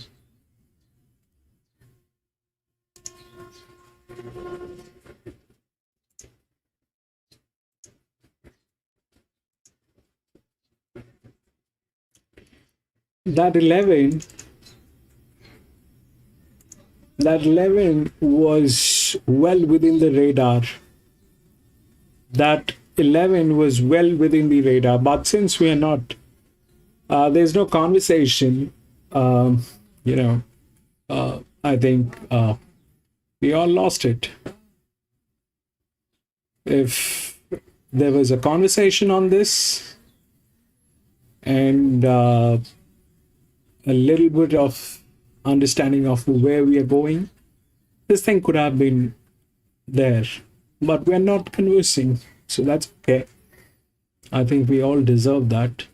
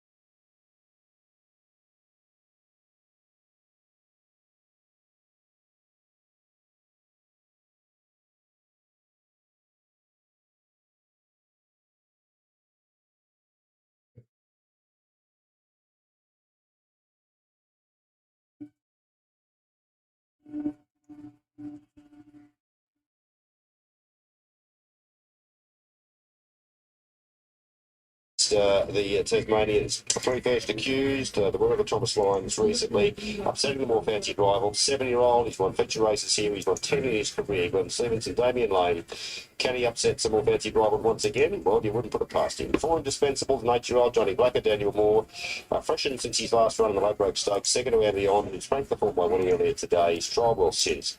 Can't have him today. 5 Alpine Wolf, Mary Campbell, Anthony Dalmanin, at his best he'd be competitive, but his form probably not up to it at the moment. 6 Dorazo, Paducah on the block, 4-year-old here, less than half the age of his two main rivals. Barry Campbell, Kelvin Sanderson, he's a star in the making. An unlucky second perhaps at Hobart behind first accused where he flashed late. He's certainly a star on the rise for star thoroughbreds. Barry Campbell, Kelvin Sanderson, 7 wins, 10 starts, in a great turn of foot. He'll be hard to beat. 7th safe. We'll leave it there. 2, 6, 1 and 3 for me. Watermack I've got on top. I think he's the class runner. Durazo, I think, hardest to beat, the best of the locals. And the inevitable, with plenty of Tassies cheering for him here as the star of Tassie racing. Perhaps as his last start here at the state. Watermack's been the best back runner in the race. Durazo and Drifter. And the inevitable has been pretty solid. Would that wrap it up pretty much, Anthony, the betting? Yeah, pretty close to the mark. Winamax now $2.90. He bottomed out at 260. He's back to 290 at the death, and the inevitable got to as much as around 320, just back to $3 now. So there's absolutely very little between them in the market. But in terms of the hold, there's far more money on Winamax. About double the investment on Winamax compared to the inevitable. Girazo 480. And punters don't think anything else can win. First accused is $5, but G doesn't hold much compared to the other 3. So you're down to those 3 in particular, but Winamax and the inevitable. Good race coming up. Here's Cole. Sailor comes up. We're set to go. Lights on. They're racing. The inevitable hopped away nicely. Alpine Wolf first accused. General Assembly, Cartoon Graveyard, all showing speed. Indispensable. The inevitable goes back with Munamek. Then Durazo trying to spear into a handy spot. Boy, that's a nice piece of riding. Gets into about 4th posse, Durazo. And back last, Indispensable. In company there with Sailor as they run at the first turn, 1200 to go. And rolling to the front, General Assembly. First accused in second. Alpine Wolf, a length away third. Durazo, a length away fourth. 2 further back, Cartoon Graveyard, then Munamek. The Inevitable down on the inside, Indispensable second last, and Sailor is at the tail. Less than 1,000 to go in the Hanover Street Stakes. General Assembly just over a length in front. First Accused second. They look to be running along at a nice tempo here. Alpine Wolf running third and Durazo 3/4 away fourth. They were followed by Cartoon Graveyard, then the Inevitable on the inside of Munamek. They raced together. And further away in the field came Indispensable. And Sailor is at the tail as they've reached the 600. General Assembly a half in front. First Accused second.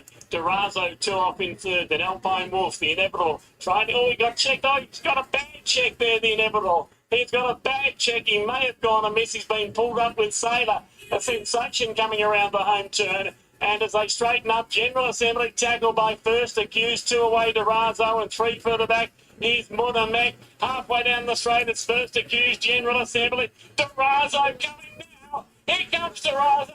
This is the ride of the year. Durazo scored by a length and a half First Accused. Munamek got up to run third, General Assembly. And then Cartoon Graveyard. They were followed by Indispensable, Alpine Wolf. Sailor pulled up. And sadly, the Inevitable may have run his last race. He's broken down. 6, 3, 8 and 2. Durazo has won the Hanover Street, but it's a race tinged with a lot of sadness here as we see the Inevitable sadly breaking down. Coming to the home turn, we'll cross our fingers that he can be okay, and I'll bring you that report when it comes to hand. But Durazo, Barry Campbell, it's given Barry a double on the day for race double for Start Thoroughbreds, Denise Martin and all the team, many of whom are in the ownership of both of those. He's a star on the rise, a 4-year-old gelding who's won the Hanover Street Stakes here, chasing down First Accused and doing it in style. But mixed emotions here on track for the 9th at Launceston. We don't have time to bring you any more at this stage. We'll pass on further news. It's off to Bernie and Maxie at Doomben. Horses are in the yard for the 6th here this afternoon at Doomben, a class 4 handicap. It's over 1350 metres. Now, I can't get what I want is your $3.80 favourite ahead of Demon Dove at $4.20. All right, let's take a look at Cacophonix, Maxie, from the Tony and Matty Sears stable. Carl Wilson Taylor. Yeah, Tony and Matty, I think they've only had him for this prep, and he was eye-catching in his first run for them at Ipswich, running 6th to Circus Royale. He ran on well, he was back in the field, got to the outside and made a good impression late. Here's Tripodi, number 2, Harry Richardson and Emily Lane. He'll love this track. He doesn't like a drop of precipitation at all. He just... In luck. Yeah, well, he gets the perfect track today, and he's been pretty good this time in. Last start at Ipswich, he just held his ground there at the Northern Decree race, but good enough to give him a chance here with a claim for Emily. Here's the favourite, Can't Get What I Want, Kevin Kemp, Justin Huxtable. A perfect midweek Doomben profile with the rail out, this fellow. He races handy to the speed, and all of his runs have been good this time in. He's pretty genuine. Demon Derby was the favourite at one stage, Rob Heathcote, Bailey Wheeler. Terrific first up, running 5th to Influential in a no-med win a couple of Saturdays ago. Slightly held up turning and really found the line strongly. But he likes to drop in and take a sit, so he just needs clear running and he'll be in the finish. Diddley Squat is the 5, Clinton Taylor and CJ Gray. What's it actually mean? What's it mean? 0. Yeah, you've got nothing? You've got nothing, you've got Diddley Squat. You've got no idea. No, I don't know where it came from. Look, he's going okay. I think Clinton has run out of races for him in Central and North Queensland, so he's brought him down here with Astapor and a few others and giving him a crack in town. But just think he might be a length or two short of it, but he's sure to get a lovely run from the draw. Chief Witness is the 6, Chris and Corey Munce, Siobhan Rutledge. Yeah, Siobhan was on at this guy's first start for the new team, and it was an impressive win at Bow Desert. Had to sort of come around, and there was no sort of holding up, trying to cut the corner, which you've got to do that at Bow Desert. So he lost a couple of lengths coming very wide, and he still won it. So I'm interested in him. Nick Lakey trains the 7, Spill the Secret, Anthony Allen. Third up today, he was okay at Ipswich last start. I think better up over this trip. He'll lurk at the back, probably cut the corner, relies on a little bit of luck. Smart is the 9, Renita Beaton and Andrew Mullion. Yeah, he's had a couple of barrier trials. The latest one, it was only a field of 3, but seems to be coming along nicely for the first up assignment. Debbie O'Toole trains 10, Fast Lady with Sandy Collar. in decent form at the Provincials last preparation. So a bit of an awkward draw to deal with today, and just might find us a little bit short. And Bacamo is from the Sean Dwyer stable with Ron Stewart. Overall, his form's a little bit in and out. A bit wide first up at the rear, and then much better at the Sunny Coast last start in the Divine Purpose race. That form's good enough. It's got a big draw and no weight to carry. So, Dick? New favourite, Demon Dove, Maxi, $3.60 ahead. I can't get what I want at $4. Yeah, it's Georgie Cartwright on Can't Get What I Want. We weren't notified, but noted that it was Georgie, so he's a forward runner, Can't Get What I Want. I'm with number 6, Chief Witness, who has been hovering around the 750. Did get into 650, back to 750. So 6 to beat, 4, 11 and 2. Right on with Can't Get What I Want. Here's Josh. Light turned on. 13:15. Clock's still blinking away. Race 6 of the afternoon. Going safe and racing. Missing the start was Can't Get What I Want. Away well, Diddley Squats. Likewise, Spill the Secrets up there with also Bacamo landing 4th, the race favourite Demon Dove. Train 45th out 3 wide, booting through. Chief Witness on the rail. Can't Get What I Want's made ground through the field now. Passing 3, including Cacophonix, and they're well clear from Fast Lady. Second last over on the outside of Smart as Smart. So Bacamo's in front. Second, the race favourite Demon Dove. Back to third, Diddley Squat. 4th, the outside, Still the Secret. Chief Witness and Train 43 wide around Can't Get What I Want. A length and a half to Cacophonix, and second last is still Fast Lady. Last of all, Smart as Smart. So Bacamo by a long neck. Second, Demon Dove getting closer. Working for the outside, Spill the Secret. Diddley Swap the rail. Train 40's being wide and Can't Get What I Want. The next one, Bacamo just in front. Demon Dove on the outside, looming up. Spill the Secret 2 lengths away. Train 40's being wide. Diddley Spot, Chief Witness and Fast Lady down the outside, but Demon Dove grabbing a narrow lead. Inside Bacamo, here comes Chief Witness making ground. Demon Dove, Chief Witness and Flashing Hunt like Smart as Smart with Train 40 as well, but down the line, Chief Witness. Chief Witness has won. Train 40's up there, prominent for the Quinella. Was Smart as Smart, Demon Dove, Fast Lady. Then we had Cacophonix and Can't Get What I Want. Bacamo, Spilled the Secret and Diddley Squats. So Chief Witness. The Chief Witness for Siobhan Rutledge, who was on this guy when he won at his first start for Chris and Corey Munce at Bay Desert, formerly trained at Warwick Farm. He's found his niche up.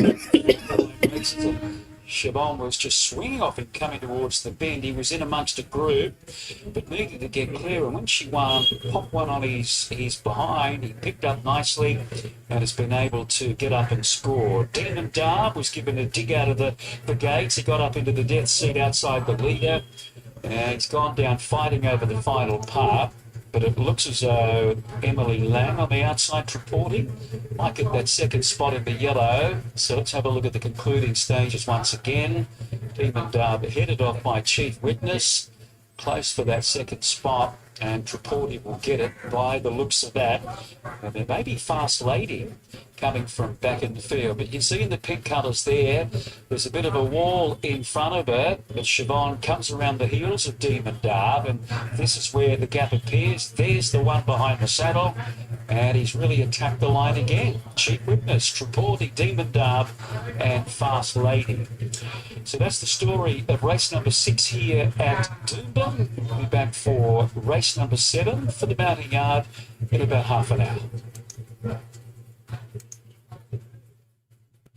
Okay, thank you, Maxi. We'll leave it there. Chief Witness 7:42.20, Tripodi second, and Demon Dove in for third, 6:24 and 10.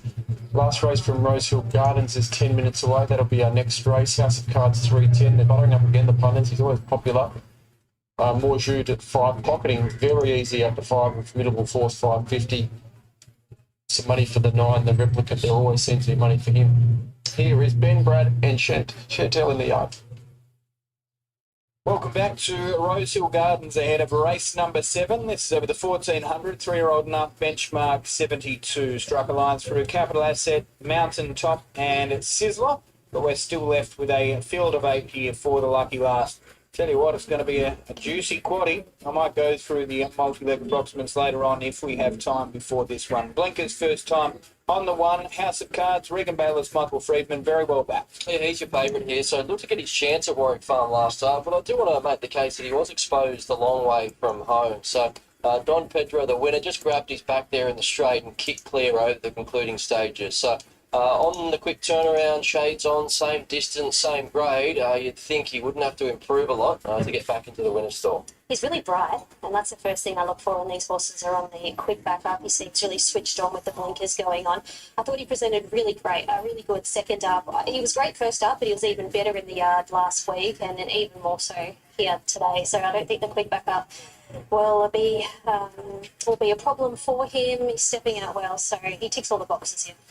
Formidable Force is first up from a break. Also the noseband off first time. Gelded, lugging bit first time. J-Mac and Waller. There's been a few don't knows today, and he might be at the top of the list. So Cedar Stars gelding, his first run in Australia. Now his UK win was over the 1200 metres, so he is an import with speed. He showed that in his 2 trials. He raced handy and then was just shut down over the concluding stages. So the booking of James McDonald might suggest the stable do expect something here first up. The market was always going to be significant, and there has been support. He's very casual, very, very quiet and very switched off. He's only little, there's not much of him. He's more pony-sized type of gelding, but he looks quite forward here. He's stretching out really nicely. His trials have been okay. We know Chris doesn't do a lot with his horses in the trials, and he's been nice through the line there. So I have to give him a bit of a push. He's not the best-looking individual, but he certainly presents healthy. 5, Flying Thinker, Karen McAvoy, Peter Snowden. She'll be glad to see the back of Scintilla, who looks to be heading to Melbourne on Saturday. So this mare continues to race well. She's 4th up here. She had her first crack at 1400 metres last time in. I think she'll take plenty of benefit from that run. That'll toughen her up. She zips across and looks to find the front today. Looks beautiful, absolutely beautiful. She looked fantastic the other day at Warwick Farm, and she bumped into what may be a really handy horse. I thought she was phenomenal that day getting home, and she looks an absolute picture of health. She near has to go on top. Imposing Peer, the 6, Alicia Collin, Annabelle Nation, Rob Archibald. Touch disappointing at the midweeks in town second up, but he has won at Kembla Grange either side of that. So perhaps he was looking for the 1400 metres when 7th behind Idle Flyer 2 starts ago, one beaten a few lengths. So bounced back with a determined win there in a Class 1 last time out, and found the line to hold a pretty comfortable margin that last little bit. That was only his 5th career start, so still a bit of upside for him. Definitely, he's got a nice little record thus far, and 2 from 3 this preparation. Certainly not a bad record at all. It was good to see him bounce back last start and do what he did. He's a horse that he's drawn well. He won't be too far off the pace.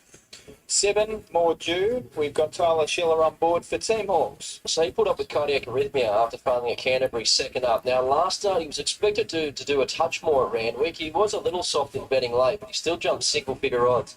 That was in Saturday company. So back to the midweeks, out to 1400 metres. He's always promised a bit, and he needs to start delivering on that promise. He does, doesn't he? He presents beautifully every time you see him. I had him on top the other day, and I thought he was fair. He can easily bounce back off that today. Presents beautifully, doing everything spot on here. So I hope he can run better than what we saw from him last week, the other week. 8, Pocketing, Synthetical, Filler for the first time, Richard and Will Friedman, Josh Parr, barrier 7. He's very soft in betting, so he put up with cardiac arrhythmia last start, went an even money favourite. That was a Rosehill in midway grade. That was on the back of a luckless second behind a pretty smart mare in O Diamond Lil at Canterbury. He's got the right form lines. He's got a strong SP profile. He's only had 6 starts. Easy case to make, but as I say, the market doesn't want a lot to do with him late. Horses that have cardiac arrhythmia prior to running, they always come out and run really well. This horse, I saw him on New Year's Day at Canterbury actually. He may have bumped into a handy one on another occasion, but he presents here beautifully. He's like a little pocket rocket. He's quite a busy little horse. He likes to get on with things, but looking in terrific order. So no knock on his appearance whatsoever. 9, The Replicant, Chad Schofield, Joe Pride. You know what you're getting here, Brad? Yeah, he was a little bit disappointing.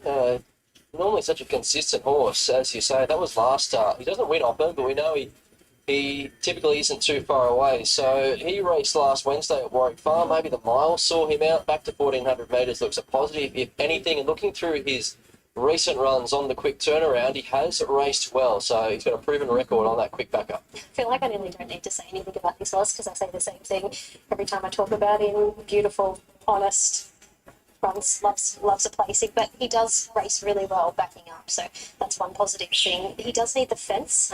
When Chad can pull off a good ride here, he might be able to from a good draw, but he's doing his prelim now and looks superb. And the 10 Bluff and Bluster Molly Bird claiming 2. Barrier 8, Jason Coyle. Can be hard to catch these days. Capable of better than what he's produced at his past 2 starts. Forgiving last start in Midway Company, given it was an on-speed dominated race. So given this track has played on the softer side, that's a bonus for him because he's a horse that likes getting his toe into the ground. He just holds so much condition through preparation. They tend to space his runs when they can just to keep him in work for lengthy periods of time. He walked into the yard and I had to look twice to see what horse it was because I thought he presented beautifully. All right, thanks, guys. So that's a look at them in the yard. We've now got Will Friedman joining us. They've got pocketing 5th up from a break. We're deep in now, but is there still some improvement there that we can find today to get an improved showing? Well, I hope so, because he ran last by 9 lengths last time. But, I mean, cardiac arrhythmia is one of those weird things that it just can happen on any given day, and sometimes it doesn't reoccur for their whole career. So we're hoping for that, but there's a little bit of unknown. I'm not surprised he's drifting. You have to take him on trust, but it looks a fairly even sort of race, to be fair. Statistically, off the back of something like that, they seem to bounce. Are you a believer? To be honest, though, I don't have a huge sample size of it, but I'd take a punter's word over that than mine. But he seems well, and he seems like he's bounced back. But he's still quite an immature horse mentally, so I expect him next prep to be better and into his 4-year-old career. But I'd just like to see him return to form, whether he wins or not, just hitting the line like we know he should. All right, your scratch Sheriff Star, is he heading to Wyong tomorrow? Yeah, he will. He'll head to Wyong tomorrow and should be a good chance there, I think. Say no more. Good luck. Cheers. Thanks, Will. All right, let's get to Chantel. Shani, who's the pick of the yard? Flying Thinker, I thought she looked beautiful. I saw her the other day at Warwick Farm. I thought she was brilliant. She looks like she's come on nicely. Her run was phenomenal the other day. And of course, the replicate. I can't go without giving him a strong push. Beautiful parade from him once again. Late mail numbers 8, 1, 5 and 7. I've got pocketing on top here, so I think we can take the punt that he can bounce back from that cardiac arrhythmia last time out. I think he fits in quite nicely here as far as his best form goes, and on the strength of his run prior to last start, I think he can get himself somewhere into the finish. So 8, 1, 5 and 7, 8 pocketing will back him to bounce back from last start, albeit he's very easy in betting here. Now $7, so that's not encouraging, but I think he can defy that drift. 1, House of Cards. He's been the money horse, $3.20. Wouldn't have to improve a great deal of what he's done most recently to turn a run of placings into another win here. He is still lively race and should get the right run here, just settling midfield. 5, Flying Thinker, looks your leader. She'll carve across. I like that form reference behind Scintilla, who looks a really talented filly for Les Bridge. She'll make her own luck, 1,400 metres. She ticked that box last time out. And 7, More Jude. Another horse you have to take on trust to some extent. Left a little bit disappointed by his effort there last start, but he is back in grade. He should get the right run from the inside gate, and there might be some upside getting out to the 1,400 metres for the first time. So 8, 1, 5 and 7. Pocketing doesn't have a lot of friends here, now $8, but I am with him, Anthony, 8, 1, 5 and 7. You might be on your own. He's got no friends at all. Big drifter, $8 now. House of Cards, best back, $3.10. Holds about 35, nearly 40% of all investment. Formidable Force at $3.80. More Jude at 5. Flying Thinker $6.50. And as you mentioned, pocketing on a savage drift. Here's Darren for the last. Cautious about pocketing here. So House of Cards. Here's the favourite. Final stages of loading the replicate and pocketing go in. And Bluff and Bluster, the outsider of the field. And the track that's been classified as soft all day. Bluff and Bluster doesn't mind getting his toe in a little bit, but he's the outsider of the field. And the last to go in. Ruffy winning the previous last spree dealer. Out of the one-time Oaks winner, the Steady Spirit. Here we go now. Ready for the last of 7 at Rosehill. There's the light. Blindfold removed from House of Cards in the rough and racing. Flying Thinker jumped out well. The replicant going forward with imposing peer. And House of Cards right in the thick of the action. They're followed then by Morjou. Then came Formidable Force, pocketing taken back. And the Ruffy Bluff and Blusters last of all. So Flying Thinker scoops to the leader. Out by 200 imposing peer, and House of Cards is right up on the outside. They're followed by Morjou, tucked in on the inside of the UK import Formidable Force. 2 lengths then to the replicant, a length and a half to pocketing. Last of all is Bluff and Bluster, about 8 lengths off the lead. 800 to go. Flying Thinker a length in front. House of Cards now strides to second. A pretty prominent role with the shades on today. Then imposing pair from Formidable Force. One out, one back. A length and a half to Morjou. Then came the replicant, making hard work of it towards the rear is pocketing. Not picking up at the moment. And Bluff and Blusters last. The Flying Thinker in front. House of Cards getting closer. And Formidable Force, the import, is moving up on the outside. 3 wide. Further back to imposing pair and Morjou between them. Flying Thinker down to the 300. A length and a half clear from House of Cards is plotting. Imposing pair, Morjou making ground. In front, Flying Thinker with 100 metres to go. Flying Thinker from Morjou going to second. It's Flying Thinker from Morjou pocketing, winding up late, but Flying Thinker has got them beaten. Flying Thinker by 3/4. Morjou second, ahead away pocketing. It really warmed up the last 100. There's a moron jockey. I'd say that's another House of Cards. 3 defeats this prep. Further back to the replicant. Formidable Force was back for plenty and dropped right out. And Bluff and Bluster was always at the rear. I was the linear. Anyway. $7 NOP, if you don't mind. Flying Thinker was prominent throughout. Cameron McAvoy's had a good day. All right. That is it. We had 7 races here at Rosehill today, and that was the last one. We don't race on Thursdays, so I'm going to be back racing on Friday, Saturday, and Sunday. If you have a little time, please come and join me, and we will race together. Till then, have a great day. Thank you very much for being there. Tuna, my friend, thank you for joining in. Stay blessed, my friend. Thank you for the support to the channel. It is really, really important that we get some support. Thank you so much for being there, Tuna. Have a great day, gentlemen.